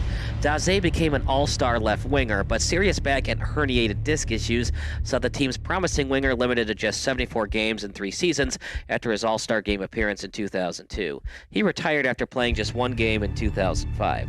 That being said, Keenan didn't want there to be a locker room controversy between Hasek and Belfour, and it's easy to say in hindsight when no one knew how great Hasek would become. Unfortunately, Belfour wouldn't even finish his career in Chicago. The Hawks were worried that he would re-sign with the team, so they shipped him off to San Jose for 3 players I personally never heard of until I Googled them: Ulf Dahlin, Michael Sikora, and Chris Terreri. Terreri was put in the very tough position of trying to fill Belfour's shoes in net, and he never got close to reaching Belfour's milestone achievements. Blackhawk fans kept asking themselves, is this team cursed? The 1999 Stanley Cup Final pitted Belfour against Hasek as the Dallas Stars took on the Buffalo Sabres. Belfour eventually won the Cup over Hasek in the series, although Hasek won more Cups than the Eagle once he began playing for the Red Wings. The Blackhawks managed just one more Western Conference Finals appearance with Belfour net, and they wouldn't get back to the Western Conference Finals until last season. No one ever wishes someone to die, but success seemed to reach the Blackhawks once Bill Wirtz passed away from complications of cancer on September 26, 2007. His son, Rocky Wirtz, took over the team, and during their first season with Rocky as the CEO, the Hawks finished above 500 for the first time in 6 years. With John McDonough as the president and Joel Quenneville as the head coach, the Hawks made it back to the playoffs and finished in the Final Four. The Red Wings once again got in their way and easily took care of the Hawks 4-1 during the 2009 Western Conference Finals. Entering the 2009-10 season, the Hawks decided they need a veteran forward who could score goals and match up against their biggest rival, the Detroit Red Wings. Marian signed with the Blackhawks, giving the Hawks a formidable 1-2-3 punch on line 1 on Patrick Kane, Jonathan Taves, Marian Hossa. That is, if they ever needed to use all three guys on the power play. The Hawks were a tough team to beat in 2010, and they finished just 1 point shy of the Western Conference leading Sharks, but the Hawks were the better team in the Western Conference Finals and swept the Sharks to make it to the Stanley Cup Final. Their opponent was an unlikely one, the Philadelphia Flyers. Entering the playoffs as a 7th seed, the Flyers had little title aspirations, but after the top-seeded Capitals were stunned in round 1 to the 8th-seeded Canadiens, there was new hope in Philly. The Flyers looked dead in the water when they trailed 3-0 in the Eastern Conference semifinals, but Simon Gagne returned for Game 4, and they definitely needed him as Gagne scored in overtime to force a Game 5. Brian Boucher was excellent as the Flyers starting goalie during Game 5, but he had to leave the game early due to knee injuries. As such, Michael Layton finished off Game 5 as the Flyers' new goalie and preserved the 4-0 shutout. Layton then got the start in Game 6 as expected, and he made the most of his opportunity by being perfect through 59 minutes until the Boston Bruins scored late. It was still a 2-1 win for the Flyers, and wouldn't you know it, the Flyers had a chance to win Game 7 and come back from an insurmountable 3-0 deficit. The Bruins actually led 3-0 in Game 7 at the TD Garden in Boston, but they simply couldn't avoid a significantly embarrassing collapse. James Van Riemsdyk, who didn't score a single goal in the playoffs prior to tonight, netted a very important goal late in the first period to give his teammates new life and ending the shutout attempt. The Flyers then scored 3 more unanswered goals to win a surprising 4-3 Game 7 over the Bruins, becoming just the 3rd team in NHL history to come back from a 3-0 series deficit. In fact, this had only been done once in any other American professional sport besides hockey. The Boston Red Sox defeated the New York Yankees 4-3 during the 2004 American League Championship Series. And now the Flyers are back in the Stanley Cup Final for the first time since 1997, looking for their first championship since 1975. The 1997 Stanley Cup Final was very interesting since it pitted the Flyers against the Red Wings, with both teams being in the Eastern Time Zone. The Flyers got swept in that series, with fans questioning if the franchise made the right decision all those years ago when they traded for former number 1 overall draft pick Eric Lindros. Lindros scored just once in that series against the Red Wings, and it cost the Flyers a lot just to acquire him. They sent the Quebec Nordiques 6 players, 2 first-round picks, and $15 million in cash for only Lindros. The Nordiques eventually moved to Colorado, with the future Hall of Famer in Forsberg helping the Colorado Avalanche win 2 Stanley Cup titles. What did Lindros contribute? Just 1 goal in his lone Stanley Cup final, and his constant bad luck of suffering concussions, he suffered 4 during his career in Philly, inevitably led to him being traded to the New York Rangers. The Lindros trade was a huge gamble for the Flyers, and it cost them much-needed role players they probably could have used during their playoff runs in the late 90s and early 2000s. However, the Flyers probably wouldn't have made it to the finals without Lindros in the lineup, so there's a lot of give and take when debating if Philly should have traded for the future Hall of Famer. In a weird twist of fate, the Rangers tried to trade for Lindros, which would have included goalie Mike Richter. Richter was huge down the stretch for the Rangers during the 1994 Stanley Cup Final, which they won, so Rangers fans are probably very happy with the trade with Philly that was finalized prior to the Rangers calling up the Nordiques. But the Flyers are finally back in the Stanley Cup Final, in large part due to the Flyers getting defenseman Chris Pronger in another blockbuster deal with Anaheim. It cost Philly 2 players and 2 first-round picks. History tells us that the Flyers love sacrificing the future for winning now, but this time around, it has paid its dividends in a big way. Pronger's 14 playoffs assists have allowed the Flyers to be 1 goal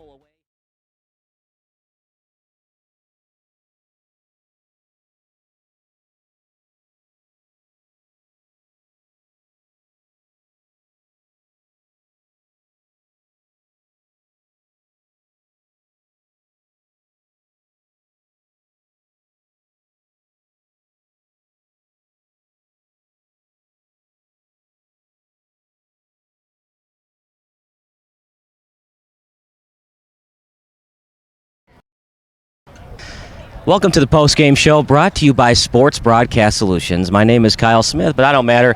This young man matters. The wide receiver making some huge plays, IHSA Cincino. IHSA, man, you were great down the stretch. What were you thinking down the Welcome to the post-game show brought to you by Sports Broadcast Solutions. My name is Kyle Smith, but I don't matter. This young man matters. The wide receiver making some huge plays, IHSA Cincino. IHSA, man, you were great down the stretch. What were you thinking down the sideline when Marian Catholic but your quarterback was leading you down the field, and then you had some big catches as well? I was good. I know our defense had it covered. We were good. We were ready to go. Offense, get it back out there. You guys are 3-1 last season, your first quarterfinals in school history. Now you're 3-1, a big win over St. Ignatius week 1 over a ranked team. Marian Catholic's 3-0, but you weren't phased at all by the moment. No, we're good. You know, we were going into the game. It was equal. We put up points, they put up points, but at the end, we were good. What were you thinking? You guys did your job on offense, but then Marian Catholic had their shot on offense. It's 4th and goal at the 1. Were you a little nervous, or did you trust in your defense a little bit? A little nervous, but I got my boy Gio Hernandez out there. He closed it down. We were good. You do really well at the point of attack. When the ball's in the air, you wait for it, then you jump up to get it. Have you been working that a lot in practice, or just working on your agility and your jumps and outside of the football field as well? I'd say practice and talent. I want to shout out my dad. He's been keeping me going, and I just comes straight natural to me. Big win for this program. You guys are 3-1. They're 3-1. Now, I'm not going to put you under the gun a little bit to say you're going to go 8-1, but play it 1 week at a time, 1-0 every week. But you guys seem to be doing well each week out. I think, there's a couple of tough ones on the schedule, but we keep it going. We're good, and we see what happens. This team just battles back. Dustin struggled in the first half. He does well in the second half. Did you talk at all to him in the first half? Because he definitely looked like a different quarterback in the second session. I got in his ear. I kept it going. Me and Dustin are tight, real twin, but that's about it. Big win for this program. Final thoughts about the win going into next week's Week 5 matchup? Hopefully do the same thing again and get a dub. That's what I'm doing. All right, that's IHSA Cincino, and that does it for our post-game show. So once again, for our excellent crew, for Anthony Collada on videography, for Marcel Francis on color commentary, Bob Bilsaway in the studio, I'm Kyle Smith signing off. A 32-25 win for the Shamrocks in overtime, and we'll see you next time on Sports Broadcast Solutions.